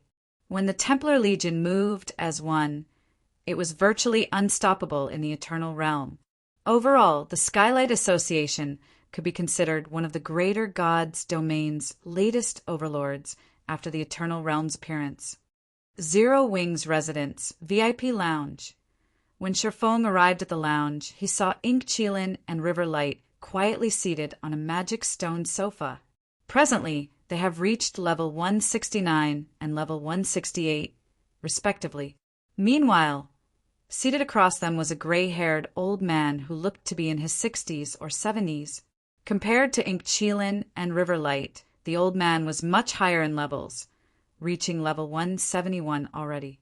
It was apparent that Ink Qilin and River Light felt great pressure when facing the old man, as both had beads of sweat covering their foreheads. There were also about a dozen middle-aged men and women standing behind the old man. Not only were they all at level 170, but they were also experts who had climbed to the realm of saints. Placed in any upper-ranking hegemonic power, these individuals would definitely be given the position of elder. Yet, they now behaved like soldiers awaiting instructions as they stood behind the old man. Meanwhile, following Shifeng's appearance, these soldier-like middle-aged players simultaneously turned to look at him, their gazes sharp as knives. No wonder Miss Qilin has pushed Zero Wing so strongly to paradise. When the old man heard Shifeng entering the room, he opened his eyes and took a moment to scrutinize Shifeng. Then he sighed and said, "Young people nowadays are truly amazing. You're only in your 30s, yet not only have you mastered gold combat techniques already, but your current strength even rivals true Tier 6 players. You're even more terrifying than Paradise when he was young." "You jest, Elder Sword. I am still far behind the Divine Spear," Shifeng said, immediately recognizing the gray-haired old man as 19th Sword, one of the Greater Gods Domain's current 10 great swordsmen. In addition, the old man was also one of the few solo experts who had managed to be awarded a position among the 10 great swordsmen. As for the Paradise mentioned by the old man, he was the holder of the title Divine Spear, and he currently ranked among the top 10 of the Divine Glory list. "May I know what you have come to discuss on behalf of the Skylight Association, Elder Sword?" "Something good," 19th Sword said, chuckling. "Zero Wing's growth in the Eternal Realm is obvious to all, so the Skylight Association has sent me to invite Zero Wing to become a part of the Skylight Association. If you find any errors, broken links, non-standard content, etc., please let us know, report chapter, so we can fix it as soon as possible." Chapter 3568. Chapter 642, Mythical Race. Chapter 3568. Chapter 642. Mythical Race. Chapter 642. Mythical Race. Become a part of the Skylight Association? Shifeng wasn't particularly surprised to hear 19th Sword's words. Instead, he asked out of curiosity, "May I know what price the Skylight Association is willing to offer?" Many up-and-coming powers in the Greater Gods Domain would receive invitations from the various major powers. Or more specifically, the various major powers saw potential in these up-and-coming powers and wished to make them into their subordinate powers. This was also one of the more common methods the Skylight Association had used to expand its influence in the Eternal Realm during his previous life. Meanwhile, Zero Wing's growth in the Crystal City of Secrets was clear for all to see. The guild's current influence in the city was completely different from before, so it was only natural for some powers to be interested in making Zero Wing their subordinate. Only, what caught Shifeng by surprise was 19th Sword's appearance. 19th Sword was known for being a lone wolf in the Greater Gods Domain, going so far as to turn down invitations from apex powers. Yet now, not only did 19th Sword enter the Eternal Realm, but he had even joined the Skylight Association. This was something that did not happen during Shifeng's previous life. "Capital injection will naturally be essential," 19th Sword calmly said. "For starters, Skylight will invest 200 billion star coins and 1,000 drops of Stardew in Zero Wing. Then it will progressively invest an additional 1 trillion star coins and 2,000 drops of Stardew to help Zero Wing expand rapidly in the Crystal City of Secrets. Of course, these are only the basic investments. The real benefit for experts, such as yourself, will be an opportunity to convert into a mythical race. The Skylight Association can offer Zero Wing 100 of such conversion slots. In return, the Skylight Association seeks only 51% of Zero Wing's shares. I doubt you will need me to tell you how valuable the mythical races are, right?" When 19th Sword finished speaking, the eyes of Ink Chilin and Riverlight immediately brightened. It was especially so when they heard the words mythical races. The existence of mythical races was akin to legends. The various races in the current Greater Gods Domain had only appeared after the mythical era, or, more specifically, they were the descendants of the mythical era's races, and humans were no exception. Meanwhile, compared to the mythical era's races, even the elven and demi-dragon races, which were considered the most gifted among modern races, would be considered below average. For example, according to the Grand Library's records, the mythical era's elves were easily 10 times better at manipulating the various magic elements than modern elves due to the purity of their bloodline. They didn't even need to focus their minds to perceive the magic elements around them. Instead, they could see the various magic elements with their naked eyes. Another example would be the subdivisions of the human race, such as the Brave Ones and the Divine Eye race. Brave Ones possessed bodies that were nearly as tough as that of dragons, making them natural-born warriors. Meanwhile, members of the Divine Eye race possessed dynamic vision several times superior to normal humans, making them natural-born hunters. If they could convert to any of these mythical races, they could definitely achieve a qualitative improvement. They might also match or possibly even surpass Golden Masters in combat standards. Are you perhaps talking about Holy Ring City's mythical races, Elder Sword? Shifeng asked. The Greater Gods domain's mythical races had long gone extinct, so it shouldn't be possible for anyone to convert to a mythical race. Even if it could be done, these methods should involve legacies left behind by ancient gods or primordial gods. Meanwhile, out of all possible avenues Shifeng could think of, the only way the Skylight Association could obtain 100 mythical race conversion slots currently would be through Holy Ring City, a neutral city situated in the Eternal Realm. It would also be one of the cities where all powers in the Greater Gods domain sought to occupy. However, only a small number of powers could truly ever move into Holy Ring City. This was because human players weren't the only ones who could enter Holy Ring City. Holy Race players could similarly do so, but as Holy Ring City could only accommodate a limited number of players, only the guilds that managed to secure one of the city's 16 guild residence slots could let a fixed number of their members enter the city freely. As for everyone else, they would need to obtain an entry slot via the World Arkansas. The World Ark was a super large level 170 to level 200 world mode regional dungeon. It was situated incredibly far from any NPC city, and all players and powers could go there to compete for the opportunity to enter Holy Ring City. It wasn't something the Skylight Association could monopolize. It seems you are very well informed, Guild Leader Black Flame, 19th Sword said, a hint of surprise flashing in his eyes. Then he confidently continued, Indeed, I am referring to Holy Ring City's mythical races. Many pseudo-apex powers have already set their sights on Holy Ring City. Many Holy Race powers will also be participating in the competition. So, ordinary powers shouldn't even consider participating in the competition, let alone exchange for the right to convert to a mythical race. If Zero Wing wants any conversion slots, joining the Skylight Association will be essential. Otherwise, with Zero Wing's current strength, even stepping into the World Ark will not be possible. If that's all the Skylight Association has to offer, I'm afraid I will have to disappoint you, Elder Sword, Shifeng said, chuckling as he looked at 19th Sword's confident look. Skylight's offer is a little too low for Zero Wing to accept.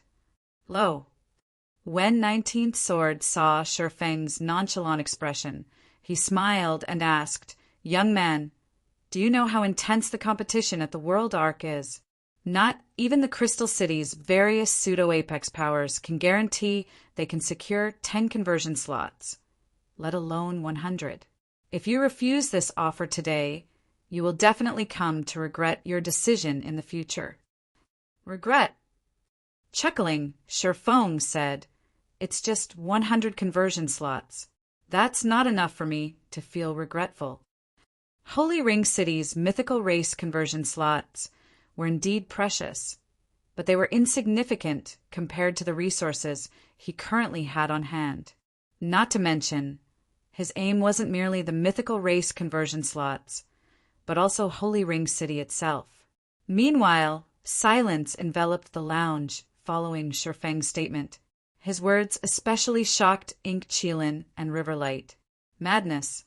Absolute madness. By now, they had already more or less heard about the situation at the World Arkansas. It wouldn't be an exaggeration to say that it was a place only pseudo-apex powers and above could set foot into. While Zero Wing might be a dominant force in the Crystal City of Secrets, it remained insignificant compared to the powers vying for Holy Ring City. Now that Shifeng had turned down 19th Sword's invitation, Zero Wing might not even be able to enter the World Ark, let alone Holy Ring City. After all, 19th Sword was responsible for overseeing the Skylight Association's affairs at the World Arkansas. So long as 19th Sword gave the word, any Zero Wing member would be killed on sight if they set foot into the regional dungeon. Most importantly, to prevent the various Holy Race powers from monopolizing the World Ark's resurrection camps, the various human powers had agreed to join forces and wrestle control over these camps when they activated in 4 days. If Zero Wing couldn't get a share of these resurrection camps, its members would face significantly greater difficulty exploring the World Arkansas. Good. Youngsters nowadays are much bolder than my time. Standing up, 19th Sword took one last look at Sherfong and said, I hope Zero Wing can still be so tough 4 days later. After saying so, 19th Sword left with his entourage, showing no intention of staying any longer.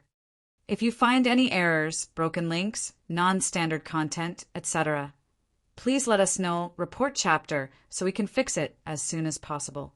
Chapter 3569, Chapter 643, Activating the Medium World Fragment. Chapter 3569, Chapter 643, Activating the Medium World Fragment. Chapter 643, Activating the Medium World Fragment. You really shouldn't have reacted so impulsively, Guild Leader Black Flame, Ingchilin said worriedly to Sherfong after seeing 19th Sword leave. The Skylight Association is very powerful in the Eternal Realm. Even the various pseudo-apex powers are wary of it. Not to mention, Elder Sword is known for his arrogance. Now that Zero Wing has rejected his buyout offer, he is bound to target Zero Wing at the World Arkansas.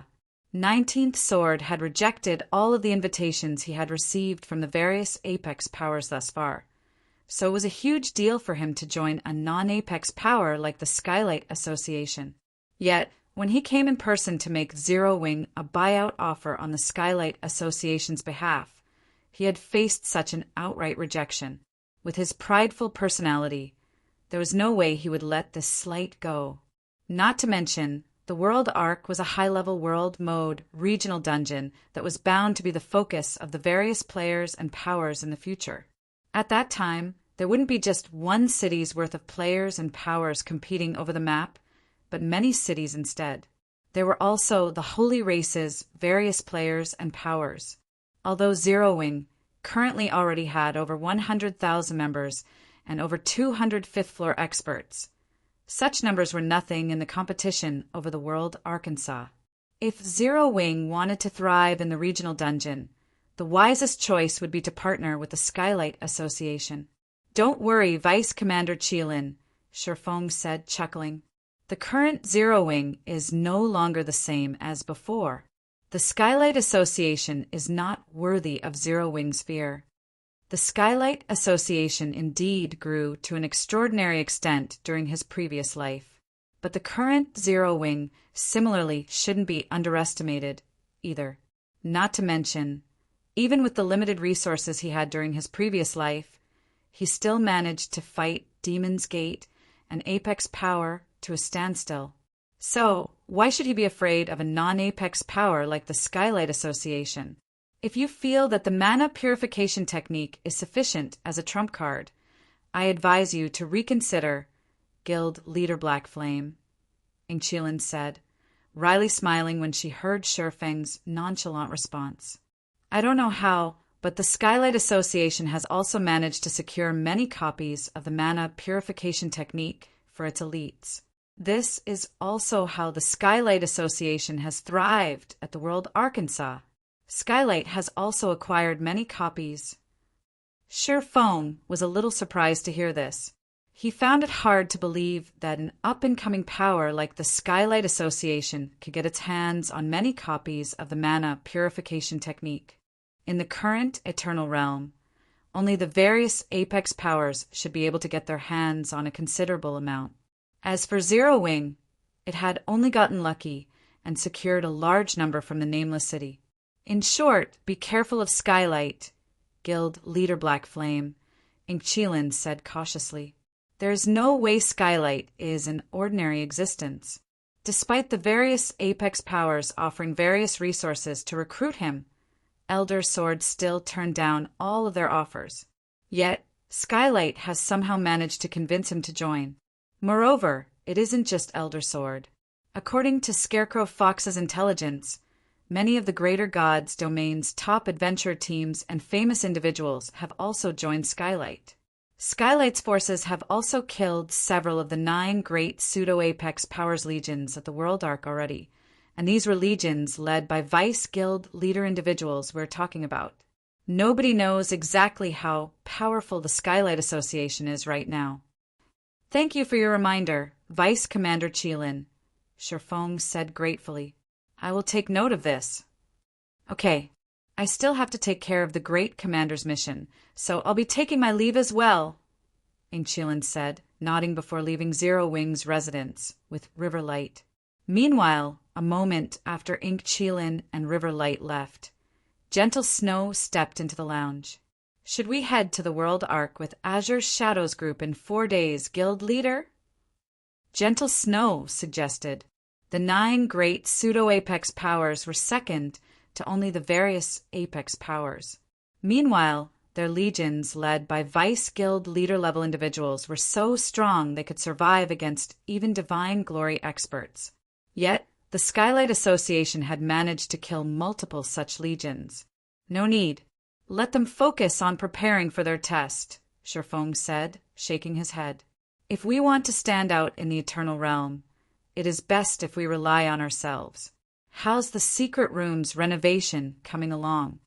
The barrier has been set up as you requested. Not even Tier 6 experts should think of breaking it in a short time. Gentle Snow answered with a look of curiosity. She couldn't understand why Shifeng would ask to erect such a powerful barrier for a single room. The barrier was already strong enough to protect the average city. It's done already. Shifeng smiled when he heard Gentle Snow's answer. In that case, have Soul's group gather there in an hour. The same goes for you. Why are we gathering there? I don't think it will be necessary if we're gathering for a sparring session. Gentle Snow asked in confusion. After learning the advanced bronze purification technique, everyone is busy trying to master world laws. Many of them are also very close to mastering a law already. Shifeng couldn't help but chuckle when he heard Gentle Snow's concerns. Then he said, naturally it is to help you all master more laws. Of course, I won't object if you all decide you don't want this opportunity. I can always enjoy it by myself. Master more laws? Gentle Snow was momentarily stunned. Really? World laws played a vital role in determining a divine body's completion rate and strength. The more world laws a player mastered, the higher their divine body's completion rate and strength would be. In reality, many of Zero Wing's executive members could already get promoted to Tier 6. But they all had great ambitions, so they wished to make more progress in world laws before creating their divine body and getting promoted to Tier 6. But mastering world laws was not an easy task. Apart from gaining assistance from various legacies, they could only rely on themselves to comprehend and experiment. Of course. When have I ever lied to you? Shifeng said, chuckling. Hurry up and notify the others. Okay, I'll go and inform them right away. Gentle Snow said hurriedly. Also, you're not allowed to monopolize this opportunity, Guild Leader. While Gentle Snow left to contact Hidden Soul and Zero Wing's other executives, Shifeng made his way to the secret room protected by a large Grandmaster magic barrier. The secret room was the size of a football field, and it was more than enough to accommodate the activities of over 100 players. It's all up to you now. After arriving in the secret room, Shifeng took out the medium world fragment from his bag. Then he injected a god crystal into the fist-sized void fragment. If you find any errors, broken links, non-standard content, etc., please let us know. Report chapter so we can fix it as soon as possible. Chapter 3570. Chapter 644. World Law Paradise. Chapter 3570. Chapter 644. World Law Paradise, Chapter 644. World Law Paradise, when the god crystal merged with the medium world fragment. Wisps of silver-gray mist emanated from the fist-sized void fragment and spread across the room like ripples across a pond. In only a few moments, dense mist filled the entire room, darkening the room. Meanwhile, standing amidst the darkness, Sherfong couldn't help but be astonished by the unprecedented experience he was currently experiencing. More specifically, he could currently see everything in his surroundings with incredible clarity, particularly the magic elements around him. In God's domain, players' perception of the various magic elements would increase and decrease with the mana density. Yet, even though the room's mana density remained the same as before, his perception of magic elements had undergone a qualitative transformation. Are these the effects of a medium world fragment? Sherfong was greatly shocked as he looked at the countless magic elements moving around him. The level of his mana affinity already ranked at the top of the greater god's domain. But even then, it only allowed him to vaguely see the movements of the magic elements around him. In comparison, after activating the medium world fragment, not only could he see the surrounding magic elements with great clarity, but even their movements had seemingly slowed down by a lot. The magic elements in God's domain moved at great speeds. Even with level 6 mana affinity, he could normally only catch glimpses of a magic element's movement. Observing a magic element move was no different than observing a shooting star for him. So, one could just imagine how challenging it would be to analyze a world law that was weaved by countless magic elements. This was also why, despite there being countless experts in the greater god's domain, saint-ranked experts remained exceedingly rare. But at this time, Sherfong found the movements of the magic elements around him had slowed down by more than half. This made it many times easier to observe and analyze the world laws they weaved. While Sherfong marveled at the medium world fragment's amazing effects, over a dozen Zero Wing members entered the secret room. Apart from Gentle Snow, there was Hidden Soul, Su Qianlu, Wordless Ember, Sleeping Quicksand, Rampant Blade, Wu Xiao Xiao, Midsummer, Fire Dance, Jun Luosha, Fire Cloud, Happy Snow, Lin Yaoyue, Zhuiyalan, Crimson Heart, and Cleansed Rue. Lin Yaoyue, Zhuiyalan, Crimson Heart, and Cleansed Rue were originally members of Mysterious Moon and 100 Flower Palace. But ever since Zero Wing became the miniature ancient world's overlord and brought many of the Azura Mercenary Alliance's executives into the Eternal Realm, many of the Mercenary Alliance's guilds had chosen to merge into Zero Wing. Among them were Mysterious Moon and 100 Flower Palace. Sherfong naturally welcomed the addition of the two first-rate guilds. It was especially so for the individuals Lin Yaoyue, Zhuiyalan, Crimson Heart, and Cleansed Rue. All four of them possessed exceptional talent, and it was especially so for Crimson Heart and Cleansed Rue. During Sherfeng's previous life, Cleansed Rue's fame was on par with Gentle Snow, being one of their god's domain's 4 goddesses. After entering the greater god's domain, she even became a saint-ranked expert who had mastered 3 basic laws. She was only short of merging the 3 basic laws into an advanced law. Unfortunately, due to 100 Flower Palaces lacking foundations, Cleansed Rue ended up having her potential restricted. Had 100 Flower Palace been as strong as an upper-ranking hegemonic power and provided Cleansed Rue with a full set of legendary equipment, she could have rivaled Tier 6 gods in strength. As for Crimson Heart, 100 Flower Palace's first vice guild leader, her achievements were even more extraordinary than Cleansed Rue. Firstly, she managed to develop an exclusive absolute technique that rivaled gold combat techniques. Secondly, with a full set of legendary items, she managed to force a Tier 6 god into retreating after fighting for an entire day, which in turn allowed 100 Flower Palace to occupy an ancient ruin in the Void Sea. Originally, Sherfong thought 100 Flower Palace would remain only as Zero Wing's ally like in his previous life. He never thought that Crimson Heart would somehow manage to persuade Shadowflower, Hundred Flower Palace's mysterious guild leader, to incorporate Hundred Flower Palace into Zero Wing. Mysterious Moon's decision to merge into Zero Wing did not surprise Sherfong at all. After all, Mysterious Moon was just your average, first-rate guild. On the other hand, while Hundred Flower Palace might be a first-rate guild on the surface, whether in quantity or quality, its experts could already rival super first-rate guilds. So long as Hundred Flower Palace waited for their God's Domain's world passage to fully open and enter the greater God's Domain, it would be akin to an aquarium shark returning to the ocean.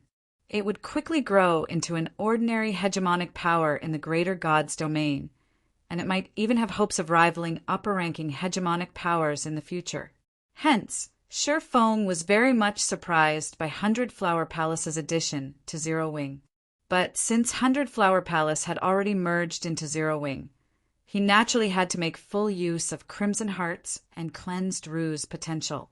What is this place? I can actually perceive the movements of magic elements here, Cleansed Rue exclaimed as soon as she stepped into the secret room.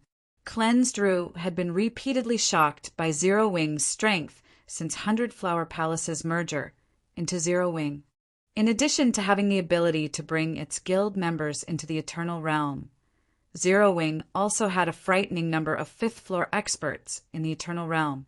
Compared to Zero Wing, the so-called 5 great super guilds of their God's Domain were nothing but jokes. Moreover, after joining Zero Wing, they also got to spar with the guild's fifth-floor experts daily, achieving rapid growth. Take Crimson Heart, for example. Right now, Crimson Heart was already a pseudo-fifth-floor expert, and it shouldn't be long before she became a bona fide fifth-floor expert. As for Cleansed Rue, she was a titled expert already, and she also shouldn't have any trouble achieving the fifth-floor standard in the future. Originally, Cleansed Rue thought she had already seen everything Zero Wing had to offer, and that nothing else could shock her. But after entering this secret room, she realized that Zero Wing still had more shocking secrets she had yet to discover. Currently, getting promoted to Tier 6 was no longer a problem for her. The only problem was whether she could construct a divine body at the gold rank or above, which required her to master at least one basic world law.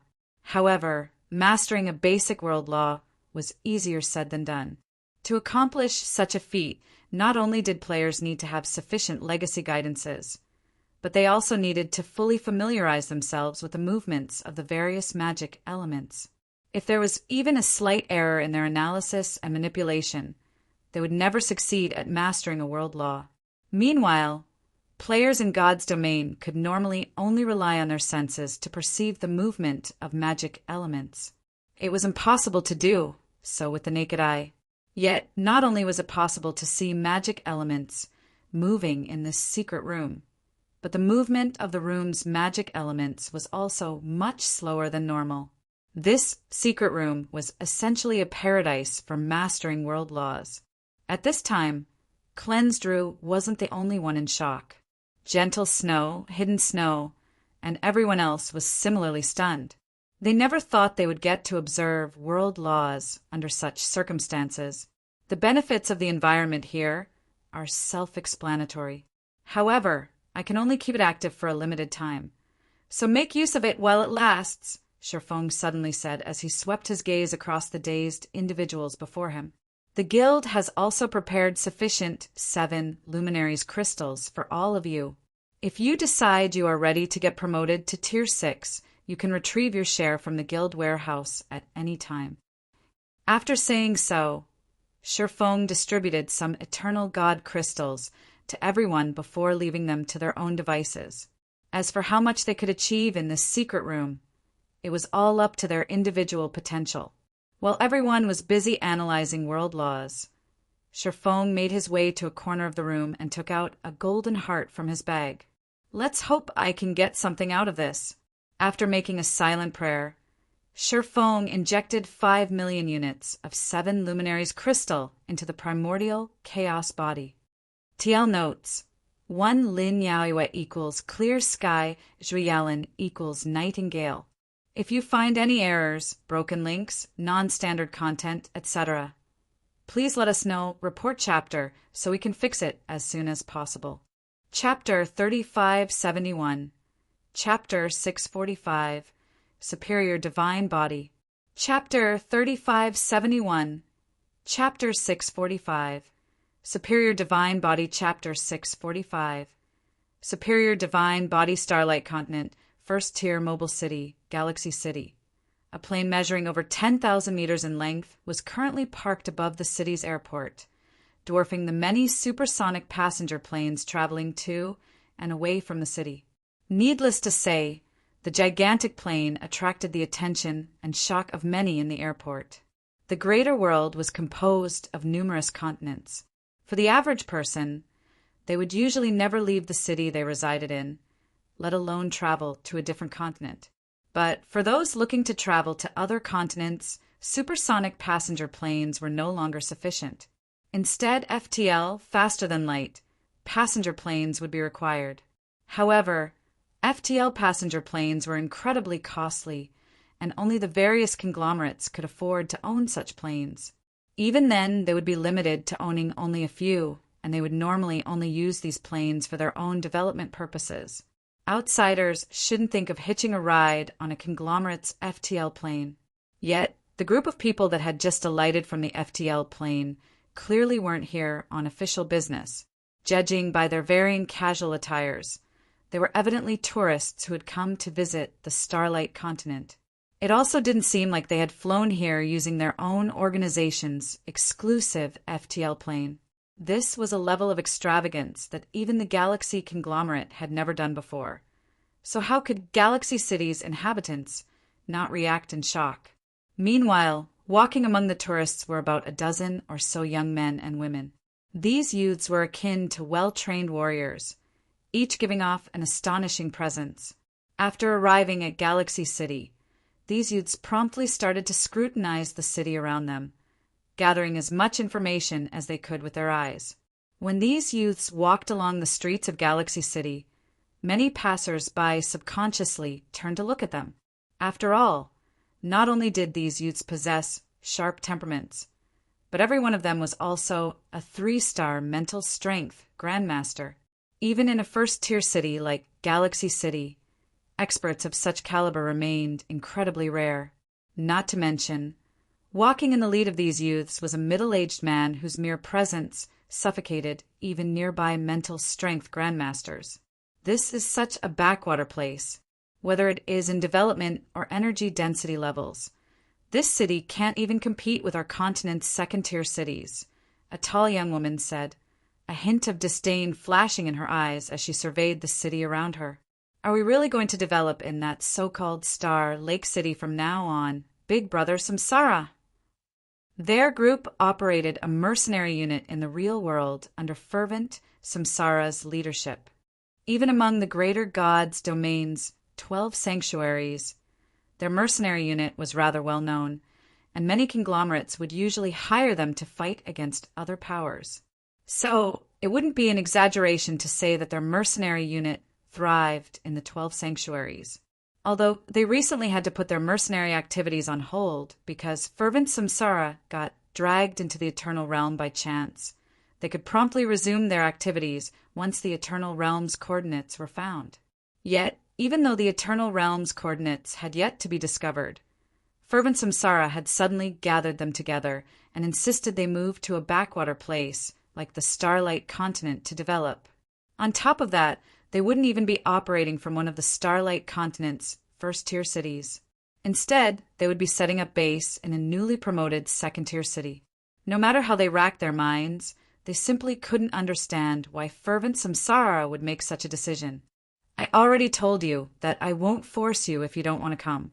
Since you're here already, stop asking questions, fervent Samsara sternly said as he glanced at the youths behind him. I still can't tell you why I am moving into Star Lake City, but if you join Zero Wing later, I will ask the guild leader if I can share this information with you. The primordial chaos body. This was an item primordial gods used to construct their divine bodies. Although Shurfeng never explicitly mentioned it, fervent Samsara knew he must never share the secret with a third party, even if it was someone he deeply trusted. After all, even the slightest information leak could bring about disaster to them. "I didn't mean to question your decision. Big brother Samsara," the young woman hurriedly said when she saw fervent Samsara suddenly becoming stern. "But we all have families that rely on us for money and resources. We're just worried we can't continue to provide for our families if we suddenly join Zero Wing." The other youths in the group agreed with the young woman's words.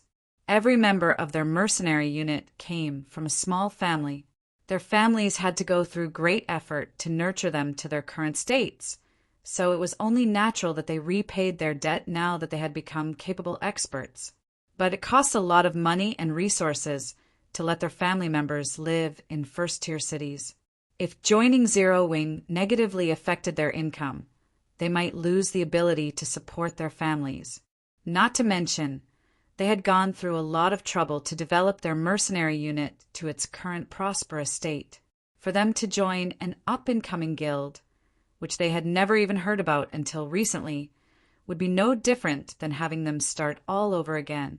The hardships they had experienced in the past really weren't something they wished to go through another time. "Don't worry. When have I mistreated you all?" Fervent Samsara said, chuckling when he saw everyone's worried looks. "If you join Zero Wing with me, I guarantee you'll be better off than you are now." The current Zero Wing might seem like it was still an upstart power with an uncertain future, but Fervent Samsara was certain Zero Wing would eventually become a major player in the greater God's domain. It might even become a pseudo-apex power in the future. Meanwhile, the best time to join Zero Wing would naturally be when the guild was still starving for manpower. Of course, he couldn't just join Zero Wing by himself. If he wished to step into Zero Wing's core circle and hold influence in the guild, he would need more people to help him. Crystal City of Secrets, Zero Wing's residence, underground secret room. After Sherfong injected 5 million units of 7 luminaries crystal into the primordial chaos body, divine patterns lit up all over the golden heart.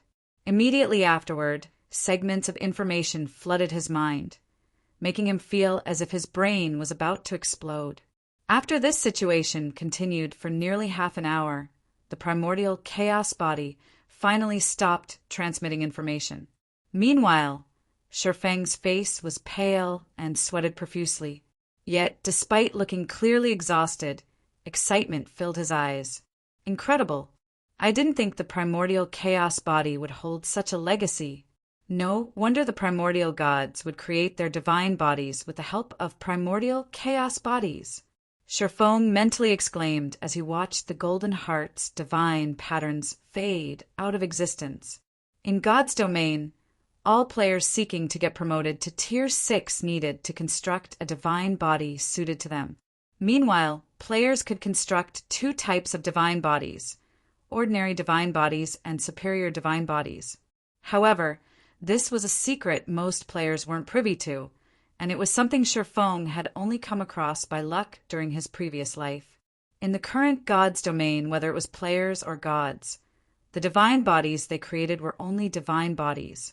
Only primordial gods and a small number of ancient gods had constructed a superior divine body for themselves.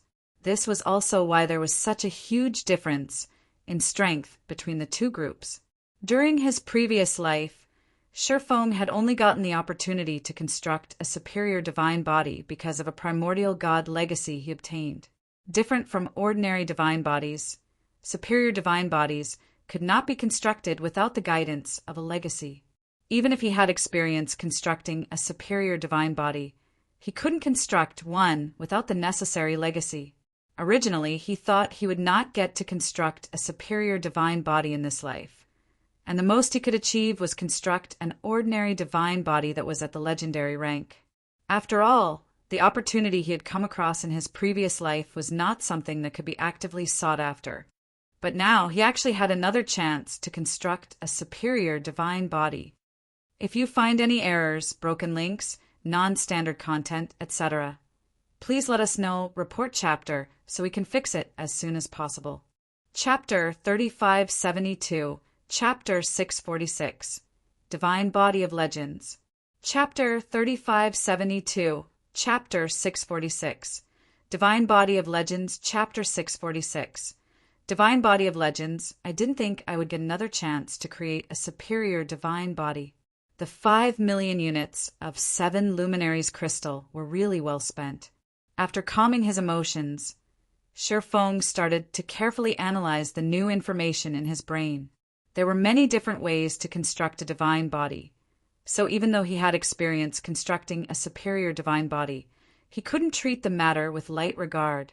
Meanwhile, from what he gathered after briefly looking through the information he received, the guidance provided by the primordial chaos body was most certainly different from the guidance he received from the primordial god legacy in his previous life. For starters, the primordial god legacy in his previous life had provided him with step-by-step instructions on how to construct a specific superior divine body. All he needed to do was meet all the target requirements, and he would have himself a superior divine body. On the other hand, the primordial chaos body only provided him with a general method of creating a divine body. He would still need to complete the vital sections by himself. As for what kind of divine body he could create, it would depend on the world laws he had mastered. According to the primordial chaos body's legacy, the more world laws he mastered, the stronger his divine body would be. He could even construct a superior divine body if he had mastered a sufficient number of world laws. Of course, before aiming to construct a superior divine body, he would first need to deal with the basic portion of the primordial chaos body's divine body construction method, which would not be easy. When he created his superior divine body in his previous life, including the core magic arrays, he had to engrave over 1,000 Grandmaster magic arrays and manipulate them simultaneously. However, compared to the primordial god legacy's method of creating superior divine bodies, the primordial chaos body's method was even more astonishing. After glancing at the information provided by the primordial chaos body, he found that he needed to construct over 1,900 Grandmaster magic arrays just for his divine body's core. On top of that, he also had to construct some additional Grandmaster magic arrays at vital nodes situated across the divine body, and these nodal magic arrays numbered roughly 1/10 of the core magic arrays. After factoring in both types of magic arrays, he would need to construct over 2,000 Grandmaster magic arrays.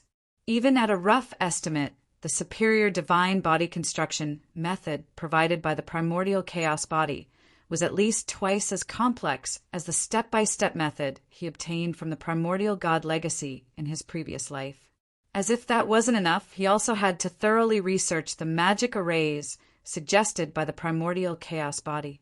Otherwise, he would not be able to merge the world laws he had mastered with his divine body and construct the nodal magic arrays. 1 hour, 10 hours, 30 hours. It was not until the evening of the next day that Shifeng withdrew from his mind. Sure enough, constructing a superior divine body of my own isn't going to be an easy task. If I wasn't already a great Grandmaster magician, the 7 luminaries crystals I spent would have been for nothing. Shifeng inwardly celebrated as he looked at the complete divine body magic array in his mind. The process of researching the 1,900 plus Grandmaster magic arrays wasn't particularly difficult. Any Grandmaster magician could do it with enough time. What made the process challenging was having the insight to tell that these Grandmaster magic arrays involved every basic world law in existence. Indeed, every basic world law in existence. The intricacy of the 1,900 plus Grandmaster magic arrays was simply unbelievable. It was common knowledge that when players constructed a divine body, it would be as if they were creating a miniature world within themselves. However, this miniature world would be an incredibly broken one, and it only existed to enable players to execute law projection. This was because the divine body players created only involved a small portion of the basic world laws that existed. It was also the same case with the superior divine body that Shifeng had created in his previous life. However, when Shifeng constructed the primordial chaos body's divine body magic array, He felt he was constructing a god's domain with complete basic laws. It was simply incredible. It wouldn't be an exaggeration to say that the divine body template provided by the primordial chaos body was the most perfect divine body in existence. It did not require any additional magic arrays at all. So long as he used this divine body magic array to construct an ordinary divine body, its rank would definitely exceed the legendary rank. In fact, he might not even need to achieve a 90% completion rate to exceed the legendary rank. In that case, completing the 100 Refinement Mana Body quest would be a piece of cake. As for constructing a superior divine body, that was also simple. So long as he merged an advanced law he had fully mastered with the divine body magic array, he would have himself a superior divine body. In his previous life, he was able to construct a superior divine body because of the law of destruction he had mastered. Or rather, the primordial god legacy's superior divine body was created based on the law of destruction. Thus, he would be able to construct the superior divine body so long as he mastered the law of destruction. The same was also true now. So long as he converted the law of destruction into the required nodal magic arrays and merged them with the divine body magic array, he would be able to immediately reclaim his previous life's achievements. However, as a great Grandmaster Magician, Shifeng was also aware that he would be wasting the primordial chaos body if he did that. Unlike the primordial god legacy's divine body magic array, the primordial chaos body's divine body magic array was fully capable of adopting multiple advanced laws. Meanwhile, the more advanced laws he merged into the magic array, the more world power he could influence when he got promoted to Tier 6. Now that I have mastered all the foundational magic arrays, I should try merging the law of destruction and law of space with them. Hopefully, I have enough resources to fund my attempts. When Shifeng looked at the 7 luminaries crystals in his bag, he couldn't help but lose confidence. Although he wasn't looking to construct a divine body right away, if he wanted to operate the divine body magic array supplied by the primordial chaos body normally, he would need to supply it with 7 luminaries crystals.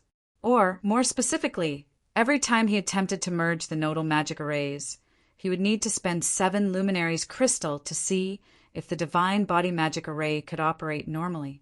While such experiments might not cost as much as it did to construct a divine body, each attempt would still require 50,000 units of 7 luminaries crystal. Normally, when a Grandmaster Magician was looking to develop a new Grandmaster magic array, they were unlikely to succeed without making a few thousand attempts. Even great Grandmaster Magicians would need at least several hundred attempts. Aside from the 10 million units of 7 luminaries crystal needed to fund Fervent Samsara's and Heavy Abyss's opportunity to experience the primordial chaos body, Shifeng only had a little more than 35 million units of 7 luminaries crystal remaining. Among them, he would have to save about 10 to 20 million units to fund the Tier 6 promotion of guild members. So, all in all, he didn't really have a lot of 7 luminaries crystals to waste. However, Shifeng didn't hesitate to proceed with his experiments. Right now, constructing a superior divine body was of the utmost importance. Everything else was secondary. Even if he ended up wasting all of his 7 luminaries crystals, he simply needed to obtain more. Following this, Shifeng used an Eternal God crystal and, under the medium world fragment's assistance, started converting the law of destruction and law of space into Grandmaster magic arrays to merge with the divine body magic array.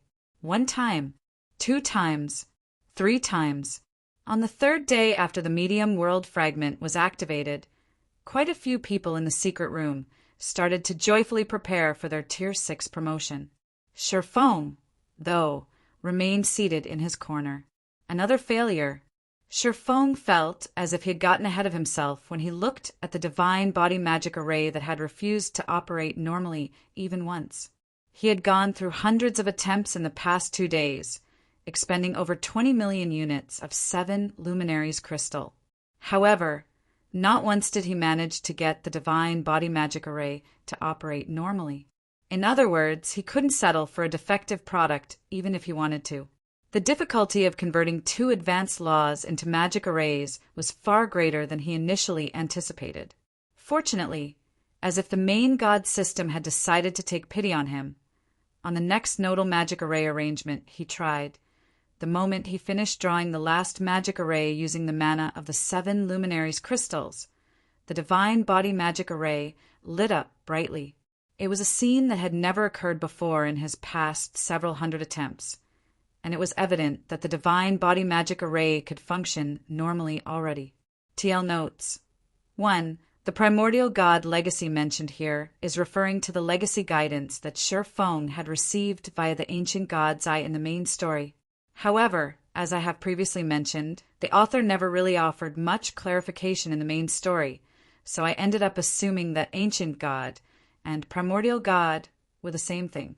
So, the ancient gods I should actually be primordial gods I instead, and the legacy guidance received from it is considered a primordial god legacy. If you find any errors, broken links, non-standard content, etc., please let us know, report chapter, so we can fix it as soon as possible. Chapter 3573, Chapter 647, Challenging the Tier 6 Promotion. Chapter 3573, Chapter 647, Challenging the Tier 6 Promotion. Chapter 647, Challenging the Tier 6 Promotion. Did I get it right this time? Shi Feng grew ecstatic when he saw the magic arrays on the magic array scroll lightening up.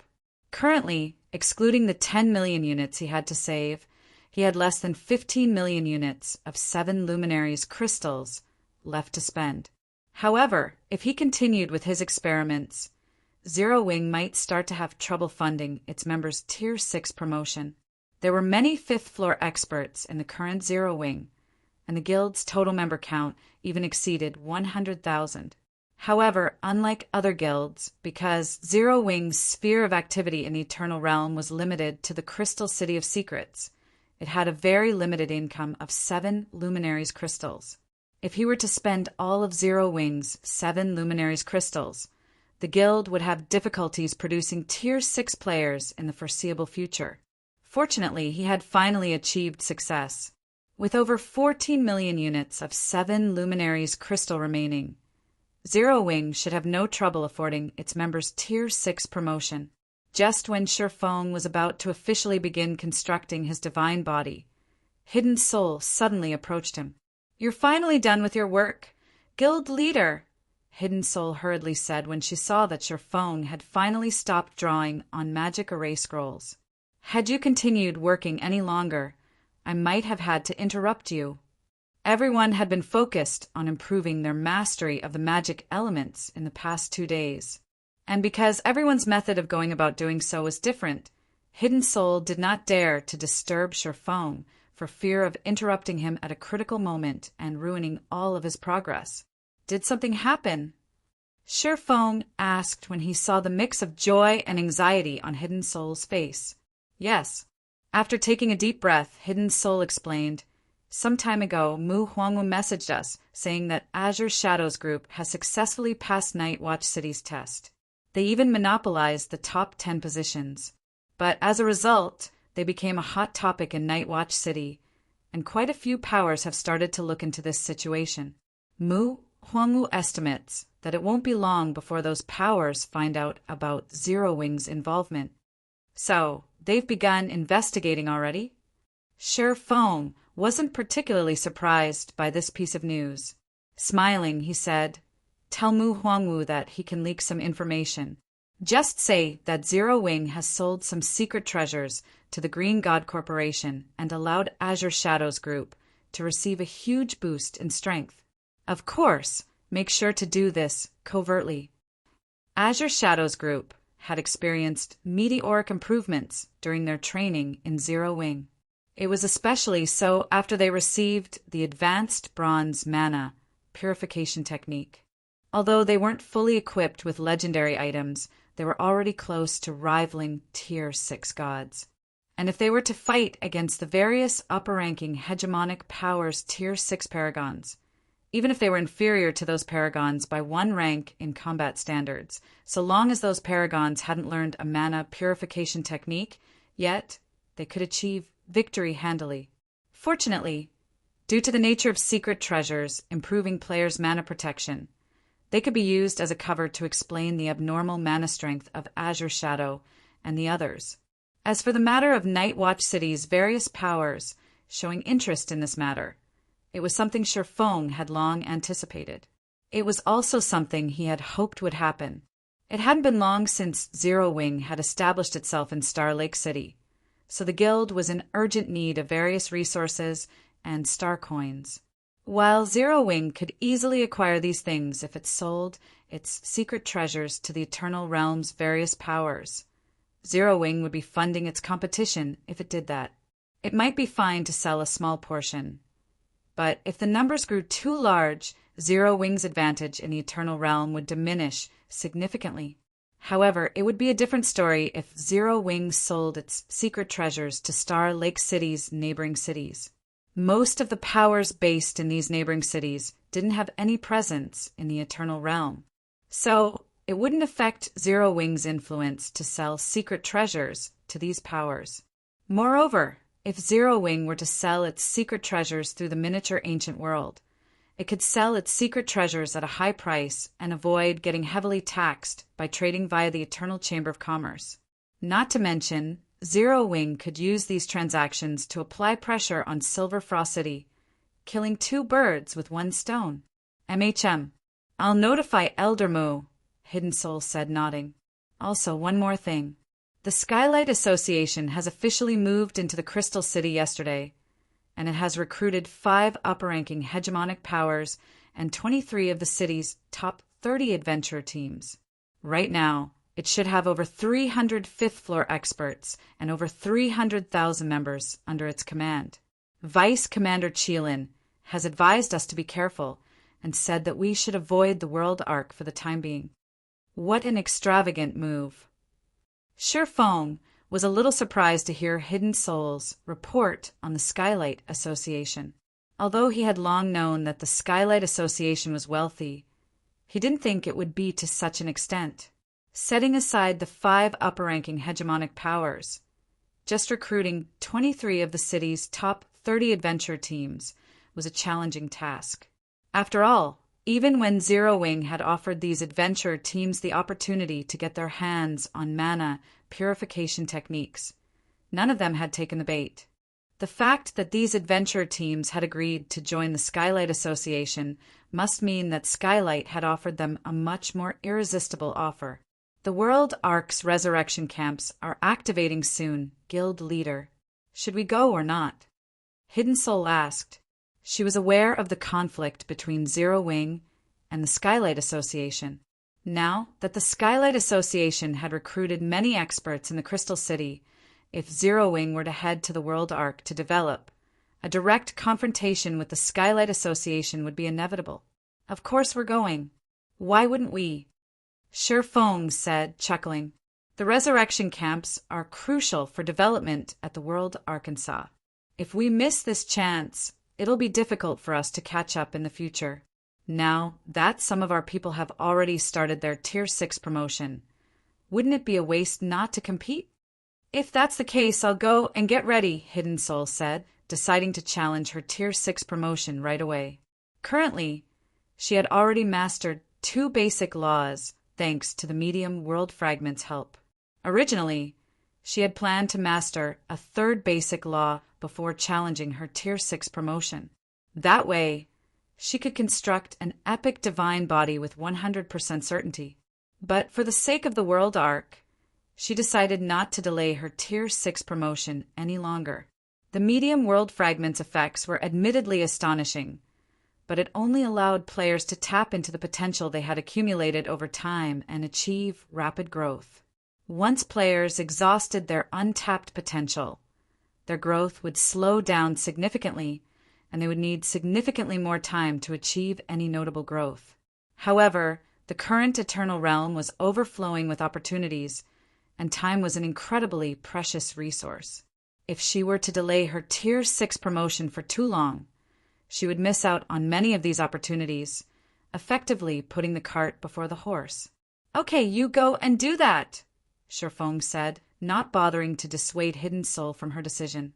After all, he was fully aware that reaching Tier 6 was just the beginning. After Hidden Soul took her leave, Sherfong took out an Eternal God Crystal and absorbed it without hesitation. Then he took out the Primordial Dragon Legacy Crystal he had obtained from Kalisha. Whether I succeed or fail, it all comes down to this. After taking one last look at the completed Divine Body Magic Array, Sherfong injected 100 Eternal God Crystals into the Primordial Dragon Legacy Crystal. If you find any errors, broken links, non-standard content, etc., please let us know, report chapter, so we can fix it as soon as possible.